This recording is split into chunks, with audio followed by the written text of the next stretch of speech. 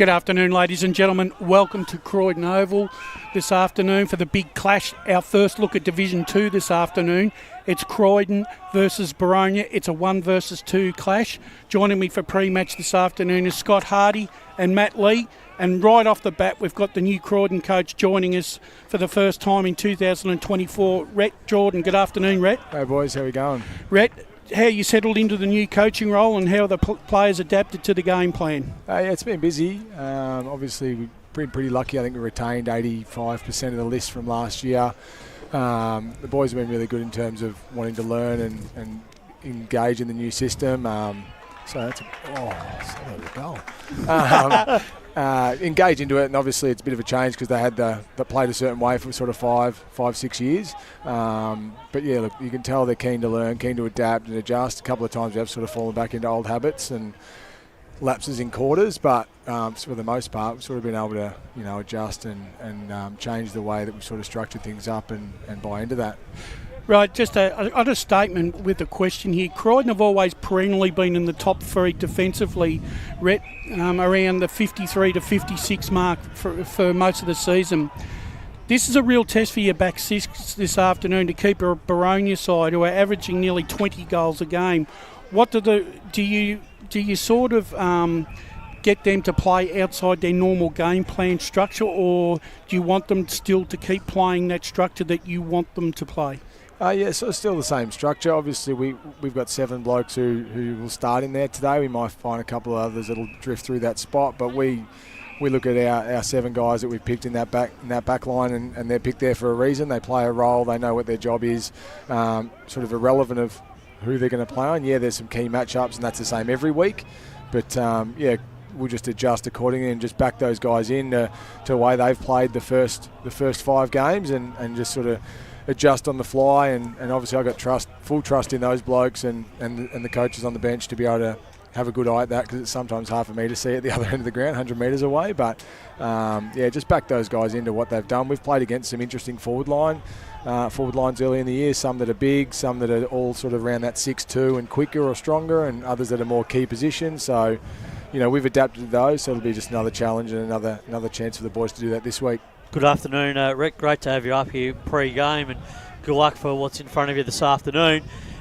I watched you play a few weeks ago against Eastland, and I was really impressed the way that you were able to adjust and adapt to the way that you wanted to play throughout the course of that game, because you started a bit slow that day, but then you had to rethink your plans, and then instead of just playing that kick-mark game, you started to look a bit different, take those risks laterally on the 45 and try and hit up your targets a little bit different. I think that's a big difference to the way that Croydon haven't played the last few years, whereas this year you've been a little bit more daring and you've tried to bring a little bit more physical presence and that a little bit more excitement to your playing group. Yeah, for sure. I think that first half in that round 1 game was a bit of a tough one.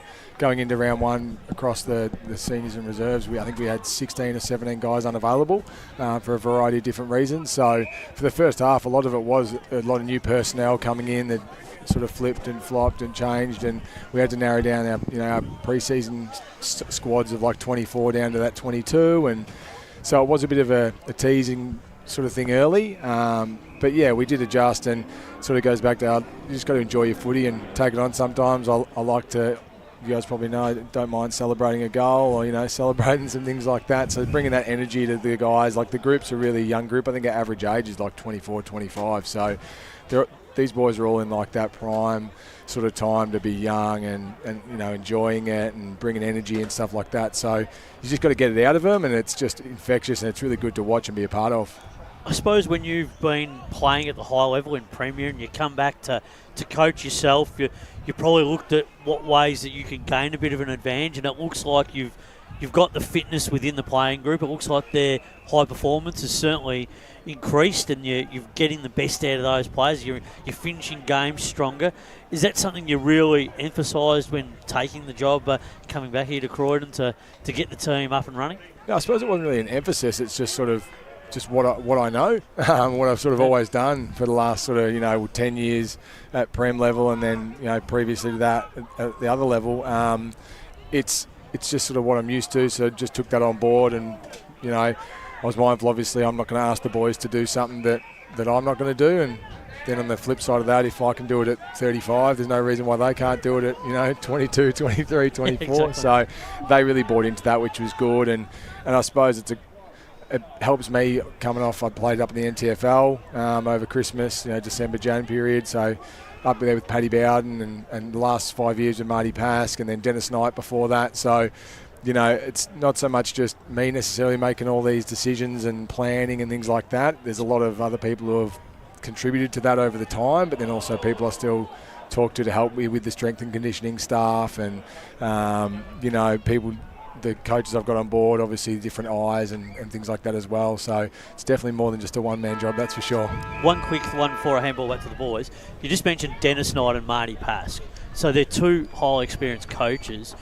Is that good that you can go and use those guys as mentors to take your coaching on this journey with it, just to explore some ideas of what things that they might have done, how you can really use them as a resource when you're coaching? I mean, because Dennis Knight, we know what his record's been in this competition and Australia-wide. He's had tremendous success, and Marty Pask as well. Probably hasn't had, you know, the ultimate success, but he's had still good coaching experience around when he's been around the place. Yeah, 100%. Like, obviously, not so much as a communication with Dennis. It was more just what I'd experienced, you know, between the age of like 23 to sort of 28 with Dennis, and just, you know, learning from that and then just taking that forward with me. Then Pasky, obviously, for the 5 years that I had there, I still communicate with him. We played his new mob in a pracky match, so it was good to obviously. Literally, we chatted at half time of that game and chatted after the game, chatted before the game, and then still speak to him during the week to get feedback and what worked, what didn't, what would you suggest. If I have like an early dilemma with selection, how I would go about it, blokes coming back from injury, what would you have done, that type of thing. And then, you know, Paddy Bowden's the other one, having him down here, but then being up with him in the territory, you know, really just learning off him and asking questions, you know. Both those guys, and Dennis probably the one who's unfortunate not to have all played obviously the highest. But he played good footy in his own right, level. Yeah, correct. VFA, yeah. Correct. So they've all played the highest level and at a decent standard. So that's the other flip side. You get the footy brain side of it with those guys, but then you also get there now the second phase of their career with that coaching side and how they look at it. So communication with those guys has been key, and just little questions is sort of that I have never really thought of or have experienced during sort of playing time. You do the assistant stuff, but it's the stuff that's that left field when you go, oh, yeah, I didn't really think about that. You know, so being able to ask questions there has been a massive positive and a big help to me, obviously. It's funny how time gets on and stuff and the roles change. I don't know if you remember, but actually I interviewed you. It's one of my first interviews when I joined the media team about 2 years ago when you were Norwood captain. And at the time you spoke about, you know, leading this young brigade, and you were one of the oldest. Now you're a couple of years on, but your role's changed and now you're a coach. So how does that develop, and how do you change it within your own perspective to keep, I guess, that culture and that drive that you obviously have as an individual? Yeah, I suppose it's that balance of now nothing changes too much because you still got me still playing. Obviously, it's that on-field leadership. You still show it. And like I said, I'm not expecting, I'm going to demand things of blokes that I wouldn't demand of myself. So obviously, doing it yourself is a big part. So it does help being that playing coach as well. But then also during the week is giving players a voice, giving other coaches involved a voice. More around obviously staying positive, that learning phase. Like you said, we are still younger. And yeah, I've been sort of the older bloke for a while now, across both clubs. But the benefit is you've got a lot of blokes here that are young in terms of their age, but very mature in terms of their understanding and want and will to learn and be educated and try something new and a new brand and just back each other and themselves in. So from that point of view, I just sort of go about my normal process. I teacher by trade as well, so I notice myself sometimes go, well, that's the teacher in me coming out when I talk to some of them. But you can have a bit more fun with it without being the disciplinarian or that kind of in the classroom setup. It's a bit more lighthearted from that point of view. But yeah. But you can tell for those not watching on the stream and listening on 98.1 through that quarter, you were focused on there. Yeah. You're obviously just a lover of football, a lover of what you're doing and creating. Is it just that as well, like learning as you're watching and as you're developing as a coach now, and playing? Yeah, 100%. It's definitely, there's a little bit of that stuff that's on the fly and just adapting and watching things, but then being able to like I'm a big fan of watching. I'm just a bit of a footy nuffy, really.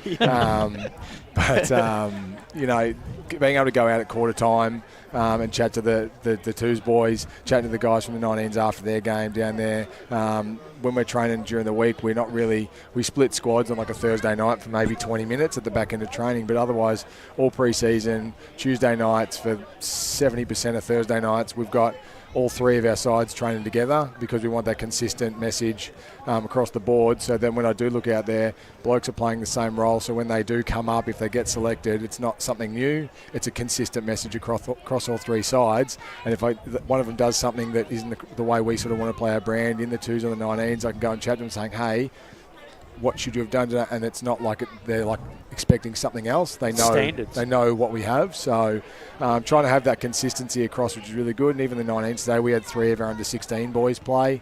We've had a few of them play in the pre-season with us and trained a bit with us in the 16. So again, we're trying to get that next group coming through, learning that same process and same style as well. So it's not about this constant re-education and learning new stuff. It's just keep flowing through that process. Well, Rhett, it's been a very, very interesting insight having you on for the first time. Down there. Quickly, just before you go, I got some spies in some other competitions. A few years ago, you went and played at West Preston Lakeside, correct? Yep. Was there a understanding that you were going to coach that side the year after you played? No, I actually spoke to them to go there 2015. I got a call from their coach, who's actually the connection there was just through my old man, worked with a bloke who was best mates with the coach. Gave me a call, Lee Cole, and I sort of had that thought of, you know what, I think we might still be a chance. Obviously at Norwood, we'd come off the 2014 flag, and I thought, no, we're a bit of a chance for back-to-back, which realistically we got there, and it wasn't to be on that day. So that stayed, and then I thought the year after, assistant coaching opportunity, that's where I want to start developing things. That's what I was thinking. I thought, good chance for me to develop something different, and I felt like I sort of maybe needed to move away to do that, because if I stayed where I was, it's hard for the boys to then see you as just that player for 3 years to then step into a different role. So I thought I sort of had to move away to do that.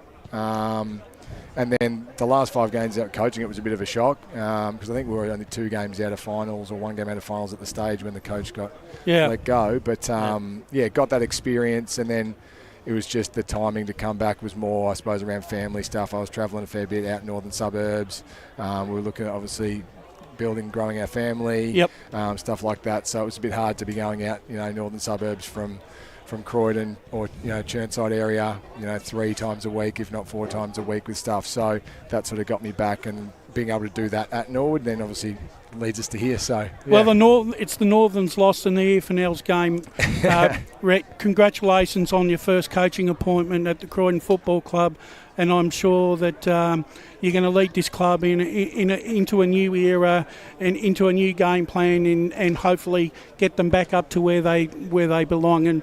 But for now, thank you very much for giving up your time, and good luck for this afternoon's game. Easy, boys. Thanks for having us. Really appreciate it. There you have it, ladies and gentlemen. Rhett Jordan, first year coach, ripping bloke, ripping player too. Great insight. Yeah. Great insight. One of my favourite players, gentlemen, watching play. Him running down the wings at Norwood, kicking those long bomb goals. Very good player. Very, very good player. And, I often, he played in a very good, very good Norwood side when they had Davey Johnson and Lee Williams and, Holmesy and all those sort of guys. That flag that they won was a really, really good flag. Yeah, it was. And Dennis Knight just came in, knew what he had to do, and accomplished it. It's just just saying, it's so funny. You really need to watch him in that first goal. His intensity on the game, and just what he was saying, about just that knowledge and learning the players and how they can play and what he wants to see from his players. He's cheering on those reserves it's his side. But it's replicating because you want the same play, you want the same standards in all grades. So you want to play the same game plan and game style. Well, there's always 2 sides to every story, and we've got the coach of the Boronia Football Club, Matty Clark, joining us again for the first time this year. Matt, welcome to the broadcast, and welcome to another big test for the Boronia Football Club this afternoon. Yeah, cheers, Brash, and cheers, everyone. Really looking forward to today. I think we've set ourselves for a really tough contest on an away ground that no doubt they'll use really well, and we'll try to pick it up really quick. What's been the key focus for season 2024? And what's the expectations of the playing group, even though there's always room for improvement? Yeah, I think the narrowed focus that we had last year worked for us, so we haven't drifted away from that. Our pre-season was rock solid. I think the hardest pre-season I've ever seen a football club go through, and the guys just added up and were really hungry for it. They're motivated by success, and they want to win every game and every training drill and everything they do. So it's really, really a pleasure as a coach to work with a group that's driven like that, and a lot of the player and leadership group are driving the standards at the moment. So for us, what do they ultimately want? They want to play the best footy they can play, and hopefully what we do now takes us further forward in the future. Last year you had players in the development squad, Matt, who were knocking on the door, so to speak, for senior selection. Have some of these players worked hard in the off-season and starting to be rewarded due to injury, unavailability and different form? Yeah, I think there has. I think people like Dylan Dower, who probably was stiff, really good in the development team but didn't get opportunities, he won every fitness trial that we did, every segment of every part of the pre-season. He was number one, and you could tell he was motivated. He didn't want to have another season where he just went through and became a bit part player. So he's getting his opportunity and reward for his hard work. And his brother, there's other players. We really celebrate the role players at our club, and I think the beauty of that is they do the most team acts, and that's what I love about it. So I think we've got a lot of players who are stepping up, even guys who missed out on the grand final like Cooper Duncanson and others for various reasons are really hungry and want to get back to their best footy, so I'm excited by that. Before I pass it on to the other guys, my last thought I've got here, Croydon defensively have been very sound and have a very good record, not only this year but in previous years, of restricting a side's scoring capacity. What does your forward line have to do this afternoon to break down a very good defence to tip the game in your favour? Yeah, I think it's the way we move the ball up the ground. I think our forwards are really mobile. We've got Jaden Collins, Beggs, we've got Liam Whelan, Gricey, Jello. They're all like strong footballers, but they're very quick. So for us to get the ball in at different angles as quick as we can is a key for us. So we want to make sure that we can win it on the outside and get it into one-on-ones wherever possible. And we've got 6 or 7 dangerous forwards, so we want to make sure that the quicker we move the ball into them and the more space we give them, the better off we'll be. We know Croydon defend like their lives depend on it, right? So they get numbers back and they really are dour around the footy with the contest. So it's going to be a tricky game for us today. Good luck for today's game, Clarkie. It's great to talk to you pre-game. I suppose you've had that early part of the season where you've had the big wins, and that's just the fixture. And the fixture dictates who you play, and you just got to tick them off one by one. Do you think now you're primed and ready, not only as a playing group but as a coaching group, to really take that first step, to really look where you're measuring yourselves and coming up against a team like Croydon that have been really impressive in the early part of the season? I've seen them a couple of times, and they've played some real strong physical football, but their ability to be able to adapt and change the way that they play throughout games and change their mode of play, that's going to be really important for you guys to watch this afternoon. 100%. Like, they've got a new coach who's brought a different style to him. You know, he's piqued their interest by just coming in, and they've got a big body side. So when I look at it, they've got talent on every line, and a lot of talent that's played at Eastern Rangers and higher level of football that are coming back to Croydon to play, and we know that physically they're probably the biggest side we're going to play this year. They're bigger than us, but for me, yeah, you do look at the fixture and you go, well, you know, we actually thought Lilydale was going to be a tough opener for us. We think any side coming down is going to be always hard to play, and then, you know, Templestowe's tough, and you know, we expected Maltgrave and East Burwood to be really strong. We just got away really well, and we're brutal early, and we're able to grind. When I looked at the fixture and I saw Croydon at Croydon, I was excited by it. That's no doubt for us. Playing a side that probably won 5 or 6 games in the high division the year before, were a little bit stiff to come down by their own admission, and are doing everything to get back in the very first year down. So that's a big challenge for us. And selection integrity plays a massive role in that, doesn't it too, Matty? Because everyone wants that spot in the senior team, and you look out here in the seconds, and you know, players are still thinking, why I've got to be close. What do I have to do to get that opportunity? You see Ben Robertson out there today. Obviously, has had a bit of a delayed start to the season, and he's been really going to be really important with things going forward. But that's what selection's about, having the integrity to say, well, it's not just on one game, it's going to be on a block of games that you're going to be selected on, because it's a long season.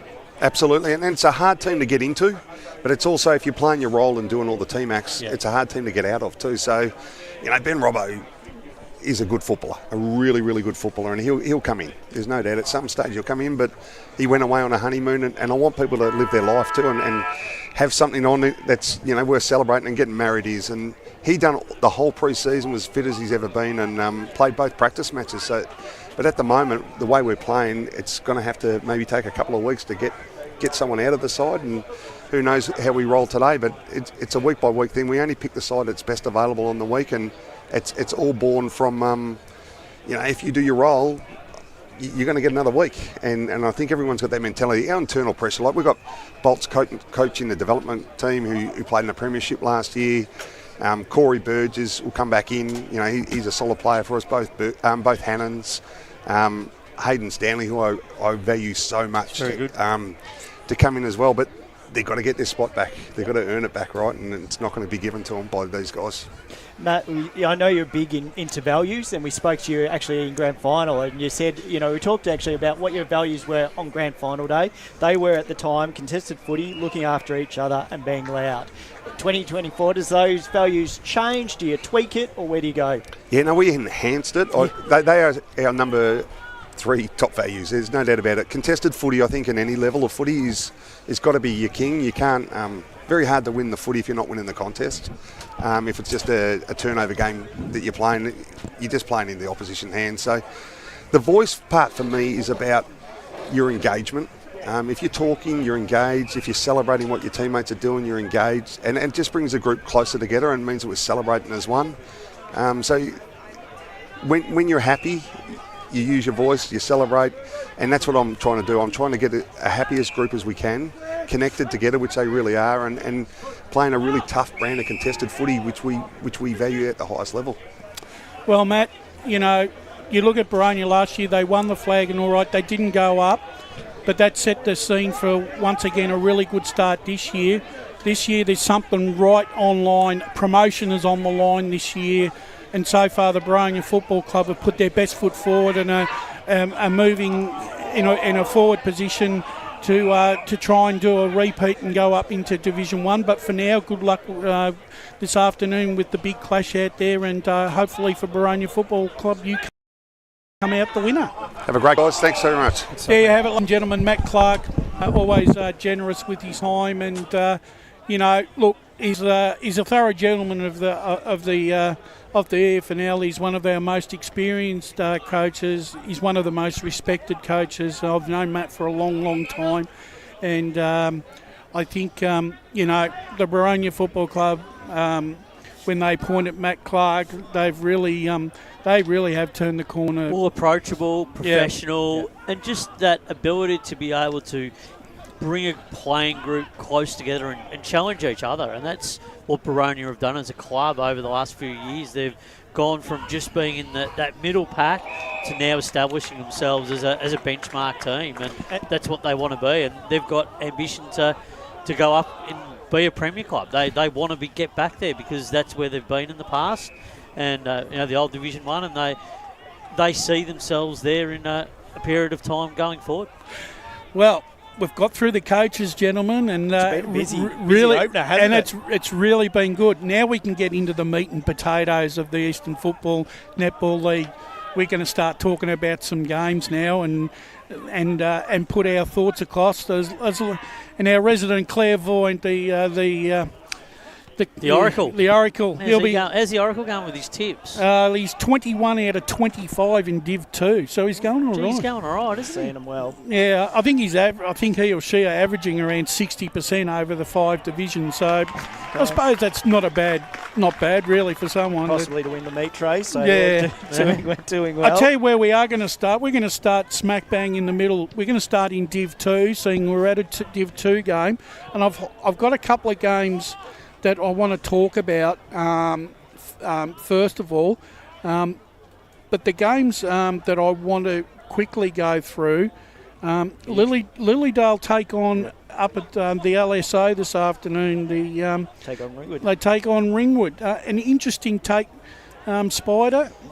Lilydale full of confidence at the moment. 2 straight wins. Ringwood have had a good start to the season. They've probably just plateaued a little bit in recent times. So a really good test for both clubs this afternoon. Yeah, absolutely. Look, Lilydale would be really pleased with some steps forward, some progress that they've made in a really short space of time. Luke McCormick could be buoyed by what he's seeing with his young playing group. And to get those 2 wins certainly gives him confidence going in against Ringwood.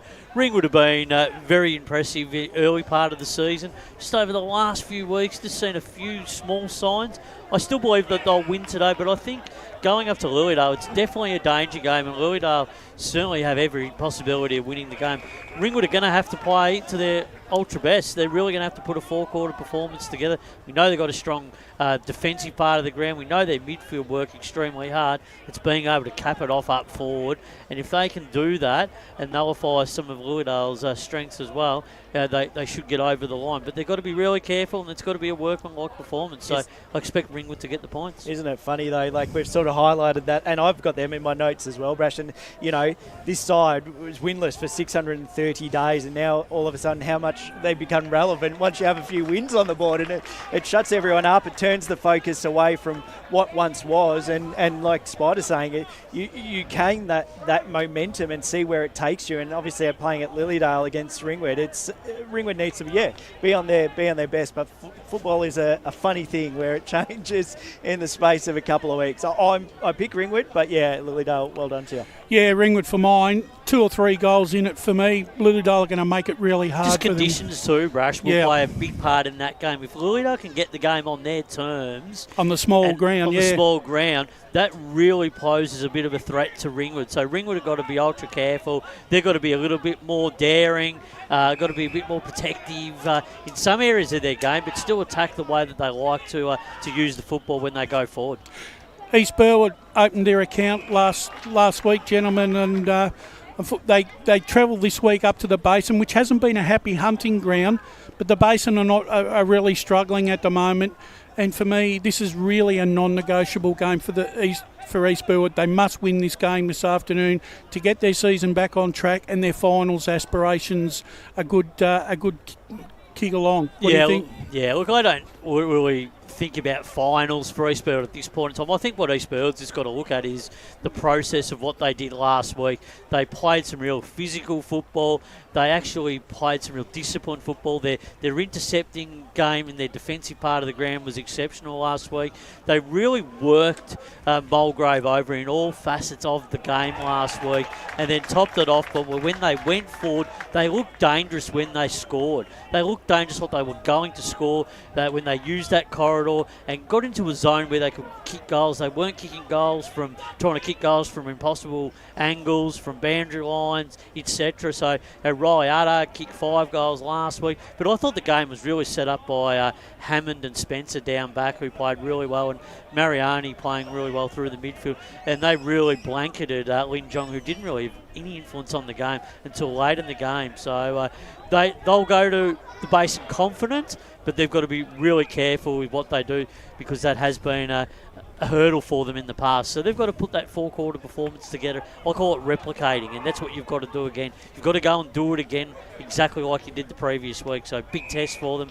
The Basin will certainly be after them, and they'll want the points. What do you reckon, Scotty? It's probably a non-negotiable for both, to be perfectly honest. Basin's in a really good position. Well, not in a good position, but in a position to take 4 points, and sort of, it's like we're saying, like it happens there so quickly that you start stringing those losses together. We've talked about Lilydale before, and then at the moment now the focus is on the Basin. When are they going to get a win? How do they get a win? So look, they have every opportunity, but I think obviously East Burwood need to continue with that momentum from last week. It was impressive, as you said, Spider. I think credit to them. Mulgrave would be very disappointed with that loss, but they move on, and I'll probably go East Burwood.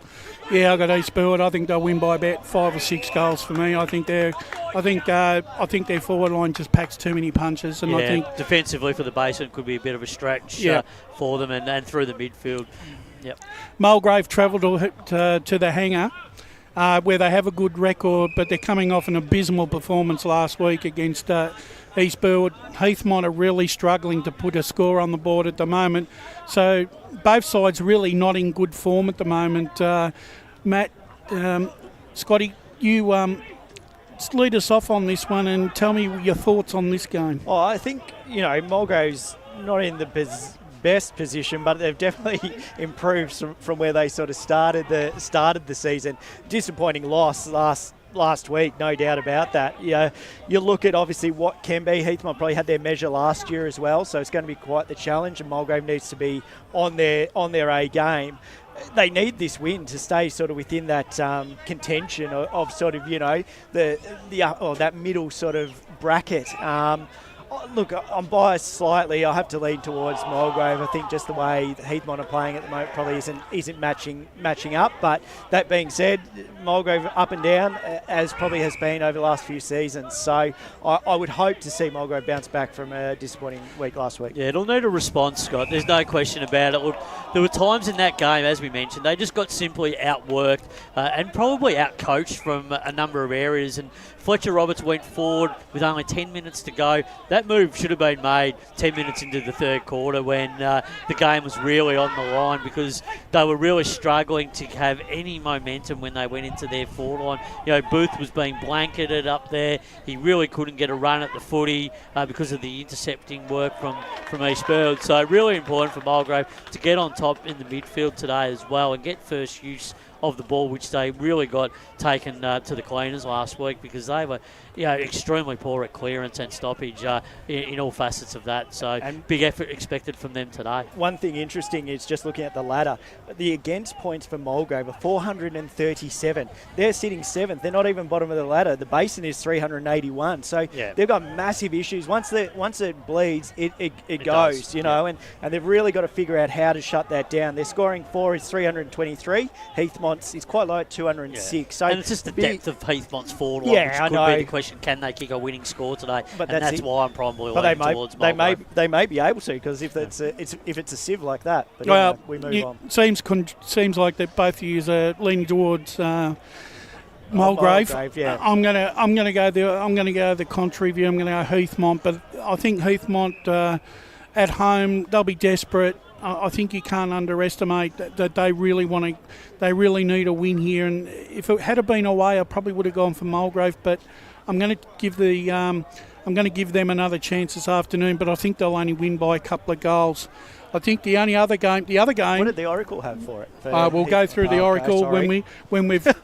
Sorry to cut in front. We've got one more game. Waverley Blues down at Central Reserve this afternoon take on Templestowe. Waverley Blues have made Central a little bit of a fortress down there, and I think they appreciate the big service and being able to run on top of the ground. They were soundly beaten by Boronia last week, Spider, but there are going to be a lot of sides that will be soundly beaten by Boronia this year. Up until last week, their form had read pretty well. I expect them in a very, very close contest to beat Templestowe, whose form has been just okay.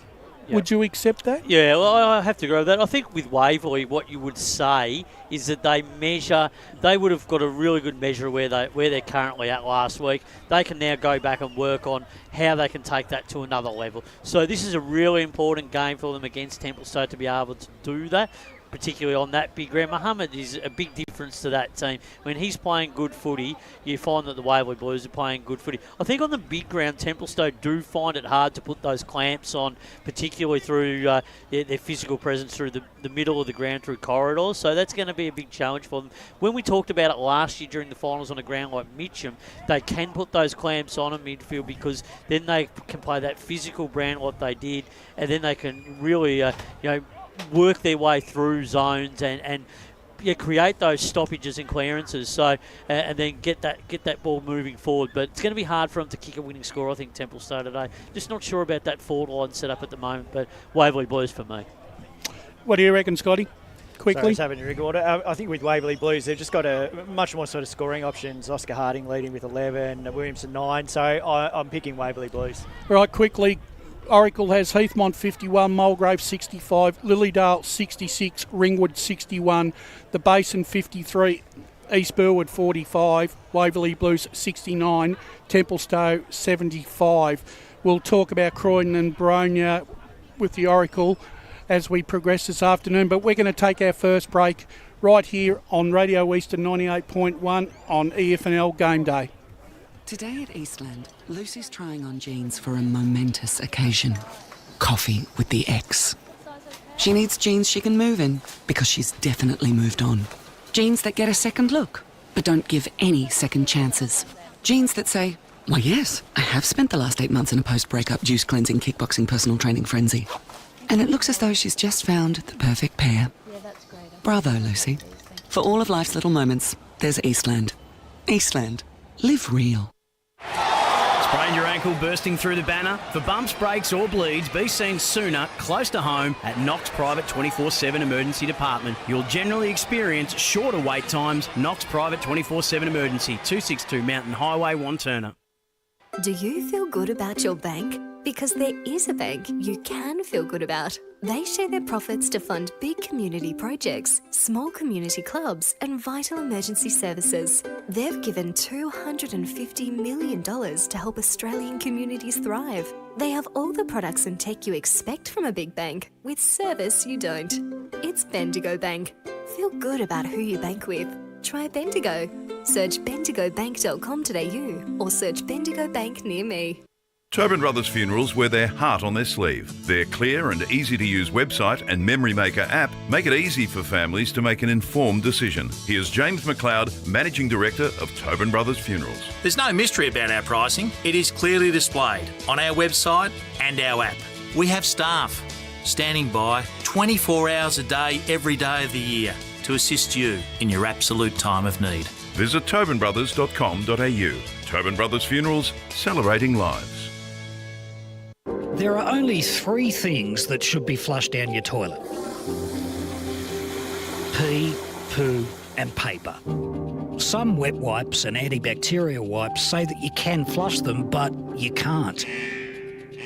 They clog up the toilet and pipes, causing expensive blockages. Save yourself a truckload of trouble. Put your wet wipes in the bin. To learn more, head to the Yarra Valley Water website, yvw.com.au/wet-wipes.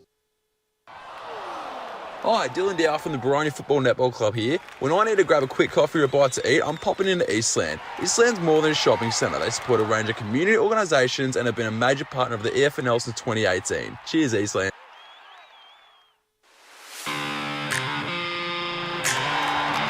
You are listening to Radio Eastern FM 98.1. With live and exclusive coverage of the EFNL football season. Bringing you the match of the day with score updates from all divisions. And now we cross to our commentary team for the Radio Eastern 98.1 Match of the Day coverage.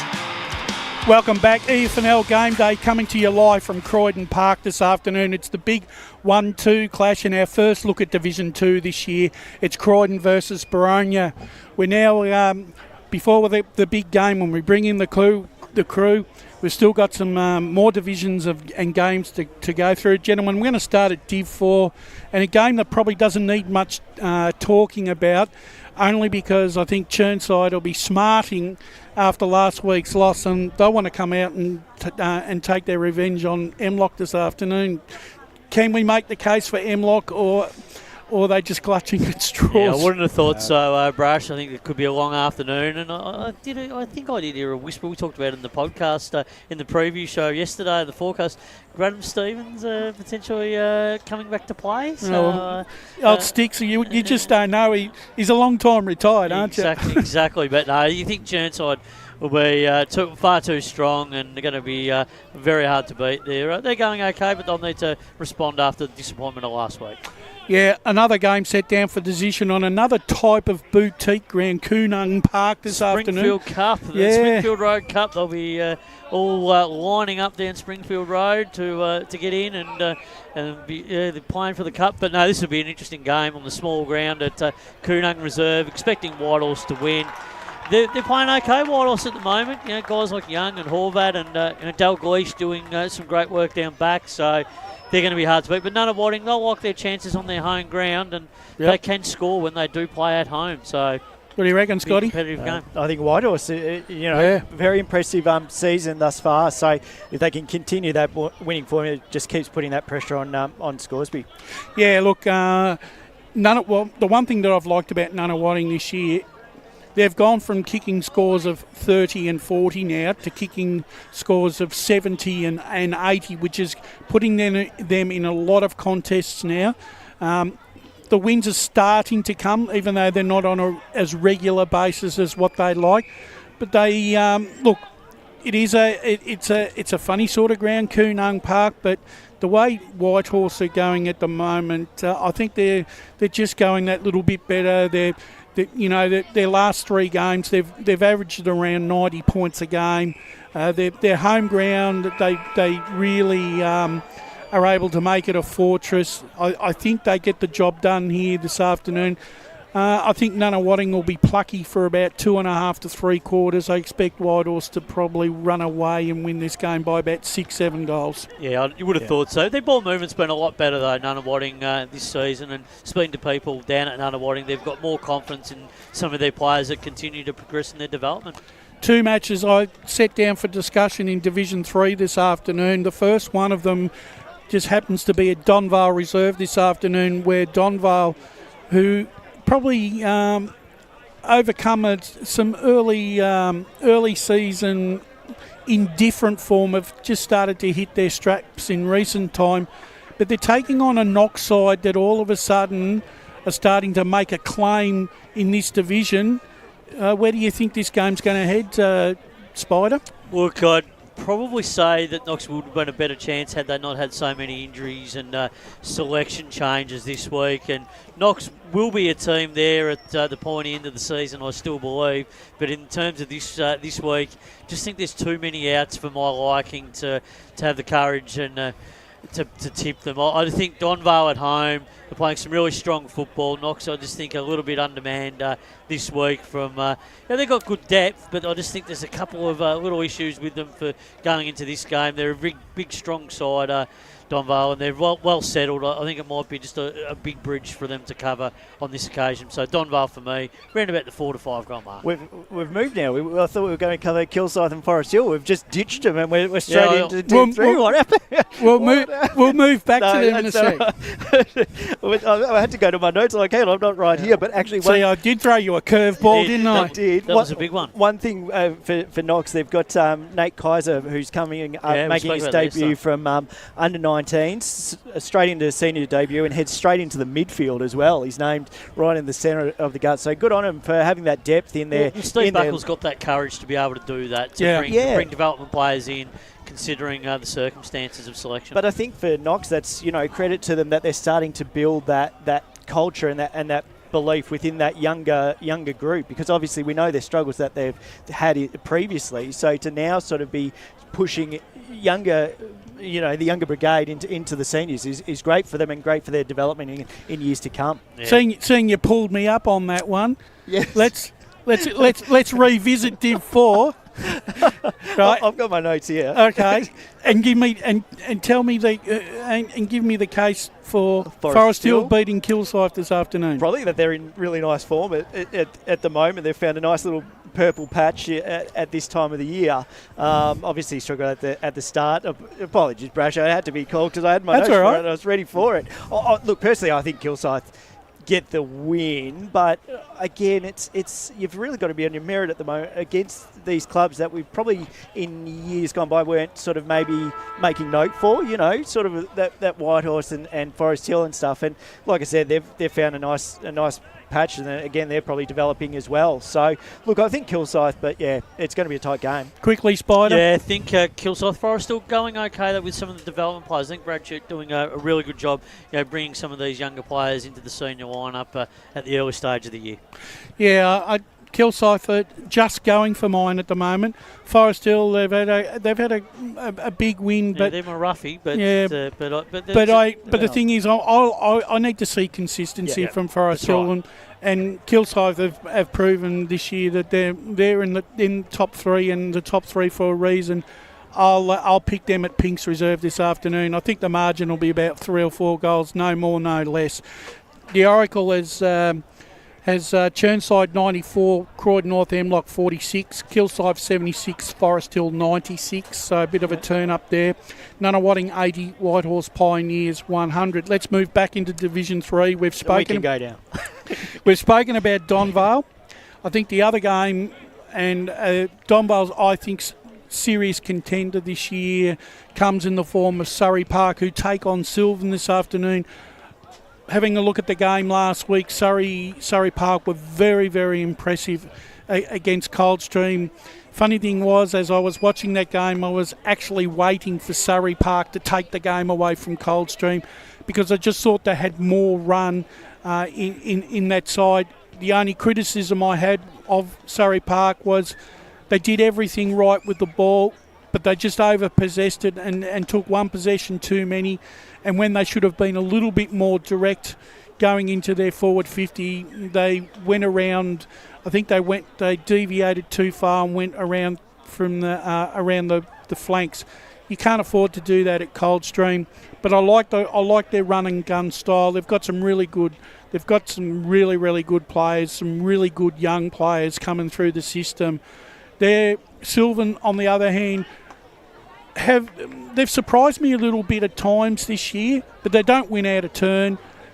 A tall order for them going down to Surrey Park this afternoon. Just a bit inconsistent for me, Sylvan, but Surrey Park at home will get the job done. Really liking the way their fortunes are progressing. They're a side that surprised me because I thought they were more in the consolidating phase this season, but they've really stepped it up to another level, and some of those young players have been really impressive in the early part of the season.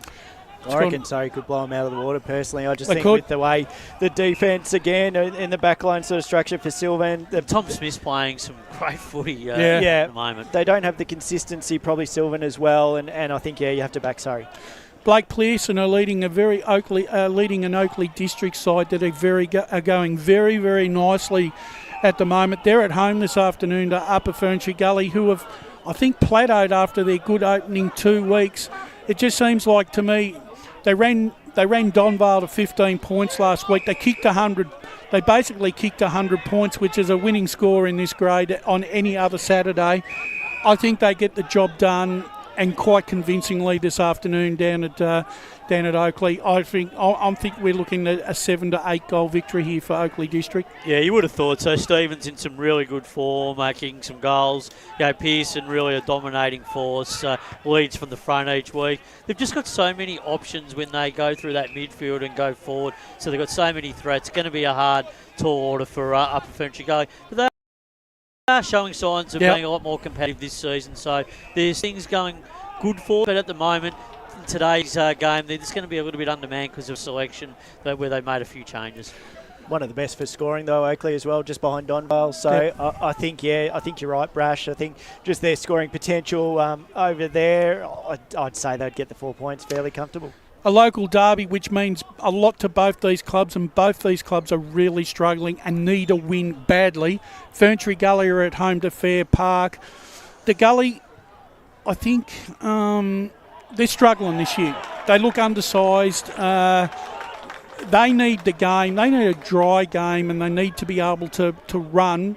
Their youngsters need to be able to run. They've lost their experience that they needed, to keep them in games. Fair Park, on the other hand, after a really promising finish to the season this year, once again seem to have stalled early season, Spider. This game could go either way. If it had been a night game, Fair Park win this because they have a really good record, because it's traditionally been a twilight game or a night game. Yeah. But today it's a day game, and I think today I've got a feeling the Gully are gonna eke out a win. Yeah, they've just got to find a way to win, Brash. I think that's the key point for them. They've just been struggling in multiple areas. They haven't really had a consistent side taking the ground week after week, so that's really been a problem for them. Number of players coming in and out of the side, so just lacking a little bit of continuity. So that makes things a little bit difficult for them. Fair Park, on the other hand, they show us some good signs that things are going to happen. They tease us regularly, and when they play at home, they look like they're a capable side, but when they travel, they just it looks like they become a different side and they lose their way a little bit. So need a guy like Keenan to really step up and take a game away from a team. They've got the players, fair play, but they don't do it consistently and often enough for my liking. So, but I think Ferntree Gully win this game. They're going to be relatively close, so I think it'll pretty much be about 10 points either side, but I'll take Ferntree Gully. Yeah, I think it's just that. It's just the scoring options for both sides that they struggle to put a competitive score on the board, and they're generally sort of sitting around the 60 mark, 50 mark, somewhere around there. So, look, this is Ferntree Gully's chance. They can actually then jump from the bottom of the ladder with a decent win via percentage, basically. And they're really disappointed with the start of the season. Yeah. So they'd be really fired up for this game, and they need to get some wins because they don't want to be changing their mode and thought process going into a survival mode. They still have ambition of playing finals this season. Well, that's it. But yeah, I'm picking Ferntree Gully, but I'm actually picking him by a point. I think it'll be 60 to 59. Wouldn't surprise me if that was the case. See if that goes. And finally, a bit of a grudge game here. These two sides really do not like each other. It's well documented. Warrandyte, after a big win last week, come up against Coldstream, who come off a disappointing loss last week, and I wasn't all that impressed with the way Coldstream played. I thought they were very one-dimensional, and I just thought that too much reliance on Carrigan and Fritsch to win games of football for them. I just think at Warrandyte, they'll be buoyed by their big win last week. I can see them getting up. It'll be one of them close encounters of the third kind.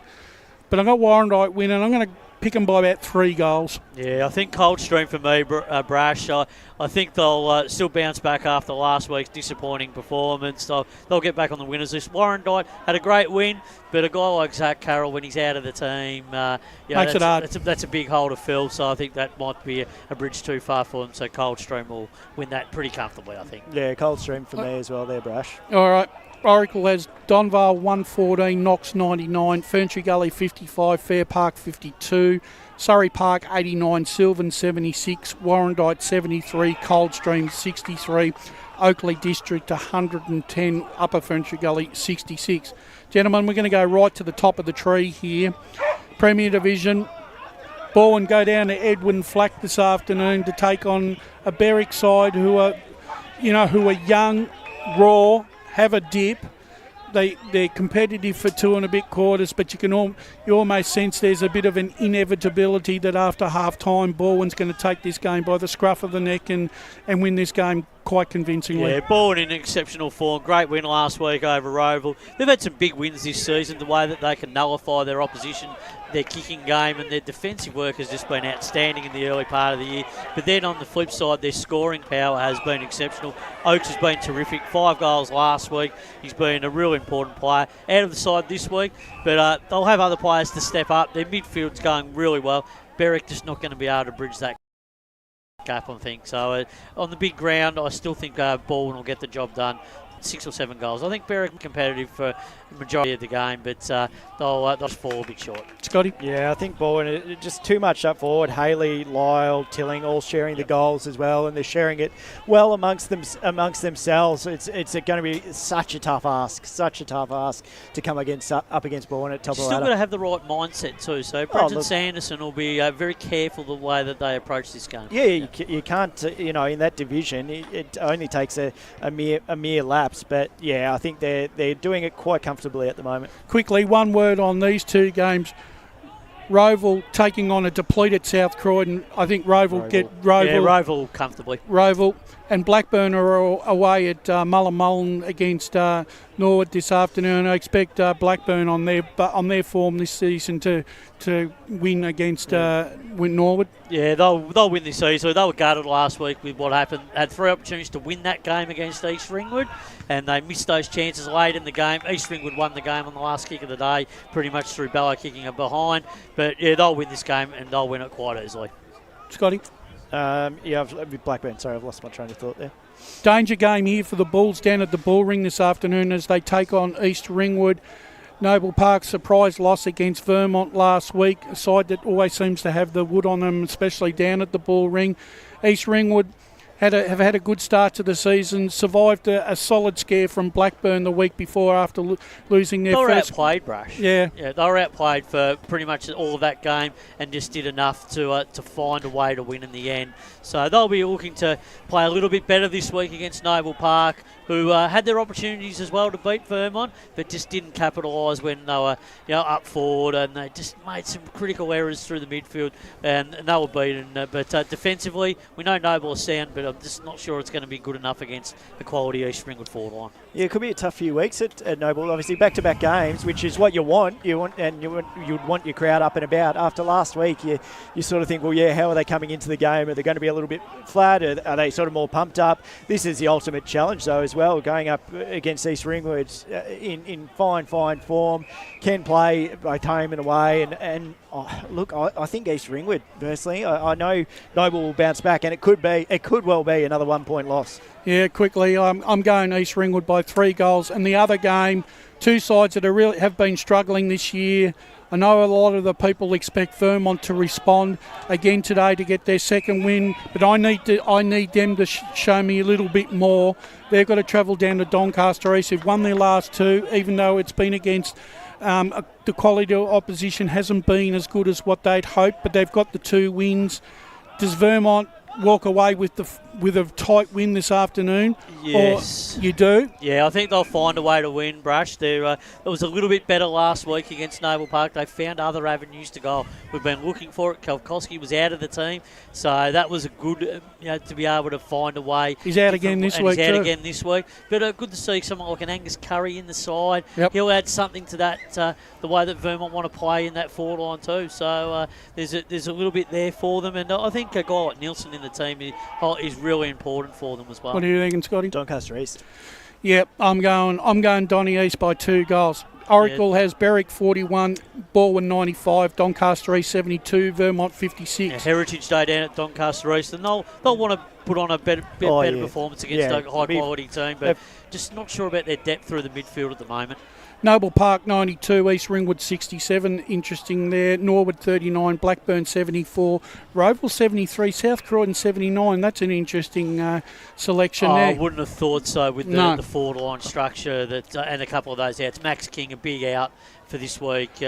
Some of those outs are just not what they want going into a game against a team like Roval coming back off a loss. So going to be hard work for them, I think. I'll give the Oracles tips for Div 1. Bayswater 76, Montrose 77, Beaconsfield 72, Park Orchards 108, Doncaster 94, Mitcham 100, North Ringwood 62, Wanturna South 74, South Belgrave 85, Mooroolbark 80. The game I think that really we need to talk about is North Ringwood and Wanturna South, because there's so much riding on for both of these clubs this afternoon, Spider, and in about a minute and a half, give me a reason for why either side's going to win this game. North Ringwood will need to kick more accurate. 7 goals, 18 last week, simply not good enough when you're playing at home. You're not going to win too many games of football. They haven't been winning at home, so they need to start winning some games. Been a disappointing start for them. Wanturna South, they just need to get on the board, but I'm finding it hard to see where they're going to get a win from. Just really struggling in some key areas of the ground. They've got some good experience, but just some young players that need some more game time and a bit more development. So I think North Ringwood will find a way to win this one. Scotty? I really just want Wanturna to win. I've spoken about them, but they're struggling. They're really struggling. And if they don't win here, that's it. They're probably going to stay where they are. All right, my selections, will go quickly through them. I've got Montrose, Park Orchards, Doncaster, North Ringwood and South Belgrave. Scotty? I was just quickly on a side note, shout out to Bryce Galvin for Bayswater. It's 200 games, premiership player, best and fairest, and he's playing 200. Yeah, anyway, my big one is Beaconsfield. I think Beaconsfield will win today.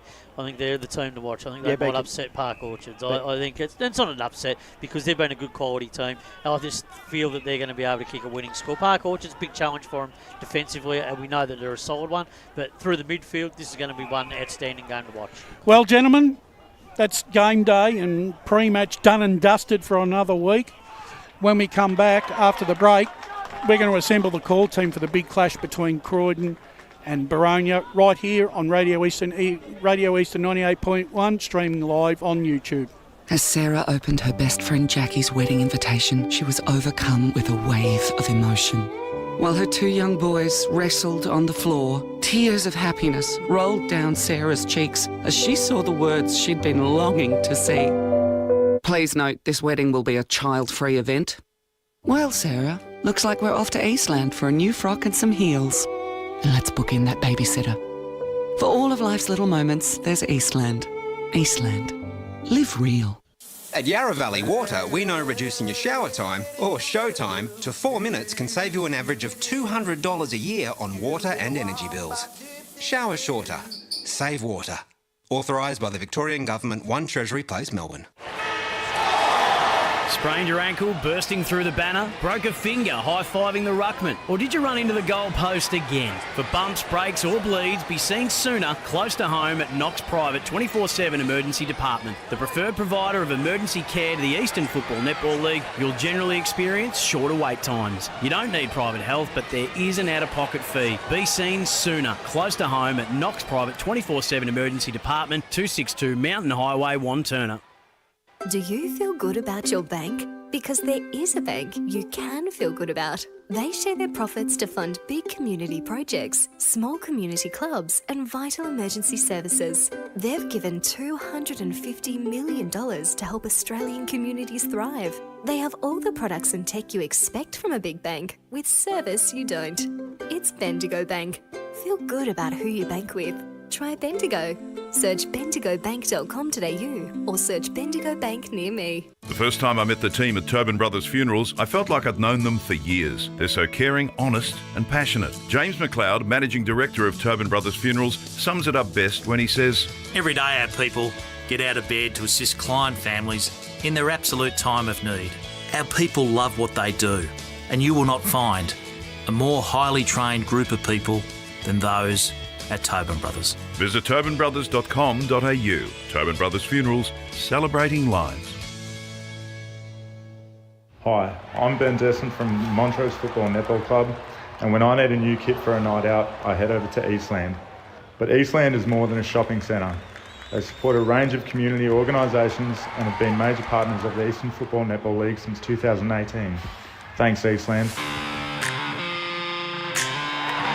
You are listening to Radio Eastern FM 98.1. With live and exclusive coverage of the EFNL football season, bringing you the match of the day with score updates from all divisions. And now we cross to our commentary team for the Radio Eastern 98.1 Match of the Day coverage.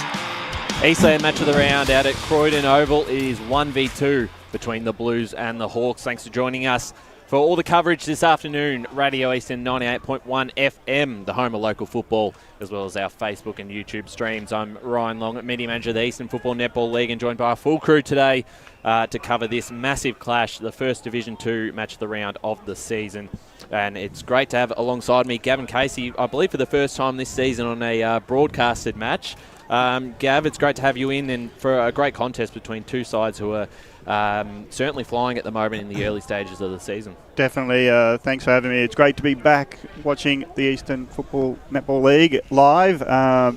Always keep a keen eye, but to come to commentate on the first game where it's top of the ladder clash, pity only from Croydon's perspective. Don't want to say Templestowe we're disappointed, but 4 points away from both sides being undefeated coming into this game, but I'm still looking forward to it. Croydon on the home deck.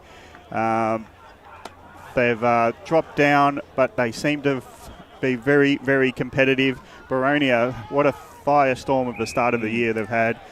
So really looking forward to it, because it's going to be a good test for both sides. Yeah, it certainly is. Certainly for Croydon, who, as you said, have come down a division, and they've done exceptionally well in the first 6 weeks of the season, coming into this game 4-1 and putting themselves into a good spot early. Boronia undefeated.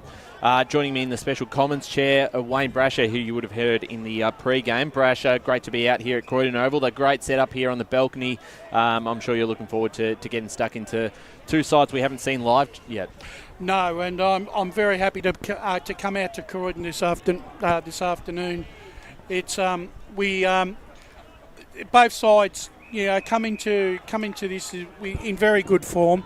I'm very happy that that both these sides are going to bring a very, very physical and solid game to fruition this afternoon. it's going to be an interesting broadcast. Once again, it's going to come down to the midfields and which forward line gets on top real quickly and puts a score on the board. Expect Boronia to win. I think they'll probably win by about 6-7 goals. Yeah, it's going to be an interesting one. We'll touch on a bit more on this game in terms of the two sides and the way they line up this afternoon. Also in the special comments chair is Ray Baird for the first time this afternoon, who was out at Wallichoo Reserve for the women's game in the morning and now back here, so a big day for you. Yeah, no, thanks for having us on board, and what a game to be here and watching, as you guys just alluded to, one playing two. Look, Croydon, they weren't happy that they were relegated last year, because their form in certain games last year that I saw was quite good. And, they got their big chance today to prove that, they can get back up to the higher division. Boronia, well, we knew what they did last year and they've gone on with it this year, so this is going to be a really good game of football. Certainly right, and Paul Uconi in the Stats Centre, who was also out at Wallichoo Reserve calling all the action between Ferntree Gully and Fair Park. Welcome to the broadcast and a big game ahead. Yeah, thank you for welcoming me to the broadcast, and this is a big game. I've been looking forward to it all week, and hopefully it'll be a good one.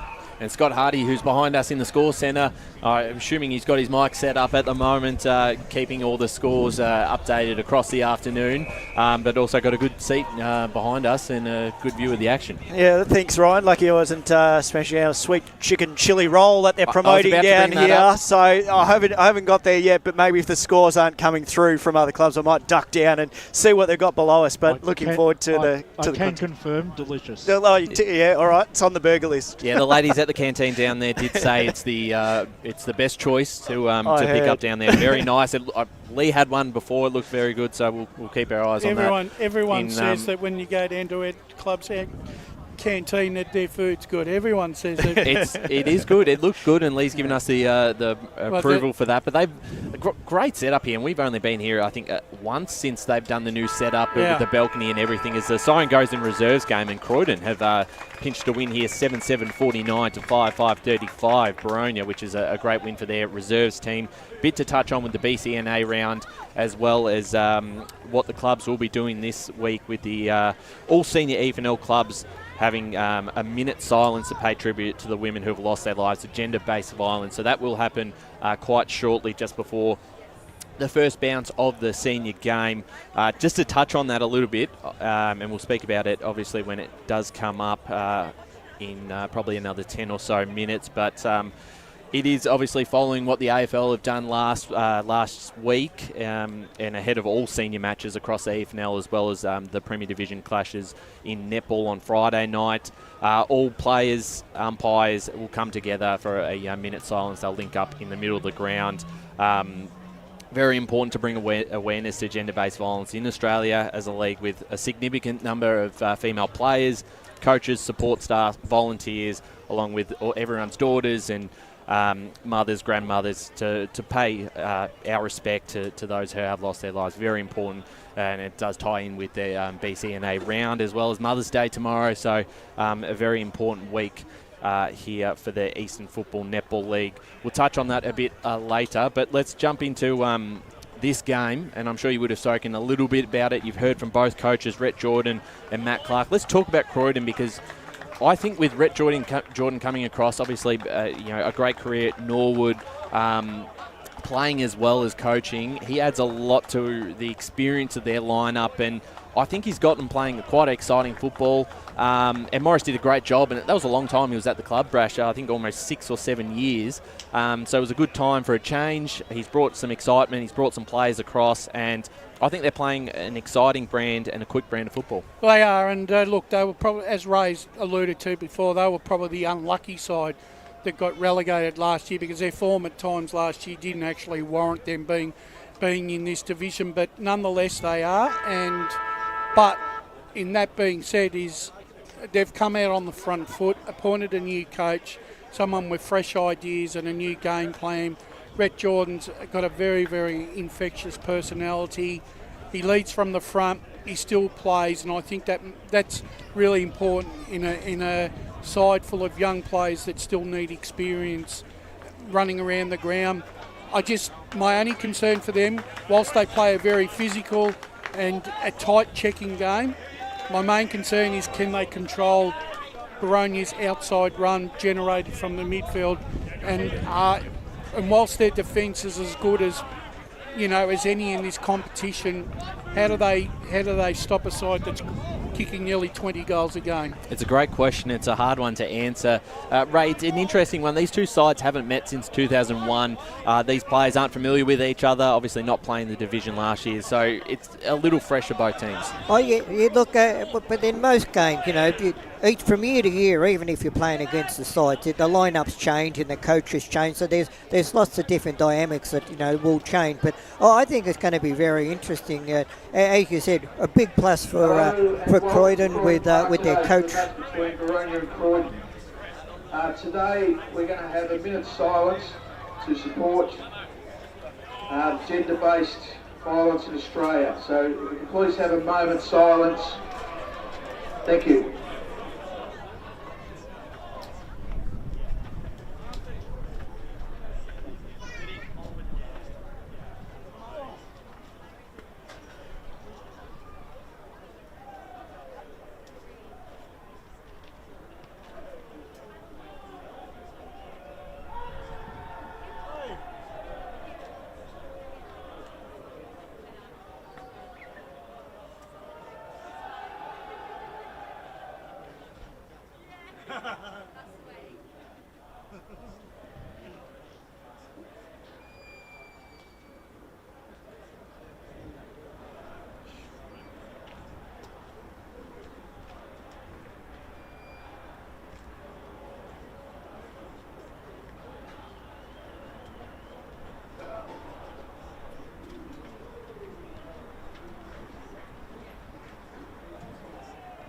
Good luck to both teams and go Blues. Thank you.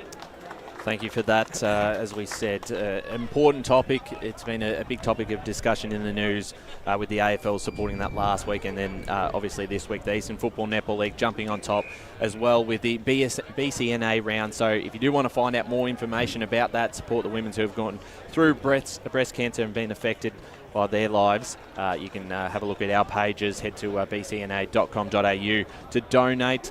On top of that as well, the Boronia boys at the moment are running out with the pink socks, so that is what that is for the BCNA round, as the two captains in the middle will go through the coin toss to see, and Harry Burgess wins that for Boronia, so they'll be kicking to the right of screen. Mount Denning Nongroga. Mount Denning Nongroga. I should know that. I live around the corner from here now, so got to get used to that. But Gav, it's a great chance for Croydon to see where they're at.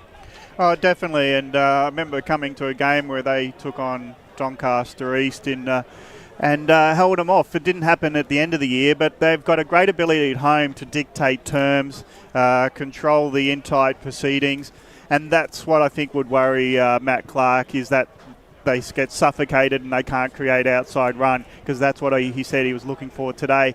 So if Croydon can control around the stoppages, control the way it's cleared out of the stoppages and get it going forward, they can maybe get territorial gains that they can hold on to, and that's the way they can hold up Boronia for today. You tip the afternoon. Can you make the case for it? I actually think there's going to be at least 2 to 3 quarters of a very competitive game, but I think the legs of Boronia will get over the top by the end of it.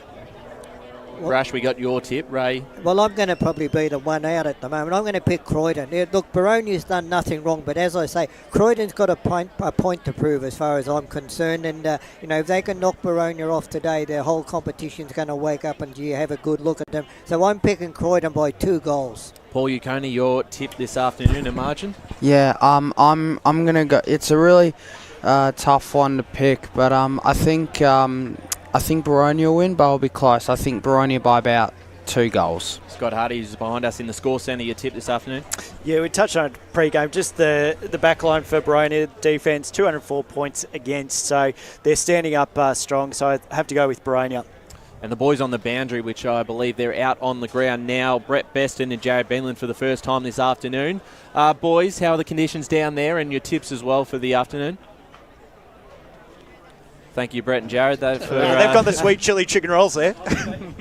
All right, we'll cross down to them shortly when they're ready to go, but we're a couple of minutes away from starting this game. And you do look at this Boronia lineup and some of the players who aren't even in the side at the moment. The two Hannons still due to come back. Kieran Edwards listed in the side as well.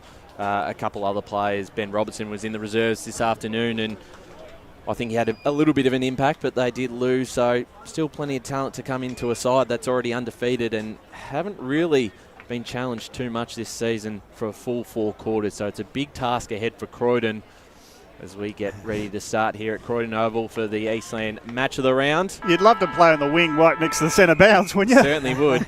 And Gav Casey to take us underway. Yule for Croydon, rucks against Noops. Noops wins the tap for Boronia. Ground level ball taken by Malice. He might have been taken high, but no free kick given to the Hawk champ. And it'll be a secondary ball up early in this game at Croydon Oval. Again, the rucks go at it. They can run freely at the ball. Noops sort of won the tap forward. Ground level ball won by Malice. Spoons it up to Grice. Grice running, drills the ball in. It's going to be a bouncing ball into the leading options. On the bounce, Mortimer couldn't control it. Croydon just spills it out, and the free kick has been found for Boronia just as the rush kick by Hare. Well, I've looked back and I've missed the advantage. It's goal to Boronia. Someone help me out there because I was trying to work out why the free kick was paid, and now there's a goal for advantage. So you'll see it just dribbled in. So was that the kick by Hare that finished up going through the middle? Yeah, that was very poor defensive work by Smith in the goal square then from Croydon, because he could have just stopped that ball from going through. You know, it took everyone by surprise. Yeah, and would have forced a kick. They were going to get a free kick anyway, Boronia. Yeah. So would that be called? It's a funny rule, the advantage when it turns into a goal, because they're calling it back if he misses. Yeah, you never know about that one, but can Croydon get the quick response back in the middle? Fairchild get a free kick here, going against Andrew Carter, who had a fantastic game last week. Fairchild to look for Zach Brasher here right in front of us, broadcast side. Controls it nicely towards the boundary, and we'll see it out. A minute 35 into this contest. The Hawks with the first one. 1 straight 6, Croydon yet to score. Thanks for joining us, Radio Eastern 98.1 FM, or our Facebook and YouTube streams as well. Let us know where you're tuning in from. This ball is brought back into play. Noops in the ruck, gets front position, right down to Mitch Mellis. He'll get the handball over to the experienced Dean Grice, who's caught, couldn't get rid of it. And well tackled there by the Croydon man in Mustars. He'll take this kick right in front of us. Looking for a teammate. Bounces nicely for Carter. Tries to keep it in. That's out of bounds on the full. So pressure on early, and Boronia will take this kick. So Boronia got the only score on the board from Hare. And it's in now in the hands on centre wing, just in front of the pavilion here at Croydon Oval. And Henry's got it. Now we've got the boundary riders to give us a preamble for the game. Sorry, boys, we just had some communication issues down here, so you've possibly been speaking to us and we couldn't hear anything. Beautiful conditions down here. There's not really a breath of wind, so it's not really going to be favouring either side. Ground in perfect condition, and I think we're in for a cracking game today. As Croydon make their first inside 50, the defence holds up nicely for now. Ball spills through, hand pass to Jordan. Jordan just tried to spoon it on to his advantage, but it's been turned over. Hare, good work. Finds Noops to help. His short pass puts his fellow defender in Edwards under pressure, so he just kicks it and bundles it in the middle where it's been collected by Croydon. Now running Nicholas. Gets it onto a teammate, finally gets it in hand, and the tackle comes late, and it's a turnover ball from holding the ball, and here goes the run of the Hawks through the middle of the ground. Half pass to Grice. Grice gives it back to Malice. Now as the kick goes in between the two forwards, suits Mortimer, and Mortimer stands up nicely and hands it off to Croydon to run from half back through the middle. Punch beats Musters, but it's a ground level ball where Grice picks it up. He's got a runner over the top. Approaching 50 is Hare. Hare looks inboard. On the bounce, it gets to the intended. Now the shot at goal is an errant one by Jello, and he misses everything when he had the goal at Mercy. Had a bit of time there just to steady. Should have kicked the goal, Bresh. Yeah, no talk. Absolutely no talk there by the Boronia forwards. Croydon led off on that one. Jai Mortimer to take the kick in from the pocket here, deep into fence for the Blues. Under a bit of pressure early. He'll send it this side. Broadcast wing. Up goes Yule. Tapped it down. Jordan was first to the footy. Got the handball back to Carter, and they link up. Tight on the boundary. That kick's a dangerous one. It's cut off by Nick Noops, who'll go inside 50. Targets. Couldn't quite hit Collins. Begley almost picked up one-handed. Does on the second bounce, and he's tackled by two Blues. We'll get a ball up inside 50 here for the Hawks. Well done, Corey McKenzie there. Little man got in front of the lead. Certainly got to watch a few of these targets up forward who have had big starts this season for the Hawks. Yule with the hit out. Down to Max Brasher for the Hawks. Got it to Collins. Just gets his handball out to Fairchild. Gets past one. Goes backwards to Grice. Brasher in the tight angle. Just misses. So another let off for the Blues. 1-1-7 the Hawks. Croydon yet to score. Coming up to 5 minutes in this first quarter on the Bendigo Bank scoreboard. Both sides, Brash, just sounding each other out. Yeah, it's good tight football early on, Yeah. Ray. There'd be a bit of nerves out there, of course, one playing two. So Corey McKenzie looks at options, has to walk his way out of the square just so he can go a little bit longer down the outer half-back flank. Yule goes up, but he gets his marking attempt spoiled. Tackle applied, and Hawks again with the good tackle win the free kick. So it's going to be Noops. He just goes around the corner to get into the forward line. Pack comes to it. It's a spoiled ball, but Hawks come out the back, and the man on the spot is Jello, and this time from point-blank range, he does not miss and hurries through the Hawks' second goal, 2-1-13, leading by 13 over Croydon. Yeah, well, then the Hawks, Ray, seem to have a lot more numbers around the contest, even when the ball's not really coming into their forward 50 in a conventional way. And Brash, I've noticed that what the Hawks have been able to do in a marking contest out on the other side, they've always got someone front and forward, front and square, whereas Croydon are lacking in that area. So back in the middle again. Quick start for the Hawks, 2-1-13. Croydon yet to score. 6 minutes gone this first term on the Bendigo Bank scoreboard. Back in the middle again. Noops versus Yule. Here's Mitch Mell's got the handball out to Dylan Dower. Finds a target. Cooper Duncanson at 70 out from home. He'll put this inside 50 in the direction of Begley. Coming, almost taking the mark, and umpire has paid it. Had two to beat. That was a really strong mark, Ray. Yeah, it certainly is. Strong hands. Because the arms were there to be chopped out, and which they were trying. Well, they're certainly trying to get one in front with Evely then, but very hard to stop this man who's had a phenomenal start to the season. Last week was quiet, he was sick, but other than that, he's averaging 5 or 6 goals a game. Josh Begley comes in for the Hawks third in a matter of minutes. 3-1-19 the Hawks, the Blues 1 straight 6. Yeah, well, the Hawks have done exactly what they've done all season, Ray. They've started extremely well their first quarters. I don't think they've lost the first quarter all year. Croydon just don't seem to be able to, at this stage, have any answers for that back 50, is they? Well, what Boronia are doing, they're getting it out of the centre clearance. What Croydon somehow have got to stop that centre clearance dominance, which Boronia have got at the moment. Noops versus Yule. Noops taps it behind for the running player. Malice couldn't get the hand pass to his teammate. That was Jake. Turnover ball. Ficcarelli runs up to the contest. Around the corner, kicks Noops. Been a great player already. High ball though on the wings. A contested one. Ground levels picked off by Brasher. Hand passes back to a defender running onto the ball. Comes back to Brasher. Taken down in a tackle. And Max, good effort, but he just couldn't break it free. Tell you what, incorrect disposal there. Very stiff. They should have got a free kick there, Croydon. Yeah. So ball up half forward. Yule this time nullifies Noops' ruck work. So it's a ground level ball where a pack of players are upon it. Who's going to get it out? It's not coming out at all, and it'll be another ball up just where it was before. And 3 goals already quickly in 8 minutes for Boronia, and we'll go for some around the grounds scores. Or sorry, some stats that matter with Paul Yaconi. Yeah, so the inside 50 so far are 5-1 the way of Boronia. But it's Croydon trying to get it going forward for another entry. The kick is rushed off it, and it is going forward by Carter. Bouncing ball. Hawks set up nicely just to repel. White's there, close to the boundary line. Puts a high up and under the wing. You're running with the flight of it. He just got underneath it in the end, but runs onto it. Spills it to his teammate, McKenzie. He got dragged off it, did Corey.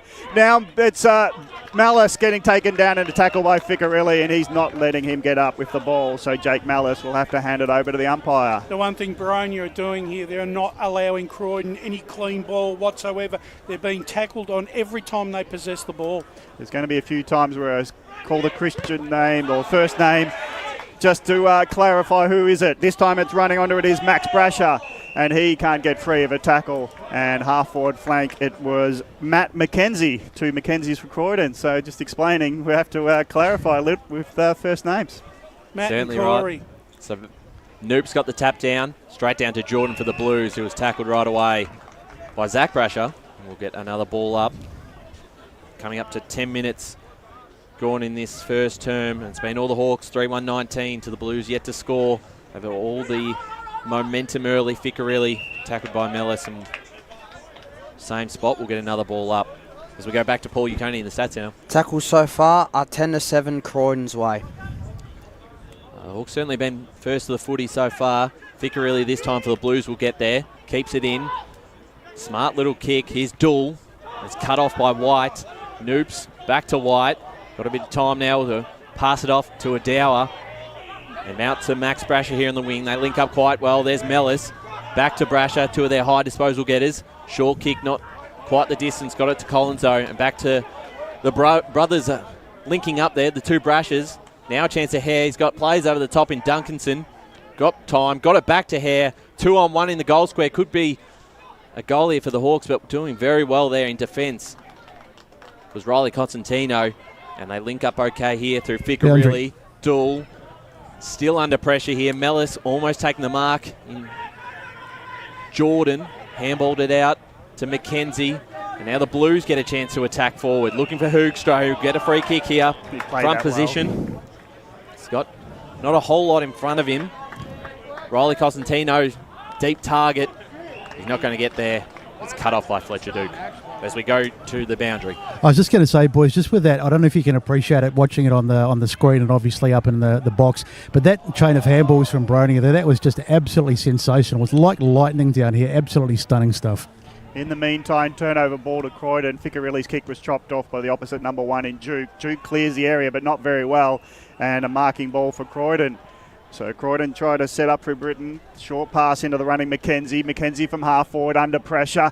Ball couldn't get to the leading option, and it's gone out the back into the pocket and out of bounds. So it'll be ball in Croydon's territory, and they haven't enjoyed much of it so far in the first 10 minutes or 12 minutes now of this game. This is their first opportunity to set up from a stoppage right in their forward line, and let's see if they can make the most of it. So we'll have a boundary throw in deep in Croydon's forward line. Rucks go at it. Britain was there to knock it down. He doesn't want to claim the ball, does the Blue.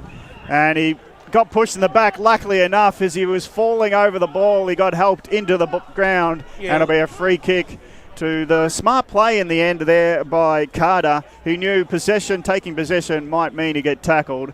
And in the end, the tackler became a pusher, and it's a free kick to Carter. Jared Lake got caught up in his own feet there and just happened to lunge forward and get right into Carter's back. So Carter from 40 looking to be Croydon's first scorer of the day. They trail by 19 early in this first term, but that looks beautiful off the boot, and the home side are on the board through Carter. And it's 3-1-19, the visitors Boronia leading Croydon, 1 straight kick. And let's go for more scores around the grounds. Yeah, just from Division 3, Upper Fentree Gully 3-2-20 leads Oakley District 1-3-9. Surrey Park straight out of the blocks, 3-1, 19 to Sylvan yet to score. And Coldstream starting strong, 3-3, 21 to Warrandyte yet to score also. Thanks there to Scott around the grounds this afternoon. Yeah, and get your scores in all afternoon. We need those scores. Certainly right. So we're back in the middle again. Very needed goal there for the Blues. Trail by 13 points, but they've only probably had about 2 or 3 inside 50s for the game in the first 13 minutes. It's been dominated by the Hawks. Back in the middle again. The tap out there by Hoogstra. Ficcarelli almost got a free kick there for a high tackle, but we'll get a ball up. Has been all right so far, Adrian. He's had a bit of the footy early. Bit of a live wire as Hoekstra gets the tap down. Got it to Dull. Has a bit of time to turn around and throw it on the boot. It'll be cut off here, you'd think. Mitch Mellor's got the quick handball off to his brother and Jake. It's cut off. And now Mackenzie goes forward for the Blues. It's a one-on-one. Burgess picks it up for the Hawks to get it to Flanagan. It's cut off here. Brasher. He's caught. And there'll be a ball up right in front of the Croydon faithful. Ray, you like how he took possession there rather than tapping it on. Some might have flicked it over with a tap on. I reckon Brasher taking the ball, that's the smart decision. Yeah, you've got to keep it moving, Gav. So Noop's got the tap down to Jordan. We'll get another ball up. Because you, if you're in a 50-50 situation, go to a ball up as a defender. That's fair. So can the Blues make it 2 in a row? Fairchild, the clearance, was cut off. Now a chance for Fick really even get the handball over the top. Instead he's able to manage to control it himself. The kick's a poor one. It's cut off now by Edwards. Just gets his handball away before he was tackled. Nicholas here for the Blues. Did well, went backwards to Evely. Evely finds a target up forward in Pettinella. Send the Blues into attack. Takes his time before his kick. Inside 50 now. Punched over the top. Might end up in the hands of Noops if he can keep it in. Or you'll see it go out of bounds and we'll get a boundary throw in on that far side. 15 and a half minutes gone in this first term. 3-1-19 the Hawks. The Blues 1 straight 6. Brash, obviously Boronia come out of the blocks firing, but it seems to me that Croydon have settled a little bit more. Yeah, they've settled in that last five minutes. They're starting to win a few more 50-50 contests. Boundary. We'll go boundary side for some comment. Croydon have pushed one behind the ball. It seems to be helping their stability. Previously it was Hoekstra. Currently it's now Daniel Pott, so look out for that one. Ficcarelli back of the pack, tries to hand it to a teammate, but he was not in the open to continue the play for Croydon. And on the arc, it'll be another ball up as Croydon go forward. Just steadied the contest. Conceded the first 3 goals. Boronia jumped out to 19, and Croydon now doing a bit of the attacking recently. And they'll get a free kick from the ruck contest. Hands all over, and Noops concedes it. And it'll be a kick for Croydon. It'll be a centering ball to the hot spot, 15 out. Big players come out at Boronia's got ground level ball spilt and left behind. And Whelan, that was Dower, just as he was trying to leave the defensive 50 with a kick. He dropped it down and it's only 20 out with a ball up. Still in Croydon's attacking area. Eastland's own Dylan Dower there. So Britton wins the tap down. It's a scrimmage for the ground level ball. Knocked out of the congested area by Burgess, and he's happy to concede a boundary throw in, and they'll go again. Will Boronia holding up nicely in the contest, just not being able to clear their defensive area, and this is what we were talking about pre-game. This is what Croydon want to do. Get territory and hold it in as much as possible. Stop the run coming against turnovers or clearances, as it'll be another ball up. It'll be 20 metres out from Croydon's goal. Can they get a quick snap out from a Britton tap? He's got front position. He taps it down, but it's Malice who wins the ground level ball. Hands it off to a fellow defender. The clearing kick might be chopped off. What a slips catch. I reckon that's a catch in the gully, but it's disappointingly, he's not going to be given the mark or the play-on situation. And so Pryor comes up without any ball won. So what did you think of that one? That looked like a good mark. Close to the boundary. Let's ask the boundary riders. They're in line with it. Was it out or not? So it's a boundary throw in. Croydon doing nicely just to keep the forward ground. Trying to get through the pack was Dodd, but it's a clearing kick and it's marked nicely by Duncanson on the wing. So Boronia held off Croydon. Now they look to go forward. Contest against Collins. He was outnumbered. Ground level ball. It's a step in motion, but now Croydon go through the middle. Dangerous ball chopped off. It is chopped off by Dower. It was a push in the back. I know the Croydon fans saw it, but it's a Dower mark, says the umpire, and Dower's called to play on in the middle of Croydon Oval. His long ball is going to be chopped. Oh, all the numbers seem blue, but it's Collins who's come up to take the mark as he ran into the contest. Now he's spearing ball. Will it be chopped off this time? Again, the forward just better judgment, and the defenders are getting underneath it, and it's marked by the forward in Whelan. I reckon that was a bit of luck of fortune there, Ray, because that ball could have easily have been intercepted by those 3 Croydon players. Yep. A couple of times, in fact. But the two coming from behind, Brest, they're probably a metre or two short. Just couldn't quite make the contest. You might hear a bit of breeze in the Fex, Mike, so there might be a bit more carry than Croydon. No. Will it help? The kicker. The kick is beautiful by Whelan. He just rides it home from a 45-degree angle, and it's another goal for Boronia. 4-1-25 leading this contest, and Croydon at 1 straight 6 as we'll go boundary line. Boronia leading by 19. Yeah, just firstly, we weren't ignoring you boys. Just with regards to that mark, it was a bit sort of 50-50. We couldn't really see because there was a couple of guys standing in front of us. Wind-wise, it's sort of coming up. It'll gust for a little bit, and then it drops off, but it's still not terribly significant down here. Just a match-up to look out for too. Griffin Evely, he's got a big job today. He's on Josh Beckley. Look out for that one. Brett Baston, we give you one job, mate. Just do it right. Sorry, Ray, I'll do better, I promise. We'll go to the score stand in just a moment. So we're back in the middle here.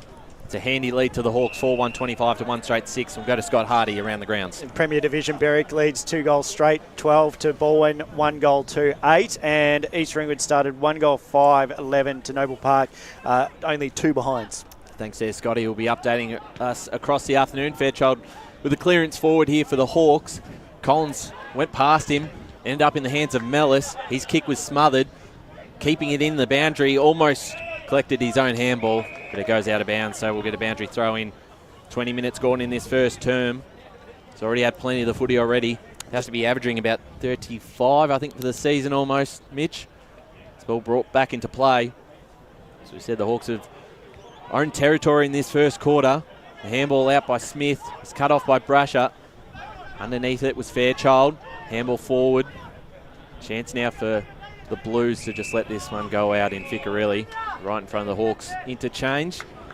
Wouldn't want to concede another one in time on here in this first term. As we said, first versus second, but we talked about the Hawks being the clear favourite. Collins won it out of the ruck battle and went forward. Grice on ground level, couldn't quite get it. And the pressure's been good here for the Hawks to hold this up inside 50. That's one of the good things that Boronia have done in this first quarter, Ray. They've been able to hold the ball in their forward 50 to give themselves opportunities to score. Yep. Certainly right, as no one went up for the Hawks in the ruck battle there. Ficcarelli got a kick forward. It's going to be cut off here by Edwards if he can keep it in. Does well. This should be cut off here. You got 2 Blues there. And they're able to take the mark. And it's Trent Dodd to take possession for the Blues. Well, goes same side again. It's probably a very poor kick, and Dower's going to get himself a free kick. They almost took the advantage there. Paid mark. And they paid the mark to Zach Dower. Dylan's brother. That is correct. They are brothers, twins or triplets as they go inside 50. At ground level, big tackle by Mitch Mellis. Already having a bit of an impact. We'll get another ball up inside 50 for the Hawks. So the Hawks just more efficient. 4-1-25 leading Croydon 1 straight 6. 22 minutes gone first term in this top of the ladder clash. Undefeated Hawks. And Croydon can't hold up again, and out the pack it's Whelan snapping it, acting as a rover this time, the big man, and he hooks it around the corner from the pocket, and it's another goal to Boronia, and they extend their lead to 25 deep into time on. That one's certainly going to hurt Croydon Brass. You know, they shouldn't have given a goal away this late in the quarter. You just cannot afford to do that. No, you can't, and it just seems like at the moment, where are Croydon going to get enough scoring opportunities to kick a score here, right? Look, you can't write them off yet. I feel that there is a wind blowing down to that end that Boronia are kicking, but they've certainly got to lift their game. They're getting smashed at the centre clearances. To me, that's the big thing that I'd be worried about. Yeah, I think you're right. As we go to Paul Uconi in the Stats Centre. The clearances are now 11-5 the way of Boronia. As you added that one in too. But Hawks. But if they don't win the contested ball, Boronia, they've got numbers around the contest to get the stoppage. Yeah, hard to see how this turns around at the moment. It's already danger signs. Here's Jake Mellis to pick this one. Big tackle by the coach. And Rhett Jordan will need a big afternoon if the Blues are to get back into this contest. Certainly their toughest opposition yet. Just the one loss for them this season in a poor fourth quarter against the Dockers. As they'll get it going forward here through Carter. Out the back is Jared Lake, and he's got Noops with him. They do well, they got time, and Lake will use Noops. And he's got Henry deep in defence. as they maintain possession. He'll go over to White. Just hits him in the back pocket there in front of the sponsor signs. He'll go to Jake Mellis, who juggles the mark. And they maintain possession of the footy, and they just do this Boundary. so well as we go down to the boundary with Brett Beston. Yeah, I was just going to say, you mentioned, because actually I'll come back to you in just a minute. I've lost my train of thought. I'll be back in. Stopping all stations, is it, Brett? Sounds good, Brett, as Jared Lake takes the mark in defence here for the Hawks as they just chip it around and wait for the opportunity to present itself. He'll go down the middle here. Chance to be cut off by Hoekstra. It was punched out by Grice. They'll look to still go forward here, the Blues. Got the two Dowers to work with here for the Hawks. Tapping it forward there, Zach Dower.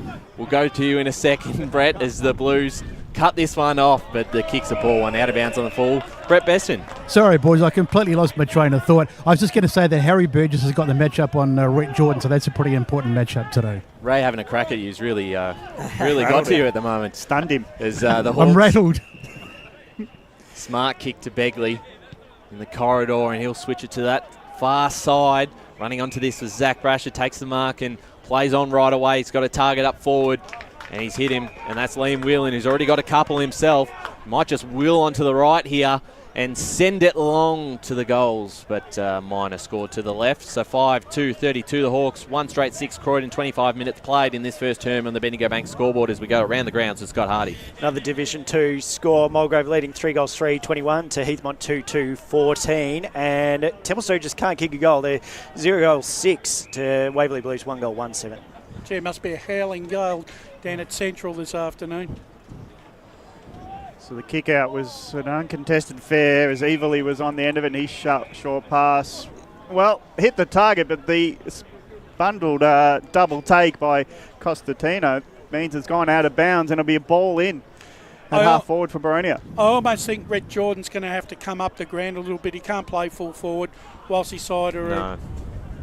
So Grice wins the clearance. His hand pass to the runner, didn't get it going yet for the Hawks, but it's got inside 50 just off hands and feet. So it's now a contested ball where it's all numbers for the Hawks, including Malice, and the ball from the tackle was a throw, and the Hawks will concede a free kick. Nicely done there by Hoekstra, who holds it up for Croydon, hands it off to McKenzie. Corey McKenzie goes to the wing.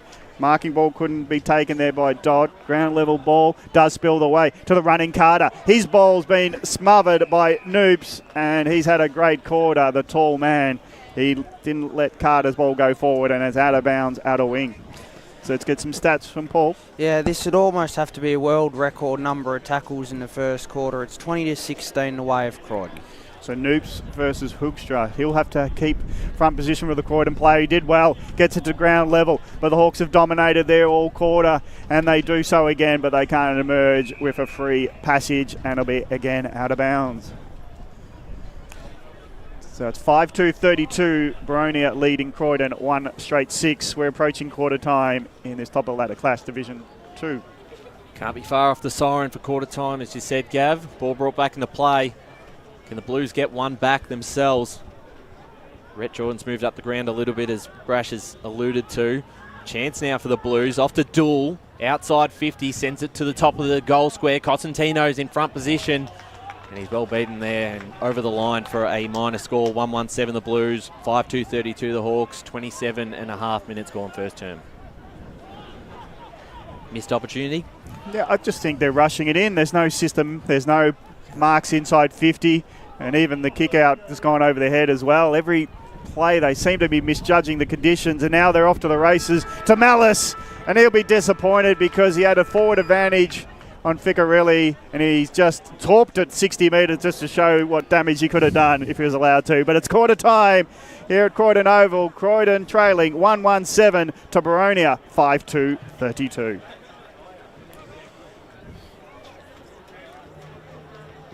As Sarah opened her best friend Jackie's wedding invitation, she was overcome with a wave of emotion. While her two young boys wrestled on the floor, tears of happiness rolled down Sarah's cheeks as she saw the words she'd been longing to see. Please note, this wedding will be a child-free event. Well, Sarah, looks like we're off to Eastland for a new frock and some heels. And let's book in that babysitter. For all of life's little moments, there's Eastland. Eastland. Live real. Sprained your ankle bursting through the banner? Broke a finger high-fiving the ruckman? Or did you run into the goal post again? For bumps, breaks or bleeds, be seen sooner close to home at Knox Private 24/7 Emergency Department. The preferred provider of emergency care to the Eastern Football Netball League. You'll generally experience shorter wait times. You don't need private health, but there is an out-of-pocket fee. Be seen sooner close to home at Knox Private 24/7 Emergency Department, 262 Mountain Highway, Wanturna.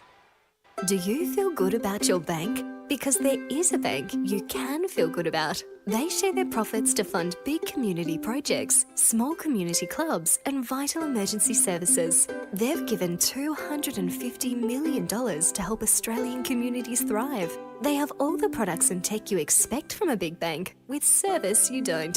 It's Bendigo Bank. Feel good about who you bank with. Try Bendigo. Search bendigobank.com.au or search Bendigo Bank near me. Tobin Brothers Funerals wear their heart on their sleeve. Their clear and easy-to-use website and Memory Maker app make it easy for families to make an informed decision. Here's James McLeod, Managing Director of Tobin Brothers Funerals.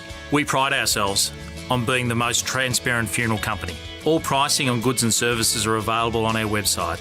It's all there for you to see and make very informed decisions when planning a loved one's funeral. Visit tobinbrothers.com.au. Tobin Brothers Funerals, celebrating lives. At Yarra Valley Water, we know reducing your shower time, or show time, to 4 minutes can save you an average of $200 a year on water and energy bills. Shower shorter. Save water. Authorised by the Victorian Government, 1 Treasury Place, Melbourne. Sprained your ankle bursting through the banner? For bumps, breaks or bleeds, be seen sooner close to home at Knox Private 24/7 Emergency Department. You'll generally experience shorter wait times. Knox Private 24/7 Emergency, 262 Mountain Highway, Wanturna. You are listening to Radio Eastern FM 98.1. With live and exclusive coverage of the EFNL football season, bringing you the match of the day with score updates from all divisions. And now we cross to our commentary team for the Radio Eastern 98.1 Match of the Day coverage. To Eastland, match of the round, Croydon Oval. And at quarter time here, it's all the Hawks, 5-2-32 to the Blues, 1-1-7. The goal kickers after quarter time, Liam Whelan has 2 for the Hawks. Hare, Jello and Begley all have 1 each, as for the Blues, just the 1 goal kicker and Andrew Carter. Boys, let's talk about that first term. Certainly the territory dominated by the Hawks, Brash, and the centre clearance work from them was really strong. And for probably that first 10 to 15 minutes, the Blues just couldn't get their hands on the footy. No, you're right, Ryan, and they probably still can't get their hands on the football at the moment. Croydon, they're getting dominated in the midfield. Noops is controlling the ruck work, and the Malice Brasher brigade just happens to be rolling on. They're getting the ball out of the midfield. Begley really hasn't, whilst he's kicked a goal, he looks a little bit lethargic, but I think that's probably because he's still trying to find his way again. I just thought that Croydon, for as good a tackling as what they were doing, they didn't really get any value for money. The half-back line of Boronia have stood tall. They're running the ball out of that back 50 at will and setting up many, many opportunities. I just sort of feel that Rhett Jordan's going to have to come up and play a little bit more of a more positive role.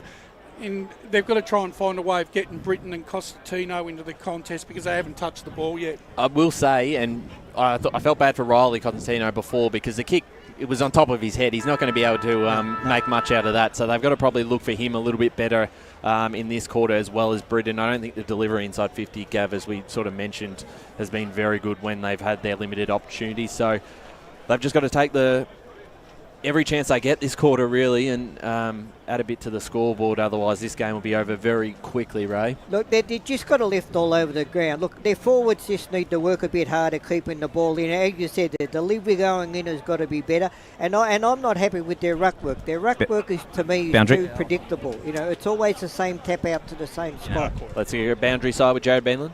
I've got Corey here, the assistant coach for Croydon. Where's the response going to come from in this quarter, mate?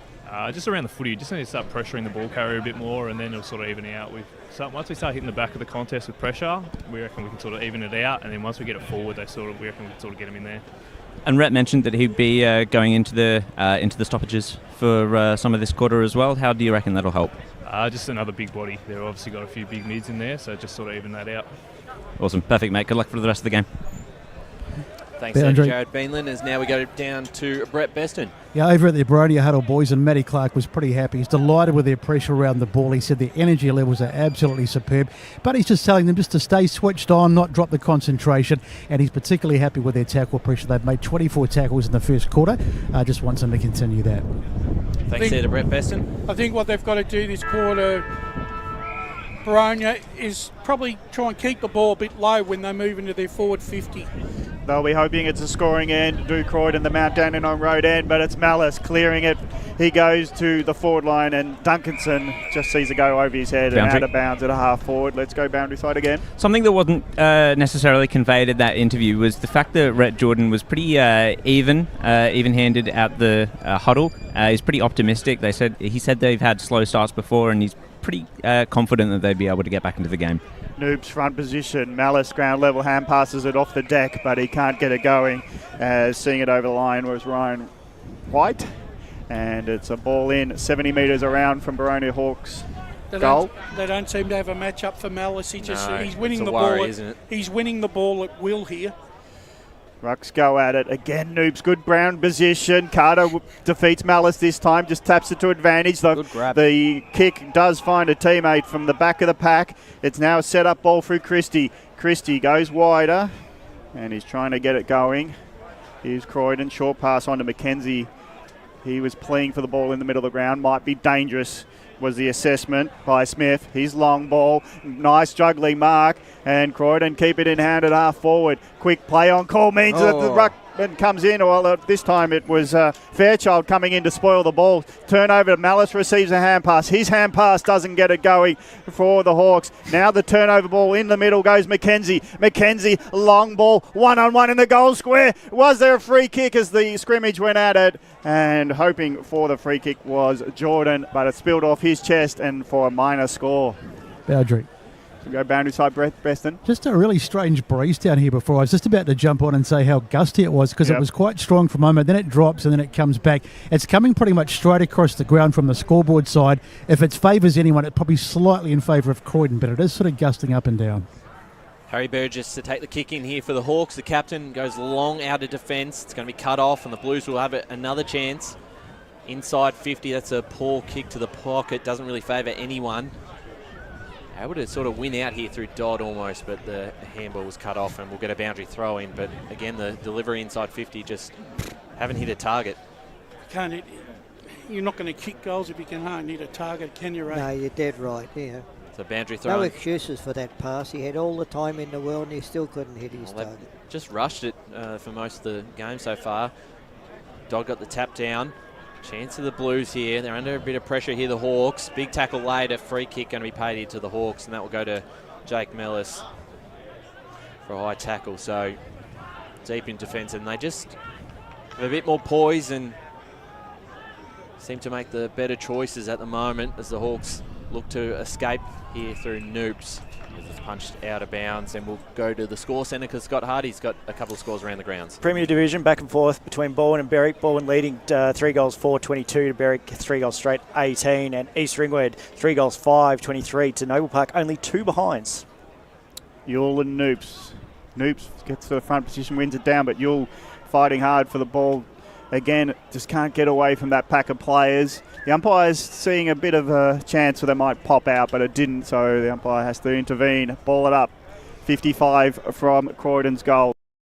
We'll love the next goal as they trail by 24. And the umpire will say it's been wrapped up again, and it'll be another ball up. As Croydon, there's a lot of implied pressure every time they take possession, and that means their focus can't transition from defence to forward as quick as they would hope. And now it's a ground level ball. The tackle flies in and it's a beauty. Dispossessed, robs the ball, and it's now Fairchild getting it, and he's done some great defensive efforts early in this second term, and he will again repel what was a Croydon, attack. Best on ground in the grand final last year in their win against the Jets. This one's cut off here by Dodd. Went through the hands of Dull into a dangerous spot in the middle. Here's Ryan White. Oh, very clean pickup. Nicely done. Handballed over the top to Duncanson, who's almost able to get past two, and he's caught this time. That's holding the ball. And well done there by Corey McKenzie, wrapping him up and saving what could have been Boronia's 6. He gets it off to Smith straight away. Smith go down the line looking for Jordan. He's got 2 to beat. Duke in front position. Has been paid the mark. I think he's given it a push in the back there. To Jordan or not? No, to Fletcher Duke. Wow. So Jordan certainly didn't like that one. As Duke will go down the line again. It's 3-on-1 in favour of the Blues, and out the back there's another free kick paid here to Collins. They had 3-on-1, Gav, and unnecessary. they give away the free kick. It just fell into the hands of Yule, but oh well, it's turned over now here for the Hawks in Fairchild again. He'll go forward, out the back, and this time a mark taken for the Blues, and they'll be able to repel here, looking for Smith, the captain. Out on the far side, dances around Hare, goes inbound to find McKenzie.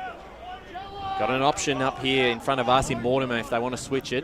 They go back right deep into defence, and we'll send it back that way.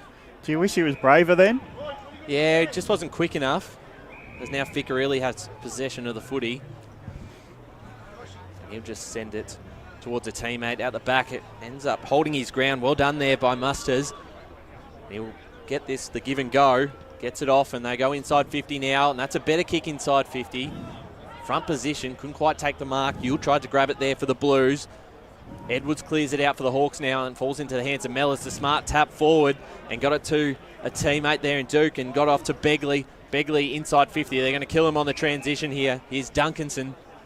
About 50 out. Kick inside looking for Collins, and it looks all too easy on the transition. And Jaden Collins will line up now for the Hawks 6.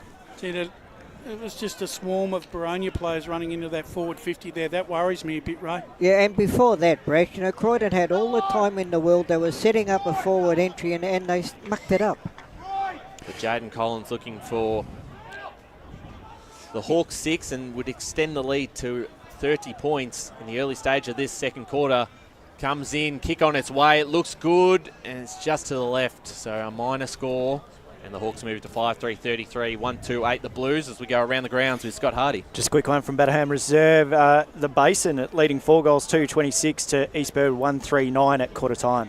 I was talking about bravery before. I meant in taking a risk in switching, you might set up a score. It is a risk. You could turn it over with a high ball that gets repelled with a spoil. But I think Croydon, 5 goals or 4 goals down, they need to take some risks in their own transition just to create, because they're not creating with stop-start play. No, you're right. So, but this time they get a 50-50 ball by clearing it out to half-back, and the spoiled marking attempt means it's gone out of bounds from the kick-out.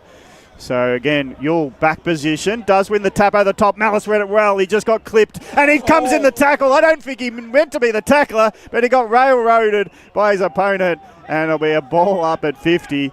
It's one of those ones where you're in the clash and you didn't expect to be there. Malice looks to be a little bit hurt. He ran straight into... Is that an elbow? Ran straight into Mortimer there.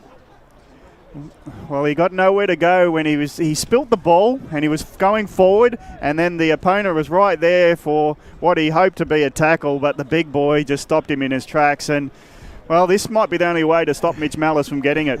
He's got to come off the ground for at least a couple of minutes, I think, just to get his composure. Brash, we saw it in the first instance, we saw it in the replay. On that throw-in, Boronia had 3 or 4 on grounders on the move, whereas Croydon, they were all stagnant, all standing still. So Mitch Malice been a great player. Him and Noops, I reckon, have dominated around the contest.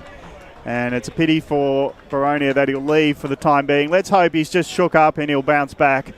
But in this current climate of protecting the head and concussion, let's hope Mitch Malice can come back into the contest. Rucks go at it. Noops did well. Yule, though, did compete. So at the ground level, Ficker really dropped it just as he wanted to spend it. But again, Croydon get it going. Only a little while, though. It only goes forward to Musters, and he's been tackled by a couple. So it's a held-up ball at half-back for Croydon.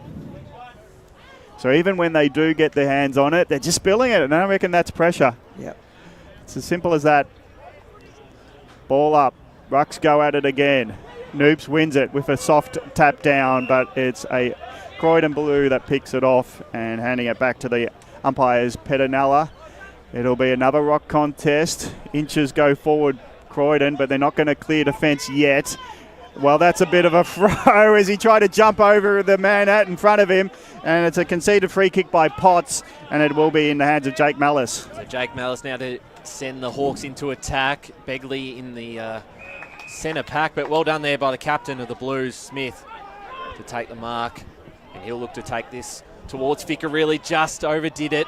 Burgess was able to grab it and caught straight away, but I like the kick, just couldn't quite execute it the way he would have liked. So we'll get a ball up. Blues got to get the next one. You'll got the tap down. Grice. Lucky not to give away a free kick there to Ficcarelli. And a tackle there by Christie on Dower will mean another ball up. Gee, looked like there Christie was trying to put the old leg scissors on there. The ball up in the middle here. Yule versus Noops or Whelan. Falls into hands of Max Brasher. Tried to get it off to Dower. It's cut off now. Ficcarelli, handball forward. Still, it's all the Hawks' numbers. Fairchild got it to Burgess. Has Mellis by himself and Jake Mellis. Plenty of time to take that mark. Gee, Fairchild's having some sort of game at the moment. He's got leather poisoning. No one can get near him. He's had a fair bit of it. You're right, Brash. As that kick forward. Looking for Dower. Punch from behind. Here's Mustard's got the handball out. Sakata. Bit of time here to pick this one up. Tried to be a bit clever with that. It's cut off there by Dower. Almost could have been given high there. And instead of holding the ball, and that is on the Hawks here. So Rhett Jordan will take this kick. It's a mystery play, I reckon. They're all looking, going, who? What's going on? I don't know which tackle it was, but because Jordan ended up with the footy. So Jordan will take this and go forward down the line, up towards the half-forward line. Big fly. Dow at ground level, caught by 3 Blues, and that's got to be holding the ball. Maybe? No. As we go boundary. The player being tackled was at Duncanson. He got tackled twice, and I think the umpire just counted that as prior opportunity, the fact that he'd already shrugged one. I'm not sure. I'm losing grip of this game at the moment. Well, you better get a grip of it real quick. They were treating me well, Brash, before the pre-game with a couple of red wines, and I had to decline, but... They spiked your drink, I reckon. The Blues. That's what it was about. Ball up here. Noob's got the tap down. Fairchild, the handball forward. As this will be run out of bounds. They just treating us well here, the Blues. I've liked coming down here. It's a good ground to call from, too. Beautiful up here on the balcony. We can have a wine now, as long as you're not having a wine after the game. Bound the ground is Carter. He kicks it. It's a bit of a touch finder, and I reckon he'd be happy with that. And did the foot of the Croydon forward take that out with him? He got away with it there, did Dodd. He was just trying to corral it over the line, and his foot was very close to that ball as it went out. But the umpire sees no ills, and it'll be a ball in. Forward line for Croydon. They haven't been doing much attacking for the last 5 minutes. Ground level ball nearly taken on the run by Jordan, but it's been left behind for Burgess to hold up, and he takes on the tackler. He's going nowhere with Hoekstra holding him up. At least Croydon have stopped Boronia's run for the time being.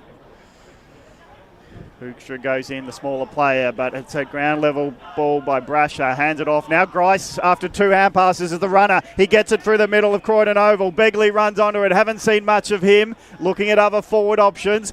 Puts a high ball where Croydon are setting up in defence. Got the numbers. Maybe the numbers have clashed. Allows the ball to be picked up by the Hawk player. The high up and under. No score yet. But running onto it beautifully is Hare. Hare had to take his days off the spin. He now gets it off to his teammate. The kick by Grice goes over the head of Duncanson. And Croydon, lucks of fortune, not by their own making. They hold up in defence as it clears outside 50 for ball up. So a few opportunities as Boronia picked it up, but they were just sort of spinning like a top, and they just couldn't get their head going just to hold up and get a kick to a teammate. So we'll go boundary side in a sec as again, I reckon he's playing all right now. Carter gets a ground level ball, gets it up to the wing. Croydon got some numbers. They're trying to work it off the back of the pack. Costantino gets it going forward. Bouncing ball. No control for the Blues there as it's out on the wing and out of bounds as we go boundary side. It's just before that, it's the scoreboard 5-3-33. Boronia leading Croydon 1-2-8. 14 minutes gone, second term. Let's go to Brett Beston, boundary side. Just an update on Mitch Bellis, which really isn't an update because they didn't give me anything. But just being assessed, and in truth, they just don't know what's going on at the moment. I asked Matty Clark if it was possible concussion, and he said they're not sure. He's just being assessed, so we'll have to just wait and see if he comes back on. They'll certainly watch that closely. Scott Hardy around the grounds. Just Division 1, Montrose, 4 goals straight, 24 leads Bayswater, 3 goals 1, 19. And Mitcham, 4 goals 4, 28 to Doncaster, 3-5, 23. So the Blues went to go forward through Jordan. The kick wasn't far enough for Flanagan, so he had to play on. Got it to Burgess right away. Down the line here for the Hawks. Big pack of players fly. Out at ground level, who's there? Smith. Got it out to McKenzie. Does well here for the Blues. That's got to be in the back, you'd think. And it is here, so a free kick to Zach Brasher. Subtle. Dodd puts his hands up as if he didn't do anything, but he sent Brasher flying on that one. So Zach Brasher to kick it to his brother in Max, who has had plenty of the football himself. He takes his time here. It's a very handy lead for the Hawks, 5-3 to 1-2. Brasher goes inside 50, out the back. Strong hands standing in front. It's Liam Whelan again. And he'll be lining up for goal number 3. Well, the silence says it all, doesn't it? Yeah, well, because Croydon weren't involved in that contest, they seem to ignore him in the marking contest. Yeah, they're going to do better than that in their back 50, Croydon. You can't just Whelan in the end. Ray went really uncontested. Well, had plenty of numbers around the pack, but no one seemed to go up against Whelan, who has already had a big afternoon already with the 2 goals, looking for goal number 3. This one well right. That could be out of bounds on the full. Yep. It is. So no score. Yep. 5-3-33 to 1-2-8 the Blues. 16 minutes gone in this second term on the Bendigo Bank scoreboard. You get the feeling that Croydon have been let off the hook a bit in the last 5 or so minutes. Could be over almost. But the kick has been chopped off. And again, it's the Hawks and it's Whelan again. Long ball up, high up and under, allows the defence just to get in position, and Smith's one of them who takes the mark. Top of the goal square, and Collins was not thankful for that high up and under.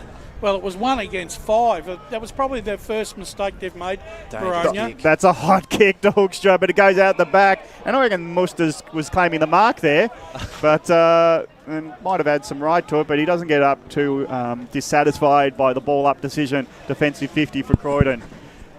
Rucks go at it. Smaller guys, Hoekstra this time wins the tap. Down, ground level ball. Croydon do have it in hand, but it's a big pack of players, and it's again a ball up 60 metres from Boronia's goal. As we get some stats from Paul Ukoni. The inside 50s in this second quarter are 9-2 the way of Boronia. So that's dominance, but not on the scoreboard yet. As a high kick by Whelan, high up and under. Goes 50, but it goes 50 up in the air, 10 forward. Ground level ball picked off by Jallo. Hands it off to the runner, hoping he can get onto it. Hare can't. Jallo gets it again. Bursts out of the pack, hands it over to the teammate. Begley was trying to get on the boot, but the big dropped on the ground. And it's run out by Croydon. He's run down, and it's a mark by Burgess. All happening with not much movement, but it was all happening. And Burgess takes the mark at half forward, loads up a long ball. Begley underneath it. Nearly marked, hit by the big man. He can't come down with the ball. Hoekstra picks it up off the ground. He's taken down in a tackle by Hare. And it's a ball in. So Croydon, lucks of fortune or just good endeavour. They're holding up nicely in this second quarter with all these inside 50s going Boronia's way. That's the 10th for 18 minutes of play. They certainly are, but just hard to see them scoring themselves. They haven't had many opportunities going forward, 50 them in this term either. Here's McKenzie to clear it for the Blues to a dangerous position here. It's going to come back. Duke picks it up nicely.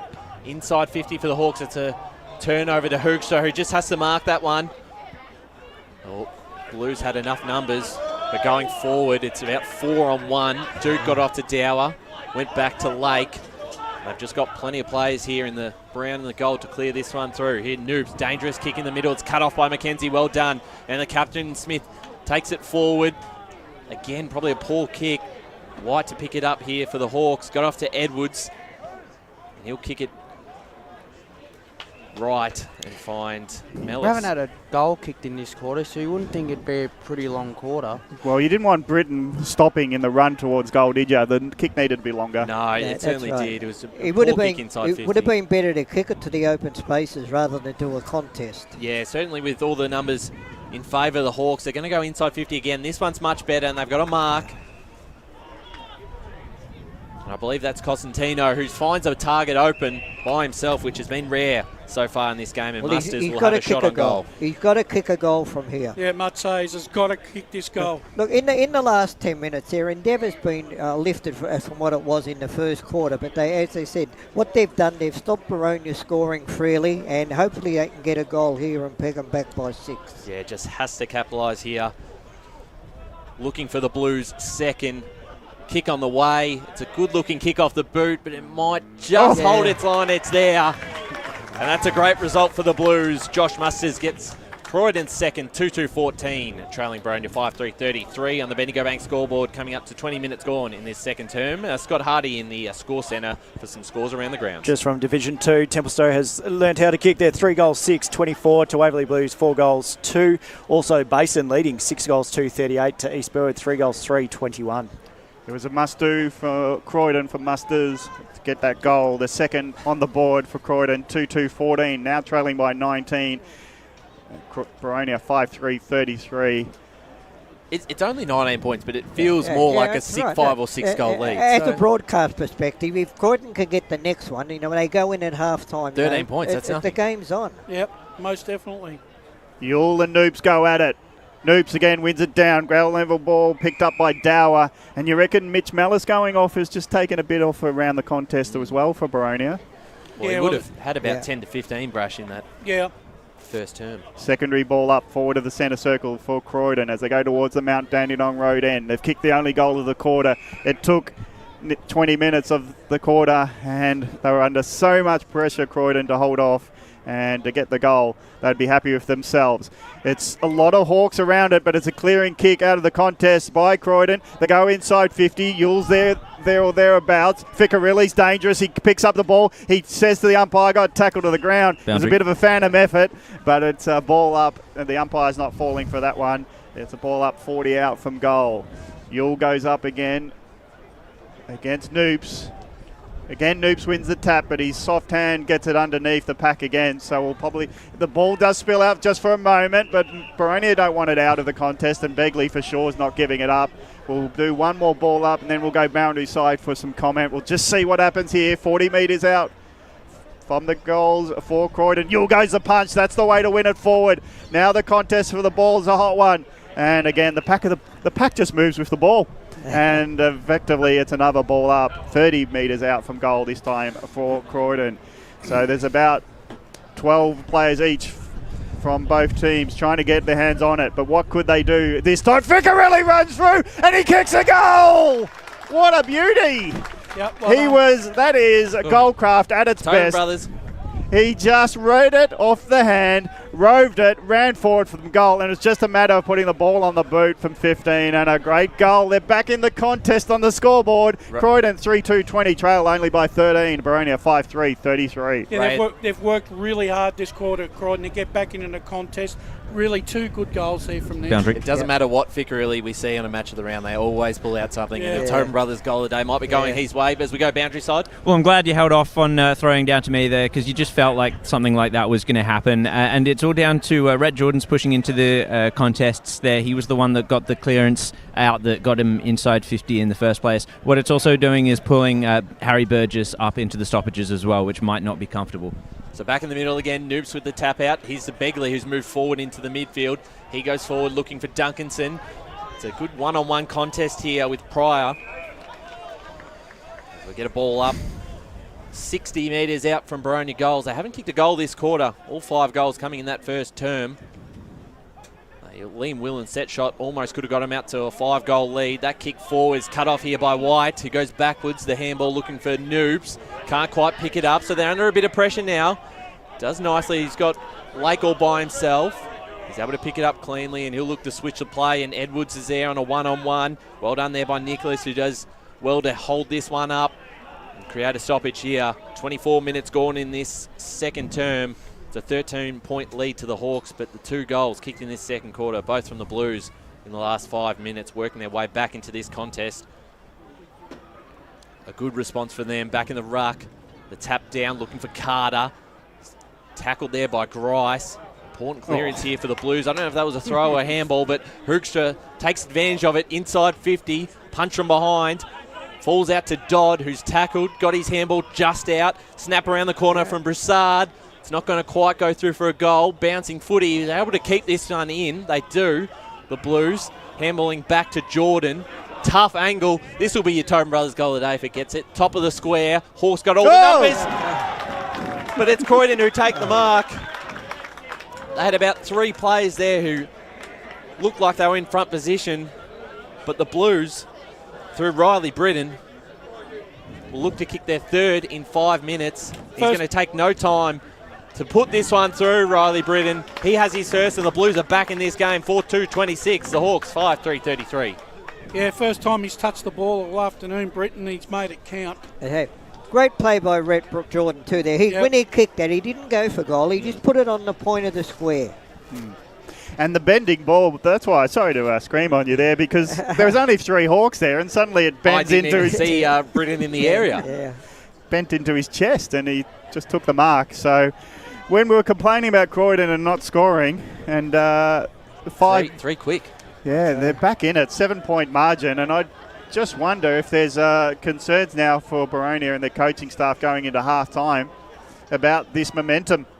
As now it's a contest in the centre of Croydon Oval. It's going to be over the shoulder, free kick, and Jordan gets it again. He's a bit of a fire starter at the moment. He'll get onto his right boot, load up a long ball, spearing it in. Constantino, uncontested in the end, leads into it, and there's the siren to end the quarter, and Croydon would have loved another 5 minutes if they continued like this. Coming out of the middle as the kick, and Constantino just on the lead, found himself taking a upright mark without hands coming across him, and from 40 metres out, could this close the gap to a point at half-time?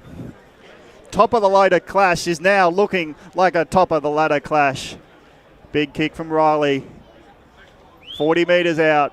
All the eyes on him here at Croydon Oval, and they'll see it go through as Croydon closed the gap. It was a 4-goal differential only 5 minutes ago, and now it's a 1-point game at half-time. We'll get the goal scorers before we head off to the half-time break, but at half-time, Croydon amazingly are back in this contest, 5-2-32, trailing Boronia only by a point, 5-3-33. The goal kick is here for the Blues, 4 of them coming in this quarter. Ficarelli, Carter, Britton, Musters and Costantino, all with 1 each. As for Boronia, Whelan kicked 2, Hare kicked 1, Jello kicked 1 and Begley kicked 1, and they all came in the first quarter.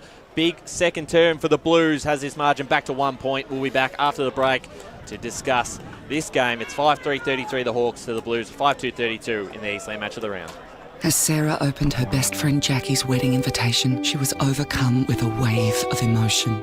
While her 2 young boys wrestled on the floor, tears of happiness rolled down Sarah's cheeks as she saw the words she'd been longing to see.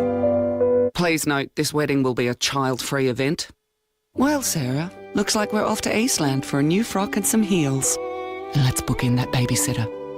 For all of life's little moments, there's Eastland. Eastland. Live real. Sprained your ankle, bursting through the banner? Broke a finger, high-fiving the ruckman? Or did you run into the goal post again? For bumps, breaks or bleeds, be seen sooner, close to home at Knox Private 24/7 Emergency Department. The preferred provider of emergency care to the Eastern Football Netball League, you'll generally experience shorter wait times. You don't need private health, but there is an out-of-pocket fee. Be seen sooner, close to home at Knox Private 24/7 Emergency Department, 262 Mountain Highway, Wantirna. Do you feel good about your bank? Because there is a bank you can feel good about. They share their profits to fund big community projects, small community clubs, and vital emergency services. They've given $250 million to help Australian communities thrive. They have all the products and tech you expect from a big bank, with service you don't. It's Bendigo Bank. Feel good about who you bank with. Try Bendigo. Search bendigobank.com.au or search Bendigo Bank near me. Tobin Brothers Funerals wear their heart on their sleeve. Their clear and easy to use website and Memory Maker app make it easy for families to make an informed decision. Here's James McLeod, Managing Director of Tobin Brothers Funerals. We pride ourselves on being the most transparent funeral company. All pricing on goods and services are available on our website. It's all there for you to see and make very informed decisions when planning a loved one's funeral. Visit tobinbrothers.com.au. Tobin Brothers Funerals, celebrating lives. Do you want to study at the #1 sports science school worldwide? Study sport at Deakin and benefit from the most advanced sports facilities available, from running tracks to biomechanics labs, and decked out gyms to a climate chamber. Deakin have what you need to graduate ahead of the pack. Discover endless opportunities in sports science by visiting deakin.edu.au/sport. Deakin, proud sponsors of the EFNL.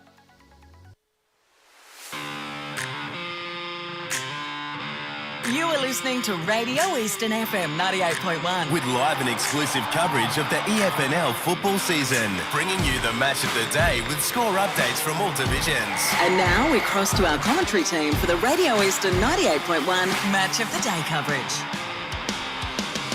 Welcome back to the Eastland Match of the Round. We've got a Division 2 clash here. It's 1v2 Boronia against Croydon at Croydon Oval. This is the halftime show. I'm joined here with my fellow boundary rider, Brett Beston, and Matt Spider-Lee, who was on the pre-game show. Gentlemen, how have we seen this game? It's been fascinating in the past 10 minutes, Spider. Yeah, it has been, Jared. Look, you've got to hand it to Croydon to be able to fight back into the contest. Plain and simply, in the first quarter, they were beaten at the contested ball, and then they were punished on the scoreboard. So they flew out of the gates, Boronia, and put the score on the board, with the wind.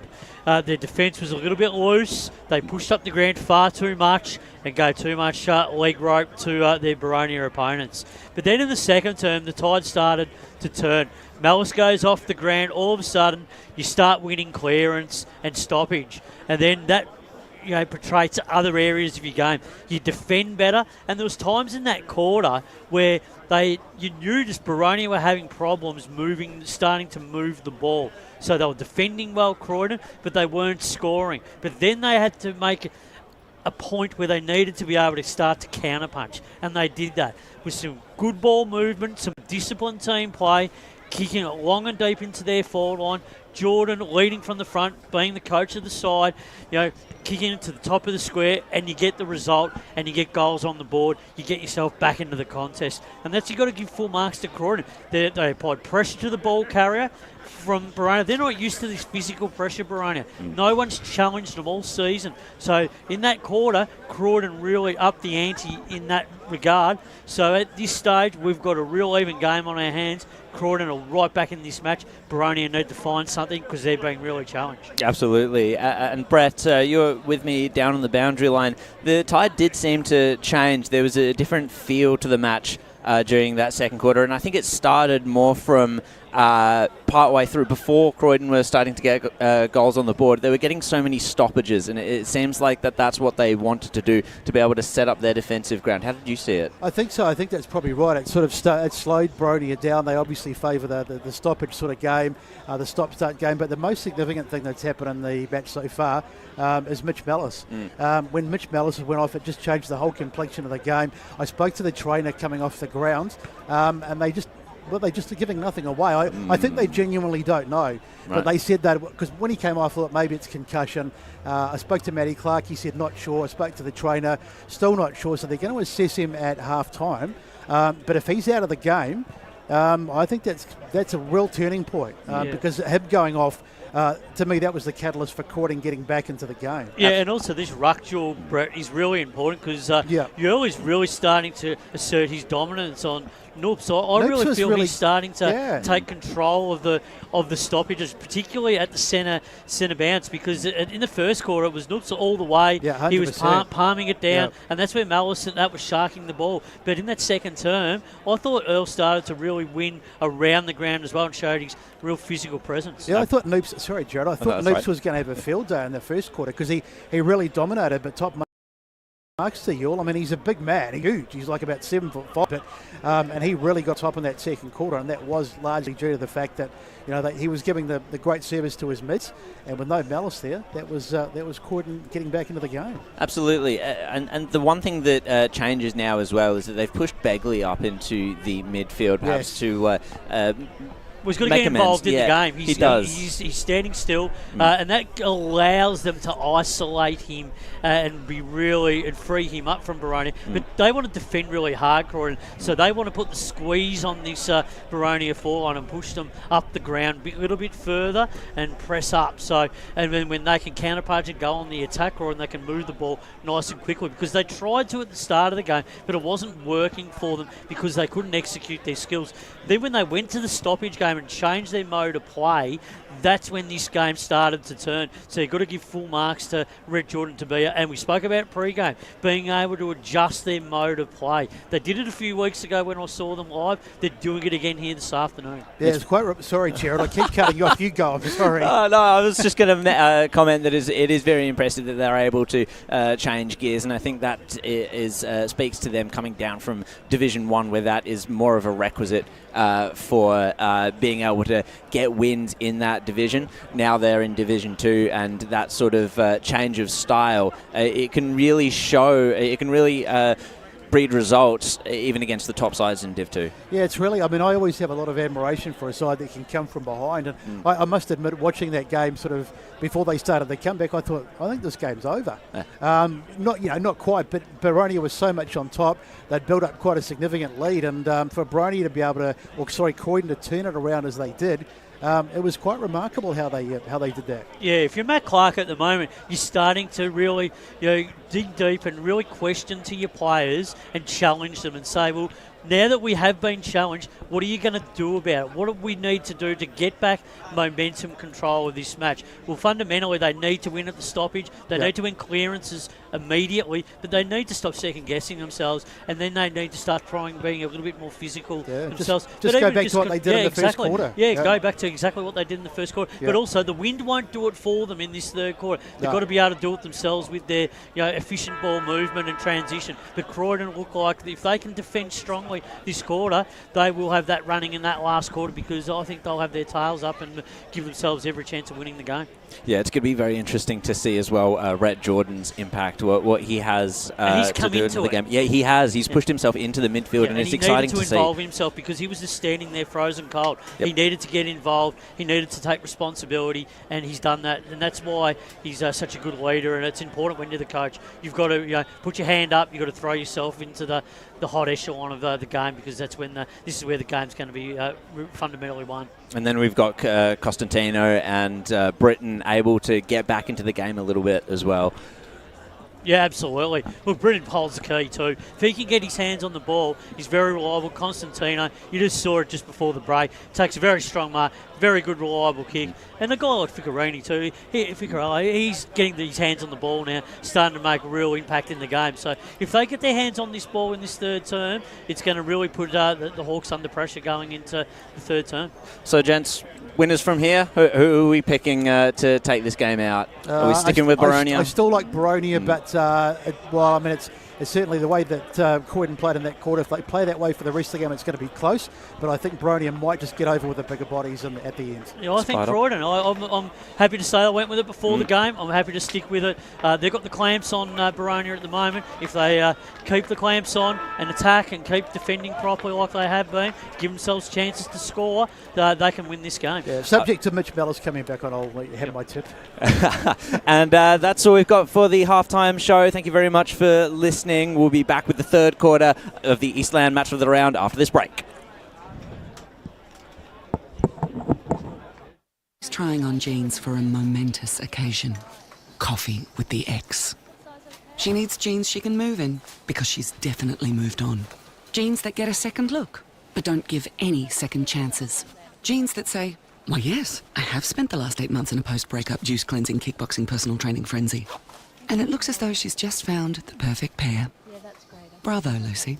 For all of life's little moments, there's Eastland. Eastland. Live real. Sprained your ankle bursting through the banner? For bumps, breaks or bleeds, be seen sooner, close to home at Knox Private 24/7 Emergency Department. You'll generally experience shorter wait times. Knox Private 24/7 Emergency, 262 Mountain Highway, Wanturna. Do you feel good about your bank? Because there is a bank you can feel good about. They share their profits to fund big community projects, small community clubs, and vital emergency services. They've given $250 million to help Australian communities thrive. They have all the products and tech you expect from a big bank, with service you don't. It's Bendigo Bank. Feel good about who you bank with. Try Bendigo. Search bendigobank.com.au or search Bendigo Bank near me.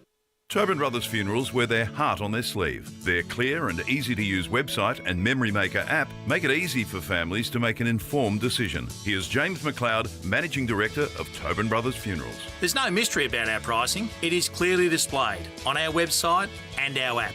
We have staff standing by 24 hours a day, every day of the year to assist you in your absolute time of need. Visit tobinbrothers.com.au. Tobin Brothers Funerals, celebrating lives. There are only 3 things that should be flushed down your toilet: pee, poo and paper. Some wet wipes and antibacterial wipes say that you can flush them, but you can't.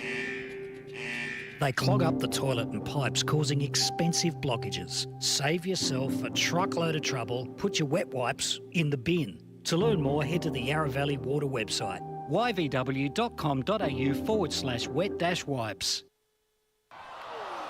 Hi, Dylan Dow from the Boronia Football Netball Club here. When I need to grab a quick coffee or a bite to eat, I'm popping into Eastland. Eastland's more than a shopping centre. They support a range of community organisations and have been a major partner of the EFNL since 2018. Cheers, Eastland.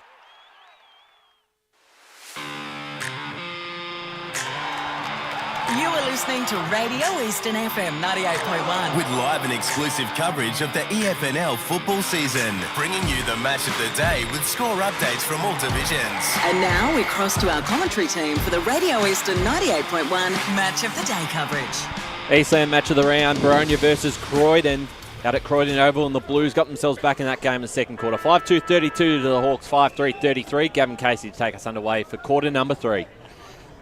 Noob, sizable advantage over Hoekstra, and he does win the tap. Roves his own tap, knocks it forward to the Mount Dandenong road end, but it's been spooned up by Dool. Dool back of the square, kicks it back to the centre circle. Jordan, good body work, but he allows the other players come in like White. White picks it up for Boronia. Long ball inside 50. Flying there was Begley, holds back from flying, and he roves it. Jallo was in the contest early, comes back to him. He has to play on from the pass.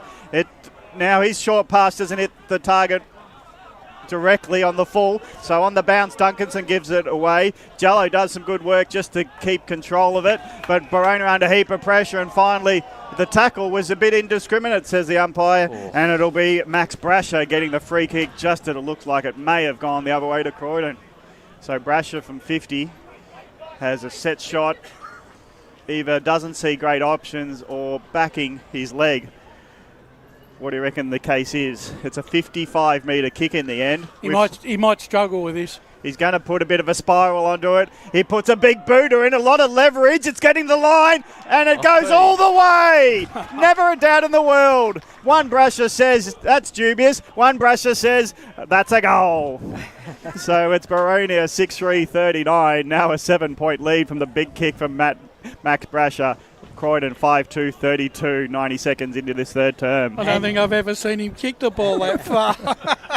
And the boy Rain Brasher being very diplomatic before he kicked that. Well, he normally can't kick it that far. Anyway, that's a crucial goal for them. It is, yep. It's a goal that they needed because they didn't kick one in that second quarter. Now we see Croydon respond.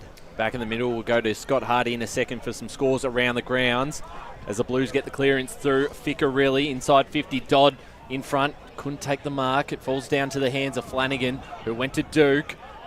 He's now competed here with Mackenzie, or Ficcarelli that is actually. Just a few signs in that second quarter. Boronia fumbling the ball when Croydon is starting to put the pressure on. So ball up here, Todd versus Noops. Noops gets the tap down, Mackenzie. Nanda will get another ball up as we go to Scott Hardy. Just from Premier Division, Roval leading 6 goals 4-40 to South Croydon 4-7-31. Blackburn 6 goals 10-46 to Norwood 3-1-19. And just quickly, East Ringwood 5-5-35 to Noble Park, only 3 behinds. Thanks for that. Scott, some interesting results there in Premier Division. That's unbelievable if Noble Park go on. Let's go boundary to Brett Beston. That Noble Park result must be wrong, surely. Just a bit of a word down on the boundary. Mitch Mellis is officially out of the game, boys. He's got a rib problem, and I just spoke to Matty Clark and I said, what was the message? And he said, just to be better around the contest. Thanks there, Brett Beston. Doing a great job on the boundary with Jared Beanland. Back here, we're still inside 50 here for the Blues. White tried to get his kick, but was bumped off the ball. Todd went forward. Dangerous area here for the Hawks. What's the umpire going to say? Give it to me, and we'll get a ball up inside 50. Big difference with Croydon around the contest to what they were in the first quarter. Dodd, good front position, taps it over his head, but it was to the opposition, and Fairchild gets the hand pass received, then clears it, long ball to Collins underneath it. He gets hands, but not the that was kicking in danger there. As Mortimer trying to get it out of the heat of the battle, but Begley takes a free kicks with his hand over the ball just as Mortimer puts his foot into the ball. Ball in the middle. It's now a disputed one. Brasher leaves it behind in the tackle. Begley. This time it's Hawks trying to get it forward. Bouncing ball to Hare. Hare gets off the runner, and the runner being Edwards. Long, high up and under, and it falls into the hands of the forward leading into it. And it's a good mark, this taken by Whelan. And Whelan is just checking his goal tally. He's on 2. He missed one in the second term from a set shot. So looking to redeem himself in this third term with one from the left pocket. Usually a pretty accurate, but we've seen on the first term from the opposite side kick a beautiful goal. Will Whelan judge the conditions and put it through the middle and extend the lead to 13. He really tried to boot it real sharply, didn't he? Like, tried to spear it into the goals, but it missed. And it was only a out of bounds. Out of bounds on the full, no score. So the scores don't change here at Croydon Oval. Boronia early in the third term leads 6-3-39. Croydon 5-2-32. Corey McKenzie passed it off to the skipper and Smith. I think has fought pretty hard, certainly in that first quarter and a bit where the Blues were under a lot of pressure. He'll look to escape their back half. A pack of 5. Flying out the back was Hoekstra. Couldn't bring it down. Begley with the crumbs going forward. Bouncing footy. It's cut off here by the Blues. They can link up. Duel. His hand pass was cut off and he was caught high. And the umpire was blindsided.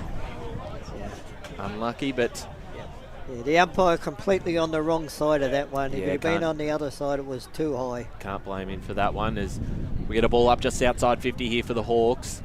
Tapped down by Hoekstra. Noops picks it up, who's been pretty solid so far in this game. Looking for Begley. Pushed out of it there by Evely, and we'll get a ball up inside 50 for the Hawks. 6-3-39 to 5-2-32. 5 and 45 seconds gone in this third term on the Bendigo Bank scoreboard. Thanks for joining us. Radio Eastern 98.1 FM for our Facebook and YouTube streams. Fairchild picks it up, and that's too far out to the left, and it's a out of bounds on the full, so no score there. As we go around the grounds with Scott Hardy. Yeah, from Division 2, Basin 8-3-51, East Burwood 6-5-41. Also Ringwood leading 5-5-35 to Lilydale 1-4-10. Might go boundary side in a sec just for some conditions. I feel like in even hearing in the effects mic, the blusteriness of the gusting wind comes up and it drops off. Just like some ground feel from the guys, if they can give us some perspective. Half forward, it's Hawks winning the contest. Quick kick in, Jallo's underneath. It has to beat a couple in the end. McKenzie does the roving, quickly puts it out of the area, and the ball floats over a desperate Noops, and it'll be marked by Croydon, and picking himself up with the ball is Musters. So had some good moments, I think. Yes. Yep. He gives it off to where it came from. Corey McKenzie runs onto the ball at half back. His kick, though, is being chopped off and intercept mark. Going in the middle now of the Hawks. Duncanson's got it. He's on the back of the square. He's a bit of a galloper, but he decides to go short. It's got Grice. He might get a hand pass received. Can't get to Grice, so Grice will go long. But the one man, as the interceptor gets in the way, knocks it down for Croydon outside 50 where Begley picks it up. Well tackled. and it's a throwing in the end. So the tackle there by Ficcarelli was beautiful on Begley, and Croydon under a bit of pressure did well with the extra man in defence. Let's go boundary side as Croydon are in defence. Yeah, the wind is just as fickle as before. It's up and down, but the direction of it has changed. It seems to be completely favouring Boronia's end this time. So Boronia going to the Mount Dandenong Road, doing pretty much most of the attacking this quarter. They've got the only goal on the board through Max Brash's long outside 50 kick. And it's now finding itself to the Croydon Oval Pavilion. Centre wing, ball in. Croydon, they were trailing by over 4 goals and really struggling to hold up in that second term. Then 4 late goals in time on has closed the gap to a point at half time. Boronia got the first goal through Brasher, and now go forward again. High up and under ball, long ball by Flanagan, but it's again Pryor picking it off. His kick's been chopped off. Mark claimed by Max Brasher. The umpire says play on, not enough distance. Now the runners go down the end of Malice into Duncanson, into Grice. That was a shorter kick than before. Now Duncanson receives it from Grice, gets the bouncing ball to the forward option. Just falling over there was Whelan. Whelan does get it away. So now the in ball is taken by Collins as they were composed under a heap of pressure, and the in-ball pass finds Collins, who will have a set shot from 40 metres out. Well done to Croydon there. They made Boronia work for every single pass in that forward 54, eh? Yeah, they're pressurising them as much as they can, Brett, but it's just sometimes it's just the bigger bodies of Boronia are marking the balls above them. So Collins, 40 metres out, kicking towards the Mount Dandenong Road end. He's put it to the right. The goal umpire confused you, Brash, and then you tried to confuse me, and it's a minor score to Boronia, 6-4-40, 8-point lead over Croydon, 5-2-32. Because the goal umpire didn't follow the ball. He just stayed in the middle of the goal square. Must follow the ball. Corey McKenzie taking the kick in once again. Big pack of players flew for that one. Jordan at ground level was first there, but he's well competed there by Josh Begley. We'll get a boundary throw in. As we said, 9.5 minutes gone in this third quarter. An 8-point lead in this first versus second clash. Eastland match of the round. Ball brought back into play. About 55 home for the Hawks. Grice got it out to Begley. Very tough angle here. He'll centre it towards the top of the square. Might almost go its own way. Whelan almost took that with one hand. But it's rushed over the line and tried to claim the mark. 6-5-41 the Hawks. The Blues 5-2-32. 10 minutes gone third term. Bendigo Bank scoreboard. Let's go down to the boundary with Brett Beston. Yeah, right on cue, boys. I was just going to say Josh Begley has really gone to another level in this quarter. He's really dominating, so look out for him to have a big second half. Kick out again, hits the target. Doing well is Corey McKenzie as a kick out, because he handball receive, come from Mortimer, gets it out to the wing, and it comes off hands and out of bounds, and they clear their last line pretty well there, Croydon, and now they get a 50-50 outer wing. So I don't know if Boronia have been very good at setting up a zone defence from the kick-outs, but Croydon, that's one part of the play. They've been quite good at getting out of the area, at least with the first kick. Now it's on the Sputer ball on the wing. Grice comes in the tackler, but there was no person to tackle with the ball, so it's a free kick to Croydon. Shaw passes on. Corey McKenzie's on the end of it. He's got options to look. He's got all of Croydon Oval to look at as he's in the centre circle. Goes forward to leading option. Beautiful run into the open space, beautifully by Jordan. And he went from the centre corridor out to the flank, and he's taken the mark 40 metres out. It's an acute angle, but you could back the coach to inspire the team here with a big goal. That's just pure experience there by Rhett Jordan, just running into the right position at the right time. And the delivery to him was perfect. Corey has been fantastic in the back pocket. Well-weighted kick, short kick though by Jordan, doesn't get the journey, so punch ball gets out into the pocket where Boronia are happy to concede a boundary throw in. So Jordan from 45, dropped it short by 5, and now it's gone out of bounds. Right pocket for Croydon, setting up from the boundary throw in. See what they can do. A lot of numbers for the Hawks, trying to get the first possession off the ruck contest, but it goes to McKenzie. This time it was the other McKenzie. His kick dribbles into the goal square. Begley now in defence, holds up, gets tackled, spills the ball. Now Croydon have got it. Knocked off his kick was Dodd, and he's not going to progress the ball for Croydon, and it's going to be a ball up 30 metres out from the Blues goal. They're setting up for a shot at goal. They just can't execute yet.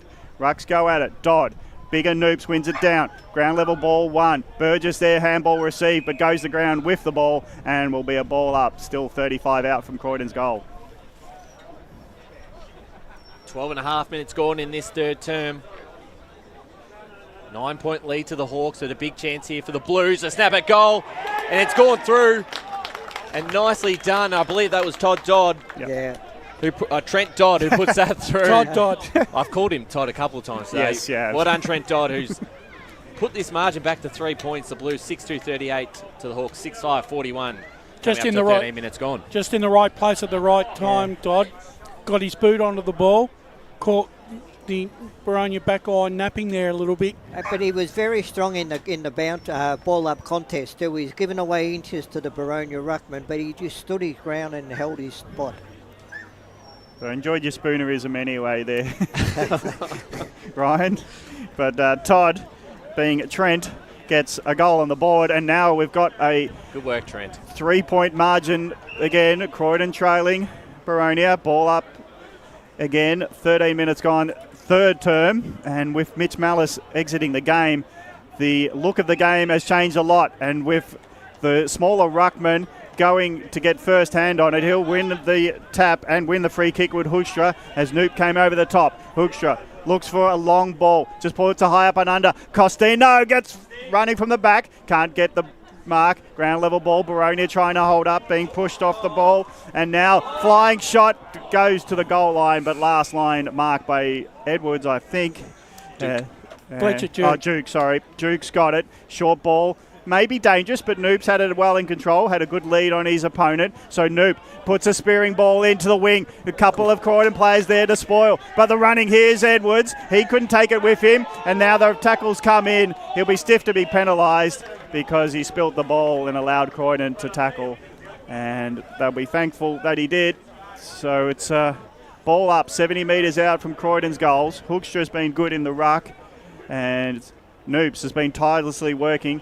Done well, but again Hoekstra gets good body position. Here's Noops tiring. Fairchild on ground deck gets it to Grice. Grice will run out of the contest with a ball forward. Numbers do sit well with the Blues. Smith gets taken down in a tackle, and he decided not to hold on to the ball, so it's a holding the man decision as we've got a transition play. I'll just continue for a second. It's in the hands of Dool.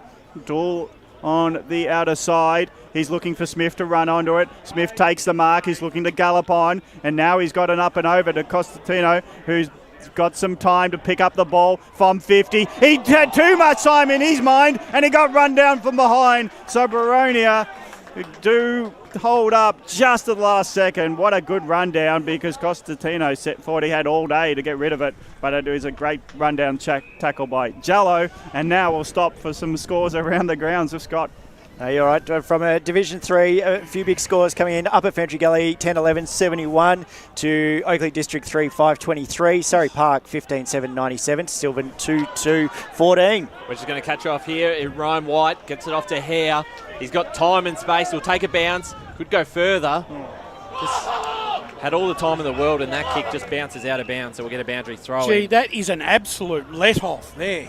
Just had all the space and time in the world, right? Well, both teams had a let-off. One up in the forward line for Croydon, and that one there.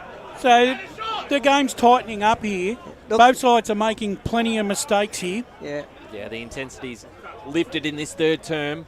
3 points to margin in favour of the Hawks. White is tackled here by Penanella, and we'll get another ball up. 16.5 minutes gone third term on the Bendigo Bank scoreboard. BCNA round for the Eastern Football Netball League. Collins with a hit out. It's going to go nowhere again, and we'll get another stoppage. Inspiring coaching decision to put the smaller Hoekstra into the ruck. He is starting to dominate, actually, getting body position in every contest. Does it again. Has there. He gets a tap out.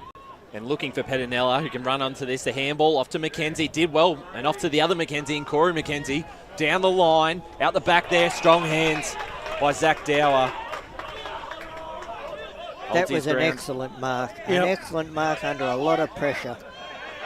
Dower for the Hawks. The short kick forward looking for Grice. Did well. In front of the coach of the Croydon Football Club in Rhett Jordan. Goes backwards to Noops. Noops now switches it to the other side, looking for Duke.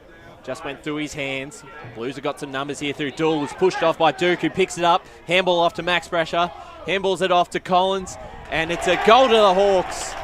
They link up, and they stretch that margin out to 9 points. 7-5-47 to the Blues, 6-2-38, 17.5 minutes gone, third term, Bendigo Bank scoreboard. It wasn't pretty, but they got the desired result. I think Matt Clark would be really relieved that they got that goal, because for the last 5 or 6 minutes prior to that, their side has been in unfamiliar territory with the pressure that's been applied by the Croydon team. Yep, I agree with that.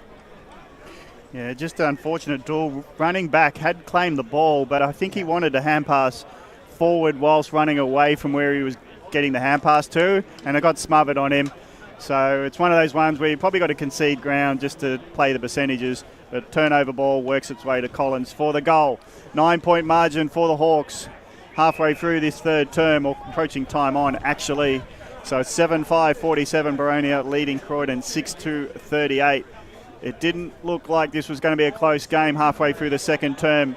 It seems like Mitch Mallis's moment where he had the collision on his ribs has changed the dynamic in every contest, and the score is closed down. Talking of scores, let's go around the EFNL for some scores. Yeah, Premier Division. Noble have kicked their first goal, but they're still trailing. So Eastring was 7-7-49 to Noble Park, 1-7-13. And Blackburn dominating 11-10-76 to Norwood, 3 goals, 1-19. Max Brashy would have hit their FX mic. The holding the ball call from the Boronia fans. He won the free kick, finds Duncanson, boundary side right, goes inside 50. The spearing ball doesn't get to intended. Grice runs onto it. He hand passes out to Edwards. Edwards goes inboard with bouncing ball. Just misses to the left of the post.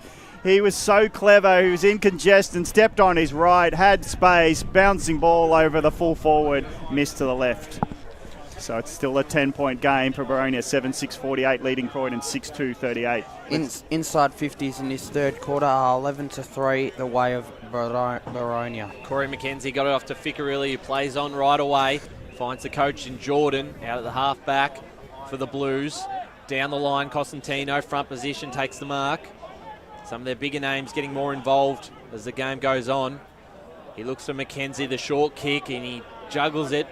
They managed to come out of this okay, because Costantino was able to get the ball going forward, looking for Yule, just fell through his hands. Zach Brasher with the handball off to Edwards, and he's caught here by Ficcarelli. Will get a ball up on the far side. 10-point lead to the Hawks. Boundary.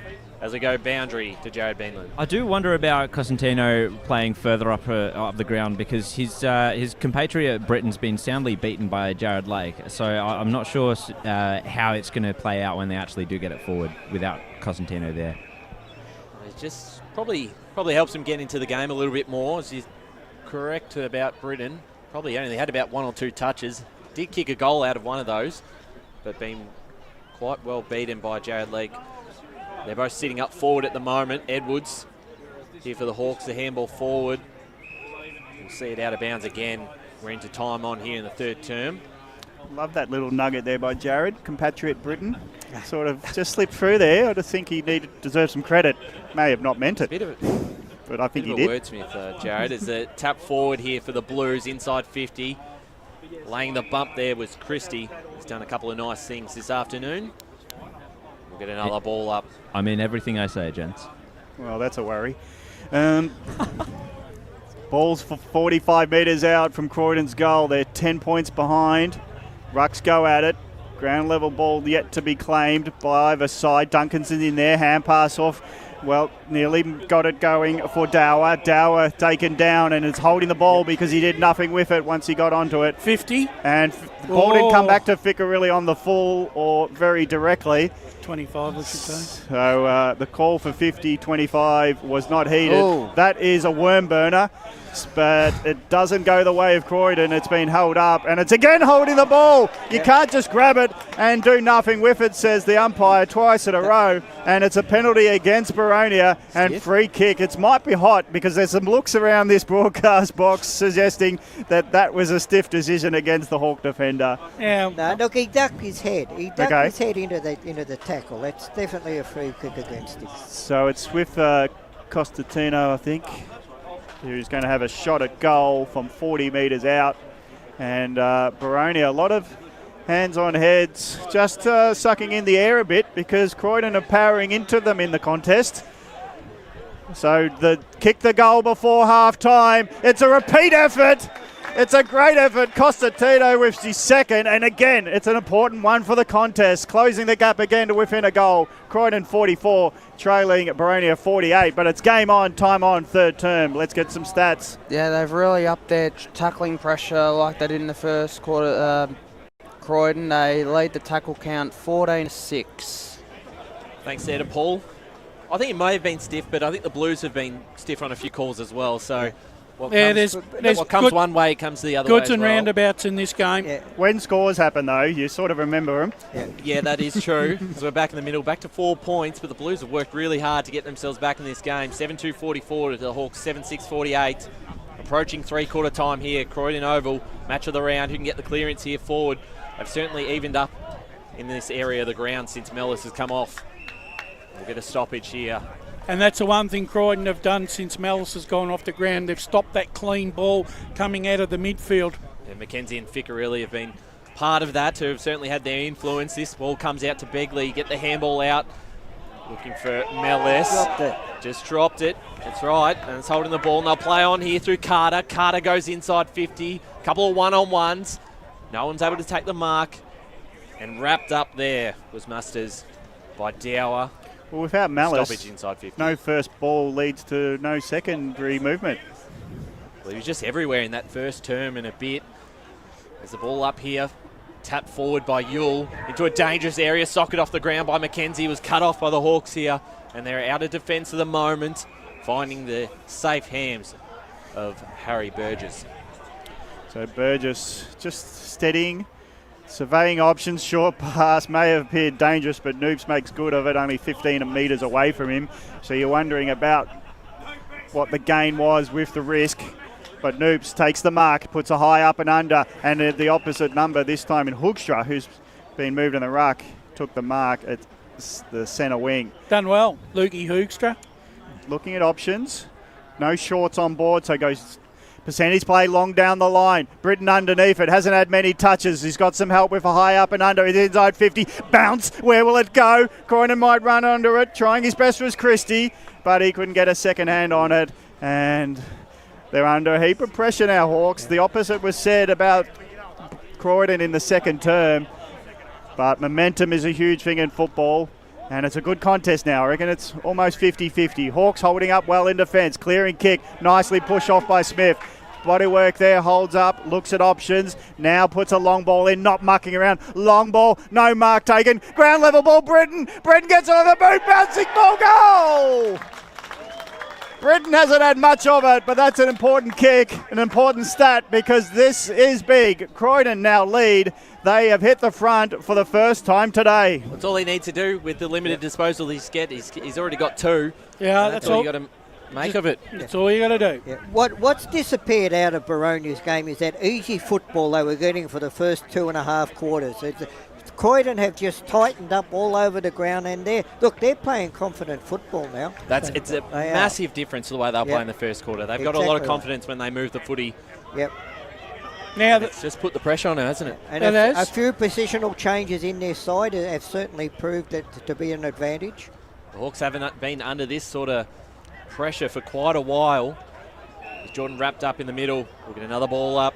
First time the Blues have been in front this afternoon. 8-2-50 to 7-6-48 the Hawks. And they're probably coming home with the scoring end as well. Yeah, certainly right. Tap down to Carter. Got the kick away. He'll be cut off here by Jake Mellis. And there's your siren. The Blues will head in front at three-quarter time. 8-2-50 to the Hawks. 7-6-48. We'll go through the goal kickers before we head off.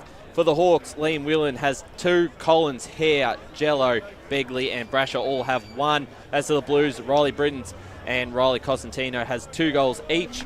Trent Dodd, Josh Musters, Andrew Carter and Adrian Ficcarelli, all with 1 apiece. Don't go anywhere. Last quarter coming up for the Eastland match of the round. It's the Blues by 2 points over the Hawks. As Sarah opened her best friend Jackie's wedding invitation, she was overcome with a wave of emotion. While her 2 young boys wrestled on the floor, tears of happiness rolled down Sarah's cheeks as she saw the words she'd been longing to see. Please note this wedding will be a child-free event. Well, Sarah, looks like we're off to Eastland for a new frock and some heels. And let's book in that babysitter. For all of life's little moments, there's Eastland. Eastland. Live real. At Yarra Valley Water, we know reducing your shower time, or show time, to 4 minutes can save you an average of $200 a year on water and energy bills. Shower shorter. Save water. Authorised by the Victorian Government, 1 Treasury Place, Melbourne.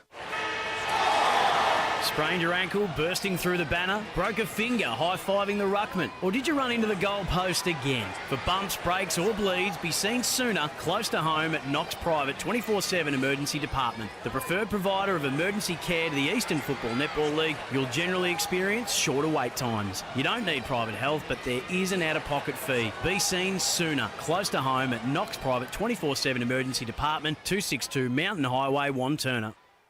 Do you feel good about your bank? Because there is a bank you can feel good about. They share their profits to fund big community projects, small community clubs, and vital emergency services. They've given $250 million to help Australian communities thrive. They have all the products and tech you expect from a big bank, with service you don't. It's Bendigo Bank. Feel good about who you bank with. Try Bendigo. Search bendigobank.com.au or search Bendigo Bank near me. The first time I met the team at Tobin Brothers Funerals, I felt like I'd known them for years. They're so caring, honest and passionate. James McLeod, Managing Director of Tobin Brothers Funerals, sums it up best when he says, Every day our people get out of bed to assist client families in their absolute time of need. Our people love what they do, and you will not find a more highly trained group of people than those at Tobin Brothers. Visit tobinbrothers.com.au. Tobin Brothers Funerals, celebrating lives.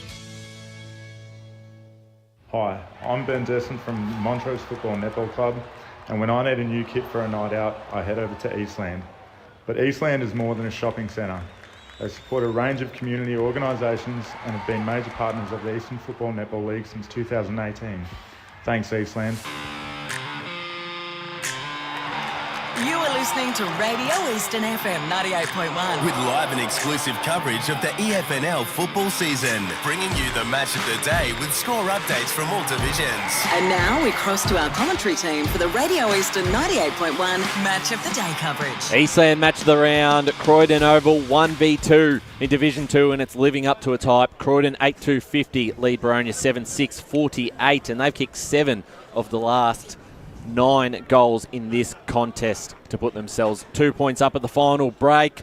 Wayne Brasher, Ray Baird, who's been in the special comments. What's changed since quarter time? The Blues are getting on top a little bit in the midfield after Mellors going down. Their confidence levels are up and they've got all the momentum at the moment. Well, I think they've made a couple of positional changes, Croydon, and they've paid off, particularly when they put Hoopster into the ruck. You know, he was jumping. He wasn't going body on body as the other ruckman was. He was and they started winning the clearances, and once they did that, their entry into the forward line was much better in that quarter. And I was just watching towards the end of that quarter, and I was surprised how many Boronia players at a stoppage have got their hands on their hips. So that's a sign of fatigue to me, you know. So it's going to be interesting just to see if they can play out the last quarter, because it's in unfamiliar territory for them. It is, and they haven't. And since Mitch Mellors has gone, they've lost their run and transition out of the midfield going into their forward 50. However, that's not paying enough respect to Croydon, because Croydon have really knuckled down and denied Boronia the space that they had in the first quarter and a half. And the outside run that Boronia had, Croydon have dried that up, and it's basically put the game back on Croydon's terms, where it's an in and under type game. Tackling is the number one game here, and winning possession and gaining yardage, right, is paramount, because any yardage gain is a kick or a handball closer to goal, as the goals have really dried up for both sides. It's going to be a war of attrition, I think, in this quarter. It certainly is. Look, this game's going to go right down to the wire. Let's go down the boundary. Brett Beston has Matt Clark. Thanks, guys. Matty, what's the message going into this last term? Yeah, I think we've just been stalled and we lacked a bit of energy around the footy. So for us, it's just finding that energy and not being that down the line side. I just want to find angles, get the ball moving on the outside a bit better than we have been. Your tackle pressure's been good, though. That's one positive for you, and I guess you'd be looking for more of that in this last term. Yeah, absolutely. We defended really well, I think, for large chunks of it, and we haven't taken our opportunities. I thought our use in the forward half that quarter, we just burned a couple of ones that we usually take. So we'll keep defending well. That's what I want to do. And hey, as I said, I'm not worried about the result, but I just want us to play our brand of footy. So let's see how we go this quarter. Good stuff. Thanks, mate. Thanks there to Brett Beston with Matt Clark. Gavin Casey to take us underway for the last term here. Be interesting to see Hookshaw. Good jump over Noobs. And then the ball taken by Carter. He bundles a big ball inside 50. It's bouncing towards Britton. Britton leads the way, but falls over with his opponent there in Lake. And it's been up into the legs and it'll be a ball up. So that first hands from every ruck contest is now going the way of Croydon. And it's big because it means they can clear with a bit more freedom. Again, hands on ball. This time it's Croydon, but the ball with the man with the ball has been claimed, and Nicholas concedes a free kick for holding the ball. So it's going to be Boronia at half back. Short pass on. Noops has got it. And it looks a bit stop-start from Burgess to Noops. It's got Burgess sideways or further across the switch goes. Britton just patrolling the area, just holding Boronia in for now. Short while Burgess, it was going to be manned up if the kick went to him. It's sent up back, pushing into the mark. There, Boronia claim it. The quick play on almost didn't work out. Now the run-on game goes for the Hawks, but an ill-directed kick has been chopped off by Carter at half-back, and Edwards hopelessly looks on. They're calling Boronia trying to umpire the game as Carter takes the ball from half-back and goes to the wing. Costantino runs into it and marks it on the wing. He's got maybe some short options sideways, probably thinking the percentage play is long down the line. Does that, hoping for a marker, outnumbered, and Jordan can only come in with the late spoil. So late that the mark has been claimed and won by Burgess, so the Hawks hold up again in defence. Front on spoil there. That could go either way, but normally, technically, if you go front on, you're giving the free kick away. Probably just wasn't their best option. It was a 1-on-2 there as Edwards now for the Hawks sends them into attack. A couple of one-on-ones. Begley in front position takes the mark here, and that doesn't look good. He's holding his shoulder at the moment. That hurt. So I reckon he's done a shoulder here. Yeah, because the knee sort of pushed him back just as he was jumping forward, but he's a tough guy. He wants to take his kick here, and he's a long way out from home. He's pretty tough, this bloke. So Josh Begley. Give him the magic spray. He's going to move this on pretty quickly. Copped a nasty blow to his shoulder there, and he just launches it up towards the top of the square. Couple of players underneath it. No one can take the mark. A dangerous spot here for Croydon. And we'll get a ball up. Gee, you almost reckon either side that gets two and a bit goals in front of you, I reckon go close to winning the game. Yeah, certainly right. It's been a low-scoring game, if you said. 8 goals to 7. Probably didn't see that coming into it. Boronia have been a very high-scoring side this season. The most they've been challenged this year. Handballing out was Evely. Got it off to Dool. Dool does nicely towards a teammate there in Dodd. Not Todd. The ball goes out of bounds, and we'll go to the score centre with Scott Hardy. Yeah, Premier Division, Roval 9-7-61 to South Croydon 8-8-56, and Bourne doing it comfortable 9-12-66 to Berwick 4-2-26. Boundary. Is there any boundary? Well, we'll keep you updated for scores because I know in the last term there'll be a lot of fans from all clubs hoping to hear whether their side is in front. As fourth quarter action here at Croydon Oval. Croydon done well to get in front, trailing for all day until just before the three-quarter time siren. Now they go forward on the bounce. Britton knocking it in front of himself, but he can't keep running with it. He allows his teammate to be the runner as Boronia have got the numbers in defence to hold up. But it's funny to see Britton knock it on and go, I'm not chasing that. As it's now ball in from 40 metres out from the goals. Croydon's transition has been much more electric, probably knowing that they can get first hands. There's confidence to go forward. And again, they get their hands on it. Boronia, though, are scrapping. The ball bounces out. Now the kick by Todd. Dodd. I was nearly going to say it as a joke, but being that unfair for Dodd as his flying shot at goal. Missed everything, though, so he Bit of a let off there for Boronia. Todd. Boundary. Oh, sorry, I said it. Dodd rushed himself, and it's a missed score and we'll go. So let's get some stats before we just discombobulate any further. I don't think you got stats. I think you got scores. But anyway, Chertsey Park 10-5-65 to Croydon 2-10-22, and Kilsyth 12-80 to 3-2-20 Forest Hill. I will buy Trent a beer after the game if he's around for stuffing up his name across the broadcast as that ball comes out. Collins sees it out, and it's the Blues who lead by 2 points. I predict he's going to kick the match-winning goal. He probably will. We'll muck it up as we go boundary. So we've just seen Josh Bagley go into the rooms. Unfortunately, it seems like it is that shoulder issue that we that you guys saw up in the box. And want to get some time.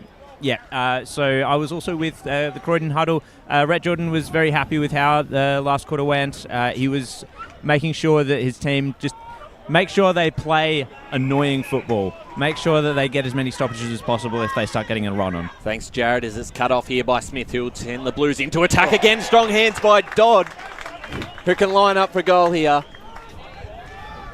Trent Dodd. I'll tell you what, boys. Fraser Smith, since half-time, has played a fantastic he's done well. He has marked everything. I thought he's been good in that first half too, under a lot of pressure when they were struggling. But Trent Dodd here, been the man of the moment in the last 5 minutes, from our perspective at least, as he lines up. Tough angle, and that kick is going to fall short, so still a dangerous area. Cosentino in the area, Musters there. Did he get a boot to ball? He did, and the Blues get another. 9-2-56 Croydon, 7-6-48 Boronia, and with their two most valuable players off the ground at the moment, they look in trouble. We're just looking at the replay. He's missed it with the right and then got it with the left. Yeah. Is that your Tobin Brothers goal of the day contender? Oh, it's got to be close. I'd like to get VAR on that. Boronia, where did they disappear to? If he had have kicked it with the right, it would have gone right into the opposition player's leg. At this moment in time, Croydon are playing like winners and Boronia look like they've stalled here.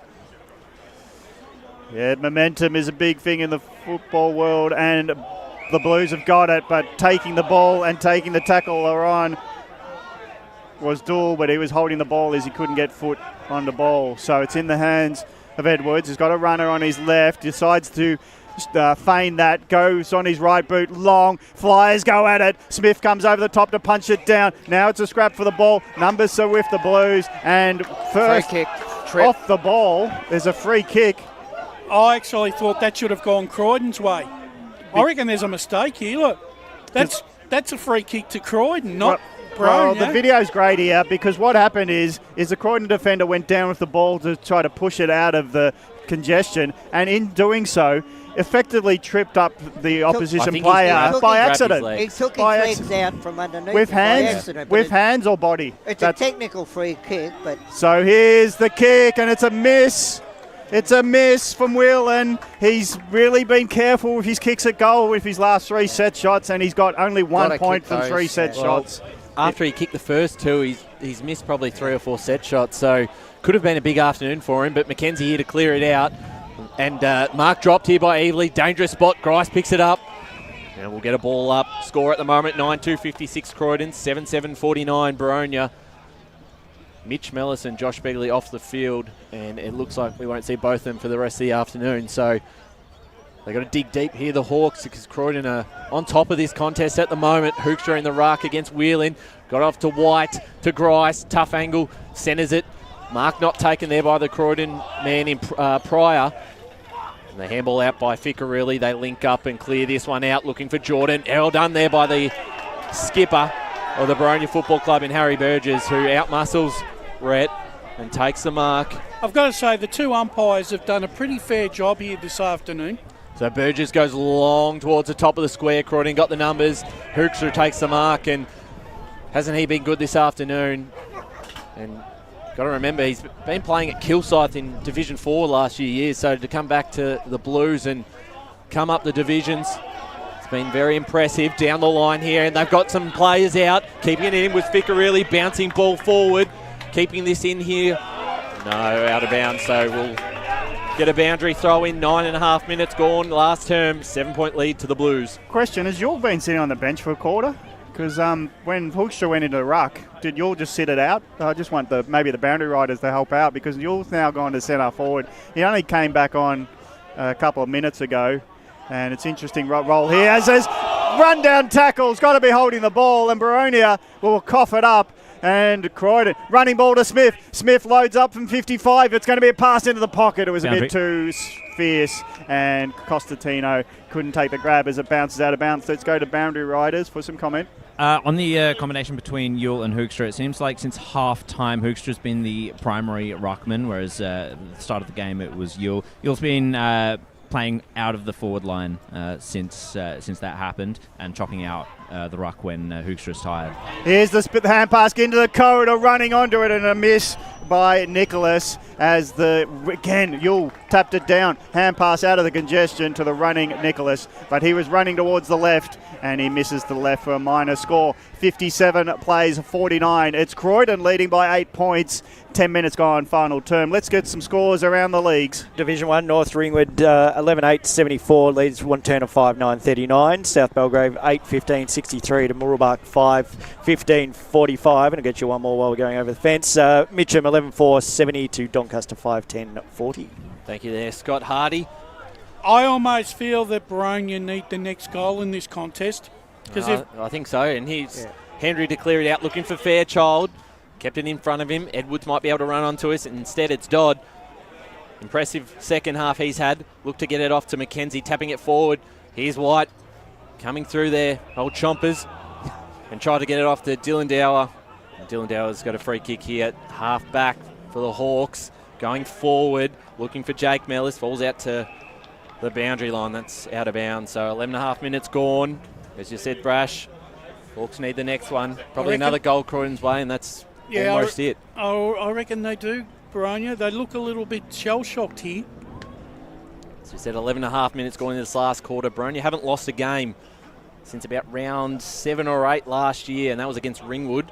I think they're on an 18-game winning streak off the top of my head as the ball brought back into play. Here's Dean Grice. Swung around, just got the handball away, looking for Edwards. It's cut off by Carter, who lays a big tackle there on Fairchild. And we'll get another boundary throw in. Come out the 12-minute mark as we go down to the boundary. Brett Beston. Just confirmation. He's just walked past me and I asked him and he gave me the nod. Josh Begley is done for the day, boys. It's just a man who was imposing himself on the game too in the second half. So that's another loss for Boronia.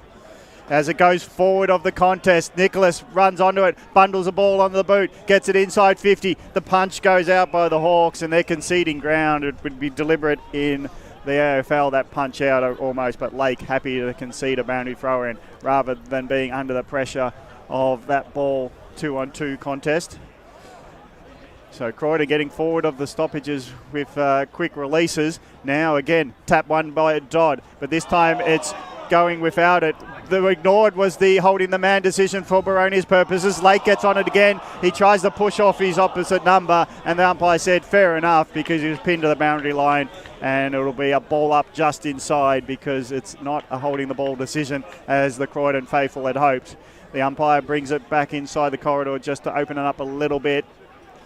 Forward pocket, left forward pocket. If Croydon can snare one, it'll almost set them up for a brave victory. Now the chopped off mark taken by Carter at half forward. They set up a wall as the kick bundled out. Now Carter signals that he's going to put a high up and under to the hot spot. Men underneath it. Ground level ball from the conceded punch. No one by Nicholas, and he's conceded it with the hand pass going to the opposite number and White. White's kick's been sharked by Pryor. Pryor runs towards 50. Now gets the long ball into the pocket and Jordan's got it. And it's on the full. He's taken the ball on his chest and then fallen over the fence. So that's a bit of drama, and for all the effort, he has to give the ball back to Boronia. As we might go stats, then scores. The inside 50s in this last quarter are 7-4 the way of Croydon, and the tackles are 9-3 the way of Croydon. Just quickly, South Croydon have hit the front, 2 points up, 64 to Roval 62. Interesting result out there. No Max King as the ball comes back into a dangerous spot here for the Blues. Mackenzie got the handball forward. Dangerous here. Chance a shot on goal. And this could be the sealer. And it's Pettinella who puts that one through for the Blues, and they move to 10-3-63 to the Hawks 7-7-49. It's only 14 points, and there's still plenty of time to play, but they look shell-shocked, really, the Hawks at the moment. Yeah, that's a great finish on goal. They're not playing well enough to get back into this contest at the moment, Boronia. All the run out of that midfield, the tackling pressure of Croydon has worn them down from about the halfway through the second quarter. Well, I'm going early. Game over, and I predicted it at the start too, boys. Yep. Game over. And Spider called it before the start of the game as well. Boundary. Let's go boundary, Joe Ben. Yeah, gents, you just get the feeling that Boronia are going to run out of legs here. They're down 2 rotations on the bench, of course. Croydon's still at a clean bill of health. I'd say it's probably just about game over here, but let's see what Boronia can muster from this clearance. Fairchild's got it. Long ball to Collins. Fights his way to the forward line. Just creates a spill ball. And Edwards runs under it, but the tackle was fierce from Corey McKenzie. He's had a great game himself today. He's been solid under a heap of pressure. He stood up, and now he's done it again. In the first quarter, he would have broken that tackle. It suggests that they've lifted their game, Croydon. Well, they're inspired by having a lead. It's a 14-point advantage, considering that for the whole of the first half, pretty much, until time on, they were leading by 4 goals, were Boronia. And for Croydon to be up by a couple, it's a huge turnaround in momentum. And 9 out of the last 11 goals. There you go. So it's another ball up as Boronia. They need to make some efficiency. They've really missed some chances in that third term. Grice picks it up, can't get out of the tackle, hands it off to his teammate. The hand pass was missed from Mitch Mallist to anyone in the clear. Goes back into congestion, really, and it's a ball up with Brasher picking himself up with the ball, handing it over to the umpire. It's Collins doing the ruck work. Good positioning. Taps it down to the opposition. No, Grice has to come in, the tackler and McKenzie.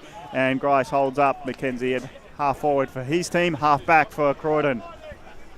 So we'll get more scores as the day comes to an end around the Eastern Football Netball League. And we'll get scores from Scott as we see out this game at Croydon Oval. An amazing turnaround for Croydon. 9 out of the last 11 goals to now lead 10-3-63 over Boronia 7-7-49. Ball is hotly contested at centre forward. Fairchild knocks it on. Grice can't run under it. Lets Burgess get it. But Burgess has been taken on by 2 tacklers. And he goes to ground and he can't get it going forward. They can't be clean when they're this much heat around them. And we were talking about pressure on Croydon in the second term. It's a completely different game. Hoogstra, he could have claimed it out of the ruck. Has Boronia disappeared around the contest? Edwards picks it up near the wing. Dodges one. Good work. Nice dancing feet. High up and under. Got to be courage here from Grice.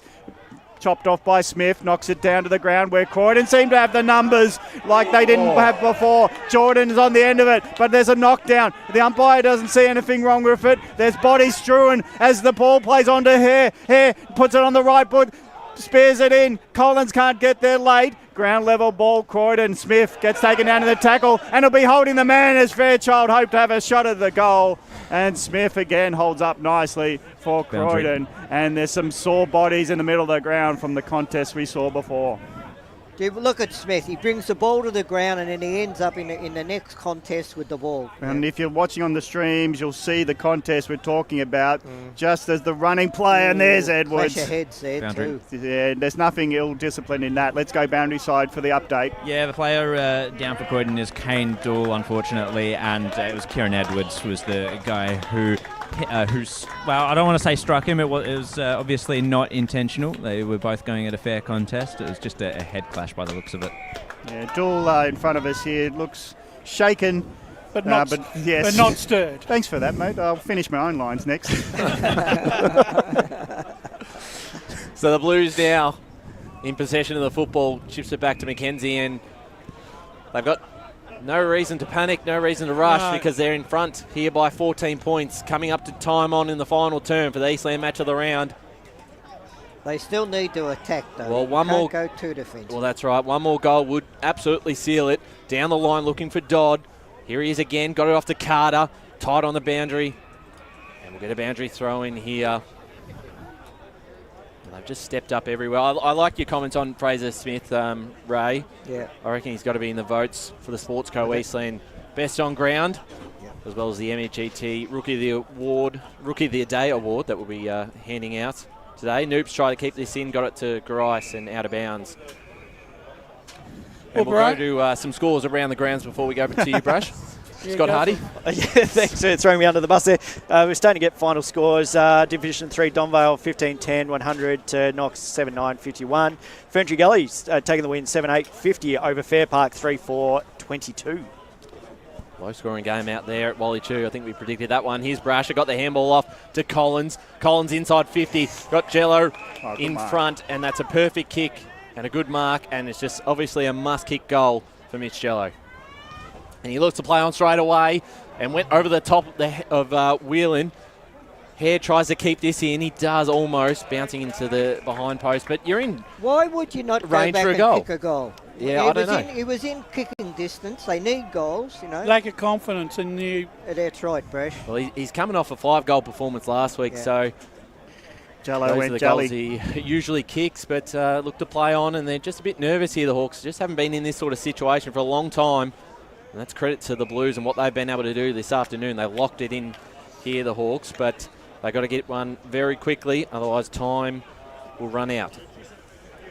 I think time has run out for him, Ryan. I'll give him one last 1 minute of a chance here. So Jordan getting clearing kick. The coach will be happy with his day as the ball goes in the middle. Musters gets it, but he's scragged on his kick. High up and under goes out of wing. Picking it up is Lake, tries to handball, but he hands back to Croydon with Musters running onto it. He runs into a tackle, and it'll be a hold-up ball in the centre of Croydon Oval. Scoreboard behind the ball up says Croydon 10-3-63 leading Boronia 7-7, 49. But isn't footy amazing when we talked about how's Croydon going to score? How do they get run? How do they get the hands on the ball? How quickly it turns. And this is all it is for them in the last quarter. They're getting their hands on it. They're getting the run out of the contest, and they put the score on the board to kick away. Nearly 22 minutes gone in this final term.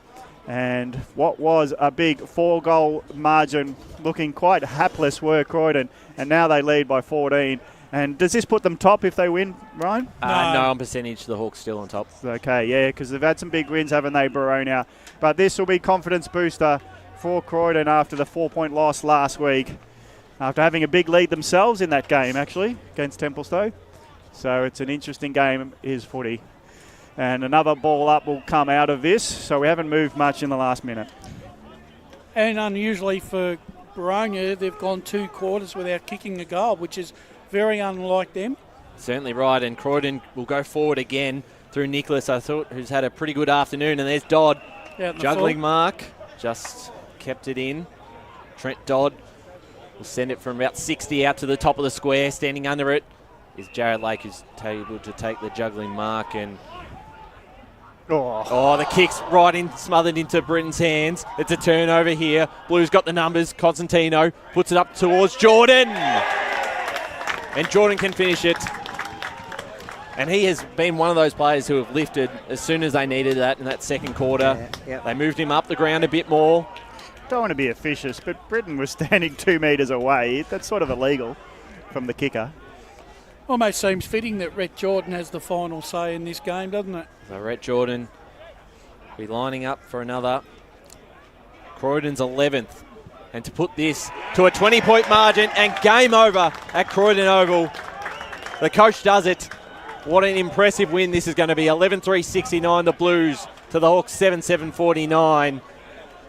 And their winning streak will come to an end this afternoon at the hands of the Croydon Football Club, who have proved themselves to be a real contender in this division.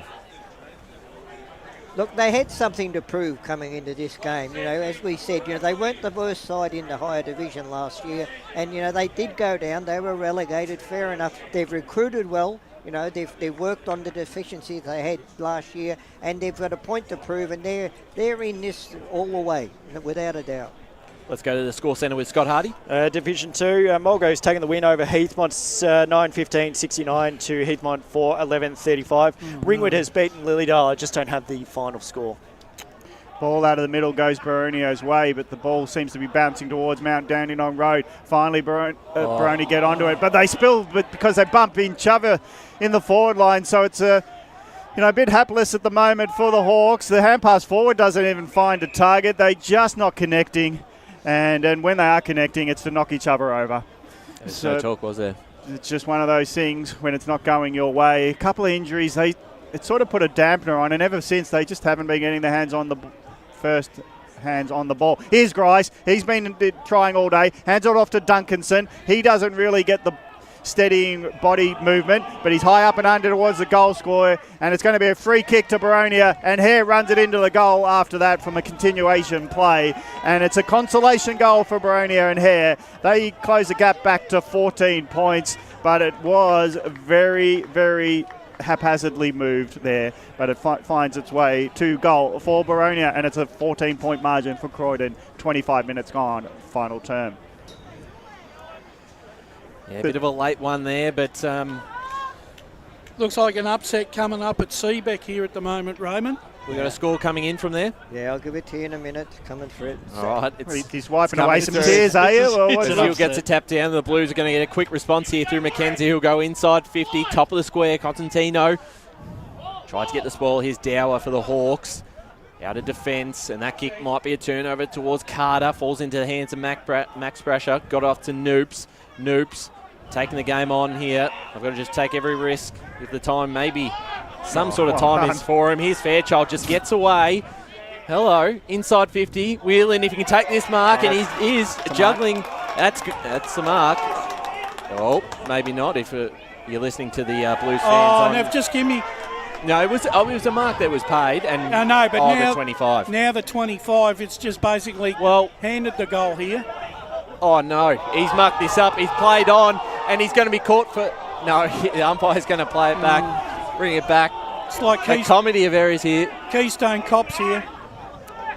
But Whelan won't make any mistake. That's right play in front on. Of the goal. That is play Very on. Very lucky, and 8 points. Yes. I don't know how long's left on the clock. Did we go early? It's been seen and heard before, but I'm still getting over the chaos of the what finished to be a goal, because the umpire was very much involved. I'm not sure why you want to play on when you're standing next to the man on the mark, but he got the benefit of the doubt of being silly, and because it wasn't a goal line thing, it stopped. There was a very short 25 is what I'm saying, and so did the player. Centre clearance, quick inside 50. We've got to kick 2, but... So goal to Whelan, gets his third. He wasn't going to miss a set shot from that close, as now the ball goes forward for the Hawks. Going without it was Corey McKenzie. He's been solid all day. So is there some nerves for Croydon? Well, there will be if there's a quick goal. It's got to be close, surely. It's got to be close, but let's cheer home a big finish. As Collins tries to get it down to a player. Hand pass forward. Fairchild might run onto it. If he picks it up, he might have a shot at goal. Hands it off to a teammate to take the shot. Hare drops it. Hare tries to find another player. His kick, will it be marked in the pocket? It will be. Back pocket, Britton for Croydon. That was a really important mark there by Britton. Yeah. Because that ball was all over the joint there. I think when Fairchild dodged the tackler, he already decided a hand pass when maybe the shot at goal was on for himself. Now the kick goes to defensive 50, still in the dangerous area for the Hawks, but the numbers went out through Mackenzie. Mackenzie's clearing kick does well for Croydon. They win the ball, the hotly conceded ball. There's no one goal side from the centre circle. Running with the flight of the ball is the Croydon forward and Christie. Christie takes on the defenders, picks up the ball first, takes on the tacklers, and it'll be a ball up 30 metres out. You're going to be a brave umpire to pay that. That's enough. That's all they needed to do. Because Christie took on the tacklers, but maybe he was taken too early in the contest. But it's a ball up. Fair decision. Ground level ball. Quick kick out for Boronia. Can they get from half back to half forward as quick as possible? They'll need to at the 28.5 minute mark. Now the kick's been chopped off.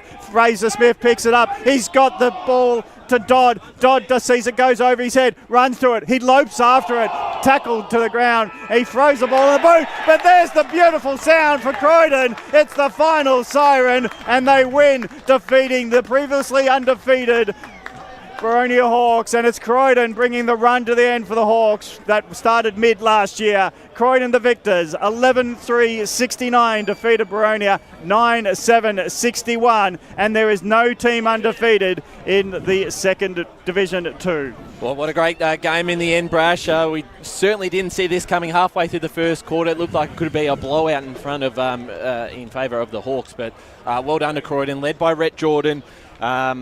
Incredible finish in the end. Yeah, look, and it's credit to Croydon because, look, Boronia with their run through the midfield, they just didn't get that after the loss of Malice. But like I said before, that'd be taking everything away from Croydon because they had to find something. Jordan had to impose himself on the contest, and he brought himself in there. That little space of time, the last 5 minutes of the second quarter, where Croydon got themselves back into the contest, really generated some self-belief going into that second half, Ray. It was great coaching by Rhett Jordan and his coaching panel there, because those positional changes that he made, all of them paid off. And once they started to win the ball on the clearances, there was just a lift of energy completely over the whole field for the Croydon side.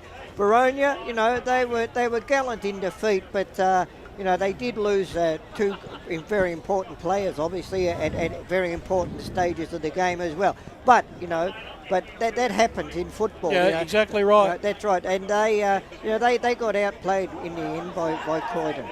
And it's probably a great thing for this division because coming into this game, we were looking Boronia as maybe a 5-goal better side than anyone. So to have this sort of result today shows that Croydon are a real contender in this division. Let's go down the boundary because we've got Rhett Jordan and Luke Hoekstra there with Jared Beanland. Yeah, Brett and I have got a couple of the stars for Croydon here. Rhett, how was that for you? It was a game that kept taking us by surprise. First quarter, you looked out of it, then you worked your way back in with those stoppages. I listened to your three-quarter time address, and you told your team to play SHIT footy. And how did that work out for you? Yeah, we just knew that these boys like to run and get it on the overlap on the outside, and we knew that we got some really experience inside, some really seasoned midfielders in there. We just thought if we can just lock down a few stoppages, lock it up, they'll want to try and invent something and try and get that one on the outside. So we just had to play that, like I said, the SHIT footy, mate, just for 10 minutes, try and slow it down and get our brand going. We could just sacrifice that. Luke Hoekstra with me, boys. Luke, you went into the ruck. It was really one of the big turning points of the game. When did you find out, and what do you think? What did you do to sort of change the game? Do you think? It was more just what Rhett said as well. A quarter time, he was like, just keep going, jump into him, and just try and win it. I think obviously the coaching staff as well just said I was the one that just had to really push to try and win it. So that was just it. I just gave it all and wanted to get first use to the boys. So. And taking out the top side in the division, how does this change your perspective on this season, big picture? It doesn't really change anything, to be honest. Sorry, our daughter's running over. It doesn't really change anything because we obviously just, it's a classic cliche, mate, game at a time and things like that. But we just know we're breaking the season down into blocks with 9 games and stuff like that. 9 other teams. We know that we sort of break them down into threes. Just go from that. So for us, obviously, it's a big scalp. It didn't matter if they're the top of the ladder, bottom of the ladder, middle of the table. We're going 3 weeks at a time, focus on those blocks. Luke, you've obviously got a tremendous amount of self-belief on this side. I won't tell you what we were all saying up in the box. We sort of didn't give you too much chance today. We felt Boronia, the way they'd been playing, that they were going to come out and sort of take you to pieces. That was the way it started, but you're just able to come back. There's good self-belief in the group. But do you feel there's a little bit of extra pressure since you came down from the top division this year? Nah, no pressure at all. Obviously Rhett wanted to see how I'd go and get back to the taste of at the better standard, because obviously I played in the grand final last year for Div 4. So, Rhett gave me those games in the tours and just wanted me to get those confidence, and I don't see no difference if I just play the exact same way I did in Div 4. So, no difference at all. Thank you, guys. Back to the box. Thanks there to Jared Beanland and Brett Beston with 2 of the key players in the Croydon side in Rhett Jordan and Luke Hoekstra. And Hoekstra coming up, of course, he just said that he was there in that Kilsyth game in the grand final against Surrey Park and was a valuable member of that team. And he's come into today's game for Croydon and been unbelievable in the ruck against some really tough opposition. I didn't actually see him last year at all, but coming up at divisions, he'd obviously had a better pre-season and a lot fitter than what he would be last year. That was the one thing I noticed about him. His engine was a lot better today. I was really impressed with Axel, that might be nearly probably close to probably the move of the day, I reckon, him going into the ruck, because he took the sting out of Noops, jumping over him all the time and created a body-on-body. Yep. Noops wasn't able to have that influence, and he just ran out of petrol tickets and wasn't able to feed his midfield. It's going to be some happy sounds soon. Yeah. Hopefully we'll be able to get the song this time as the Croydon boys go down to the rooms. Boronia sticking out on the ground at the moment doing their stretches after the game. But well done to the Croydon Football Club. They moved to 5-1 after 6 rounds in Division 2, 11-3-69, defeating Boronia 9-7-61. And I believe we've got the song ready to go. Well, we'll just see how clean it is. Whoops. Boundary.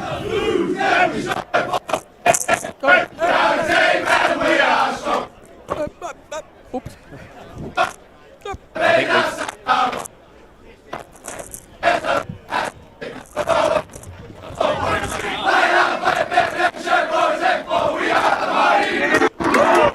Well, there you go. We got the end of it, the Croydon song. I think we're going to go to an ad break in just a moment. We've got a few minutes here before we do that. We might go through some of the other awards today. Obviously, the Sportsco Eastland Best on Ground Award. So we'll get our votes ready. So if you haven't done that, start thinking about who you're going to pick for that. We've also got the MEGT Rook of the Day and the Tobin Brothers Goal of the Day. I go back to Ficcarelli early on the game as one potential for the Tobin Brothers Goal of the Day. I think there was another good one, but Maxi Brasher. Other thoughts? Max Brasher from outside 50. What are we thinking? I'm thinking Ficcarelli. Yeah, Ficcarelli. I thought that was a perfect piece of... I think we've got Brett Best on the boundary. I was just going to say, boys, just for my 2 cents worth, I like Ficcarelli's goal as well. How many awards do you reckon we've given a Ficcarelli over the years? Doesn't matter. On the match of the round. They have been. They love the cameras. They love performing on the big stage, and he was brilliant too, and certainly one to consider for the votes. The MEGT Rook of the Day. Now, interestingly enough, this award is actually for 21 years and under. There's not many players who are 21 and under on either side. From my little calculations off Player HQ, we've got Josh Pedinella from Croydon, Darcy Yule from Croydon, and Cooper Duncanson from Boronia. For me, out of those three, I think Josh Pedinella was pretty good out of the three. Yep. For the MEGT Rookie of the Day, if we're happy to do I don't that. think Duncanson would want to win it today. Not with the loss as well. And I thought Pedinella had some good moments and was probably the best of the three. Darcy Yule. Yeah, no. Yeah, I think Josh Pedinella deserves that one. So congratulations to him. He's the MEGT Rookie of the Day and will go in the running for the Rookie of the Year and does win a $50 Bunnings voucher, which we'll have that ready for him this afternoon. Let's get into our votes for the Sportsco Eastland Best on Ground Award. Who wants to start with this one? Brash, yourself? Yeah, I'll go first. I thought after 20 minutes of the second quarter, Croydon really controlled the contest and the destiny, and they controlled their own destiny. But I thought some players that really played well early and survived the Boronia onslaught. I thought Corey McKenzie in the back pocket. I thought his game was very well. He stood up early, didn't lose his feet, was confident. Made sure that he didn't turn the ball over when he took possession, and I thought his performance in that back line, he got actually better as that game progressed. 2 votes I'm giving to Luke Hoogstra because I think it was probably a masterstroke really by Rhett Jordan to bring him into the ruck. He actually took the jump out of Noops.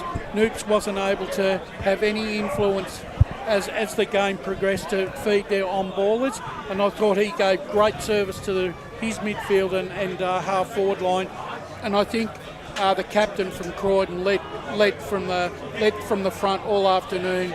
He survived the early onslaught in that half back line and kept that side together. Fraser Smith, I thought, was the best player on the ground for mine. Without any confirmation with Brash, I had exactly the same. But I wanted to point out, you mentioned that Corey McKenzie was fantastic, but I was very impressed with the meterage he got running out of defence, particularly in that first half. He was one player that really stood out. But and Hook's the move of the day, and what a game by Smith. Captain's game there, 3 votes. Couldn't agree more. Paul Uconi, your picks for the Sports Go Eastland Best on Ground? Yeah, my 3 votes. I'm giving 1 vote to Corey McKenzie, 2 to Hoogstra, and 3 to Fraser Smith. Gab Casey, your votes for this afternoon? If I was going to give votes at 45 minutes into the game, it would have been Noops, Malice, and Brasher. And then they all disappeared, and then it was just Ficker. Really, I thought he tried hard he was one of those ones that kept his body. He kept them interested. I'd like to give him a mention, but I'm just going to agree with your votes because Hoogstra was so interesting. He was like my MVP. That move, he started it all, but there were some solid contributors, and I wanted to give Corey McKenzie a vote. I also wanted to, obviously, Fraser Smith, we all agree that he had an important part, so I would agree with you in that order. I'd go Corey McKenzie into Hoogstra into Fraser Smith. That's 3. Scott Hardy, I don't know if you were doing the votes or you're looking at the scores more this afternoon, but any opposing opinions to the vote so far? No, the real winner was the scoreboard that I was sort of looking at.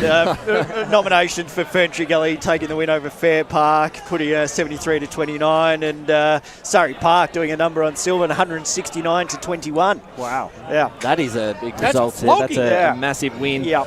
And that's still going, I think. So that's still going there. There's a few games still going at the moment. I pretty much had the same votes, except I put in Rhett Jordan for a vote as well. I thought he led the way when they really needed him to step up, and he did. But I agree. Fraser Smith was fantastic. A captain's performance, and he will win the Sports Go Eastland Best on Ground. I think that's quite unanimous. We're going to go to an ad break now. When we're back, we're going to potentially have one more interview and probably go over a few scores around the grounds and end our discussion in the match of the round. It is Croydon here at Croydon Oval, knocking over the Hawks, 11-3, 69 to 9-7, 61. As Sarah opened her best friend Jackie's wedding invitation, she was overcome with a wave of emotion. While her 2 young boys wrestled on the floor, tears of happiness rolled down Sarah's cheeks as she saw the words she'd been longing to see. Please note, this wedding will be a child-free event. Well, Sarah, looks like we're off to Eastland for a new frock and some heels. And let's book in that babysitter. For all of life's little moments, there's Eastland. Eastland. Live real. Sprained your ankle, bursting through the banner, broke a finger, high-fiving the ruckman, or did you run into the goal post again? For bumps, breaks or bleeds, be seen sooner, close to home at Knox Private 24/7 Emergency Department. The preferred provider of emergency care to the Eastern Football Netball League, you'll generally experience shorter wait times. You don't need private health, but there is an out-of-pocket fee. Be seen sooner, close to home at Knox Private 24/7 Emergency Department, 262 Mountain Highway, Wanturna. Do you feel good about your bank? Because there is a bank you can feel good about. They share their profits to fund big community projects, small community clubs, and vital emergency services. They've given $250 million to help Australian communities thrive. They have all the products and tech you expect from a big bank, with service you don't. It's Bendigo Bank. Feel good about who you bank with. Try Bendigo. Search bendigobank.com.au or search Bendigo Bank near me. Tobin Brothers Funerals wear their heart on their sleeve. Their clear and easy-to-use website and Memory Maker app make it easy for families to make an informed decision. Here's James McLeod, Managing Director of Tobin Brothers Funerals. We pride ourselves on being the most transparent funeral company. All pricing on goods and services are available on our website. It's all there for you to see and make very informed decisions when planning a loved one's funeral. Visit tobinbrothers.com.au. Tobin Brothers Funerals, celebrating lives. At Yarra Valley Water, we know reducing your shower time, or show time, to 4 minutes can save you an average of $200 a year on water and energy bills. Shower shorter. Save water. Authorised by the Victorian Government, 1 Treasury Place, Melbourne. Sprained your ankle, bursting through the banner? For bumps, breaks or bleeds, be seen sooner, close to home at Knox Private 24/7 Emergency Department. You'll generally experience shorter wait times. Knox Private 24/7 Emergency, 262 Mountain Highway, Wanturna. You are listening to Radio Eastern FM 98.1. With live and exclusive coverage of the EFNL football season, bringing you the match of the day with score updates from all divisions. And now we cross to our commentary team for the Radio Eastern 98.1 Match of the Day coverage. Welcome back, Eastland Match of the Round. It's the Blues here, defeating the Hawks 11-3-69 to Boronia 9-7-61. And we've just given out our awards, and the Sportsco Eastland Best on Ground, Fraser Smith, is down at ground level with Brett Beston. Brett, take it away. Thanks, boys. I'm just letting you know, Fraser, we've given you the Sportsco Eastland Best on Ground today, so well done. Congratulations on that. Thanks, mate. Much appreciated. Yeah, big win for you today. I mean, you've taken on this Boronia side who are, they're a mighty team. They've sort of, they haven't lost, I think it was 18-something straight coming into today. Did you have that belief, did you think, going into today? Was there a bit of a fear that they were going to get hold of you, or did you have that belief that you could get it done? Yeah, no, we definitely had the belief that I think we could get it done. We probably got a bit of a fright early when they came out of the blocks and kicked the first three and put on a really good display in the first quarter. But yeah, after that, the boys showed that we gritted in and had a really good win in the end. So. It showed a lot of character after that first quarter because they got a hold of you big time, and it would have been very easy to drop your head and say, we're done here. But fantastic to come back. I mean, what did they say? What did Brett say to you at quarter time? Yeah, the message at quarter time, we probably had a few lapses throughout the starts of the year. Even in the wins, we've always had a lapse at some stage in the quarter. So we wanted to make sure that the first quarter was the only lapse and that we were going to come back and put in a good display. So we just wanted to start the scores 0-0 and see how we went, which was good. I'll just get you to pop that headset on next to you there. I think the boys up in the box, and we'll be able to you'll be able to talk to you, and they'll be able to ask you some questions. We're just going to get all our systems sorted out. All right, boys upstairs, if you've got some questions, fire away. Ray Baird here, Fraser. Congratulations on the win, mate. Look, I'm just looking at the scoreline here, and it was after your first quarter where they had complete control. You've outscored them in every quarter, so that must be pleasing. Yeah, absolutely, Ray. Like I said, it was a pretty tough start. They came out firing, and they show that they play a very good running brand of footy. And look, it probably helped us with a couple of their key players going down. But yeah, the boys fought in and did a great job. Fraser, it's Wayne Brashy here. Would today's victory be a victory for self-belief? Yeah, absolutely, mate. I think Boronia were, they're obviously the benchmark of the competition, and we're in a new comp this year, so we haven't played a lot of these sides. So yeah, absolutely it does. I think that the boys had a really good win, and looking forward to the next one, hopefully. What's it like having a new voice and a new coach at the club? Rhett's he's a celebrated Premier Division player, brings a lot of knowledge, but he actually brought himself into the contest when he knew he could have an influence, and there was 2 or 3 moments throughout the game where he got to stamp his imprimatur on the contest, which really set the gold standard for you for the rest of the afternoon. Yeah, no, Rhett's been awesome for us, mate, and I think brings obviously a lot of experience to the group. We're only a very young group as well, so I think to have a senior head running around there with us really does help. He was fantastic when he puts himself into the contest. He's obviously a pretty big body, and we love it. It's good. G'day, Fraser. It's Gavin here. I just want to talk about one player who I noticed early on, a small player just doing an interception early in the game, ducking back in front of a leading forward, and then very smartly taking the kicks out. Corey McKenzie, not only did he hold up in defence with tackles, but he started to get run into the game and started your transition game, I thought. Yeah, no, Cause is awesome. He's developed a lot over the last couple of years. He's really come on as a great player, and I think that we love him off half-back. He runs in straight lines, uses the footy so well, and he just really sets us up. So, yeah, he was awesome again today. And Hoekstrup's move, that was inspired move to get a smaller player into the ruck, and he's positioning more than knocking a body. He actually, he just tired Noops out. It looked like you all saw that he was starting to dominate, and the whole momentum changed with his introduction into the middle. Yeah, no, Hoogs was he's obviously new to the club, but he's had a really big pre-season with us, and got his opportunity a couple of weeks ago, and he's really taken it on. And then, today, obviously, he's a big boy, and for him to throw his body around was awesome. He took a couple of really good clunks too. So, he's a big confidence player, so I think he'll take a lot from that. Fraser, congratulations. It's Ryan Long here. Fantastic game, I thought, from yourself and the team. Just to take you back a couple of weeks to that Templestowe loss, did you take a bit of learnings from that last quarter where you were overrun? And even in this game, despite probably there wasn't as much time on the clock when Boronia got that last couple, just to be able to hold off momentum, it was an important mark from Riley Britton down back, and just be able to steady the ship when the flow's against you. Yeah, absolutely. We definitely took plenty out of that, and it certainly hurt a lot as well. I think we're about 3 or 4 goals up with 10 or 15 minutes left. So that was a really disappointing loss, but we definitely wanted to stay positive out of it and take the learnings into the following couple of weeks. And I think just slowing the footy down and being a bit more composed across the back half and in the middle of the ground was our focus, and that helped today.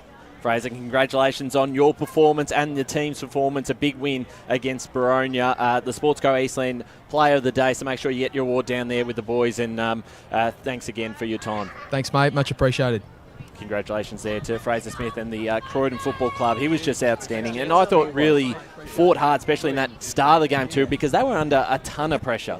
No, when he didn't take the contested mark down back, the intercept mark, he at least brought the ball to the ground, and the smaller players were able to take it away. So he was outstanding, absolutely outstanding. Yeah, I certainly thought so. We've got probably another 7 minutes here before we do close out. So let's get some scores. Yes, let's get some scores around the grounds if we do have any. Scott, what have we got? You can recap some of the ones we did here as well. Yeah. As we've got a couple of kids coming through here. The party time for the Blues. Ready to go. Div 4. A massive win by Whitehorse. 23-18, 156 over Nuttawading, 7-8-50. So disappointing for Nuttawading there. Ooh. Kilsyth easily did it against Forest Hill, 17-10, 112-26. And Churnside did a number on Croydon North, 119-23. In Div 3, Donvale over Knox, 127-82. The bottom of the ladder clash between Ferntree Gully and Fair Park, as said, 74-35. What else Coldstream versus Warrandyte. Coldstream 16-11, 107 to Warrandyte 11-10, 76. So Coldstream bounced back nicely there. In Div 2, I've spoken about most of those. East Burwood actually over the Basin, 13-12, 90 to 11-7, 73. Waverley Blues over Templestowe, 68-54. Div 1, Montrose in a close one over Bayswater. Montrose 9-11-65.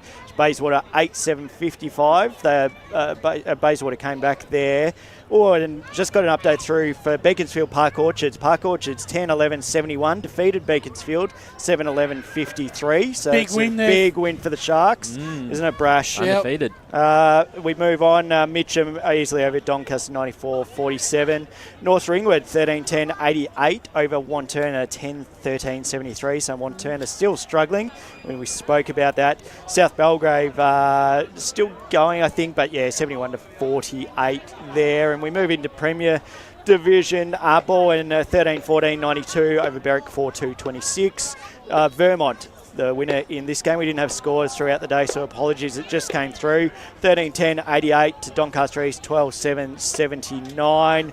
East Ringwood over Noble Park, 2 losses for the Bulls at home, so 12-9-81 to 5-9-39. Blackburn 123-27 for Norwood, so a massive percentage boost for Blackburn.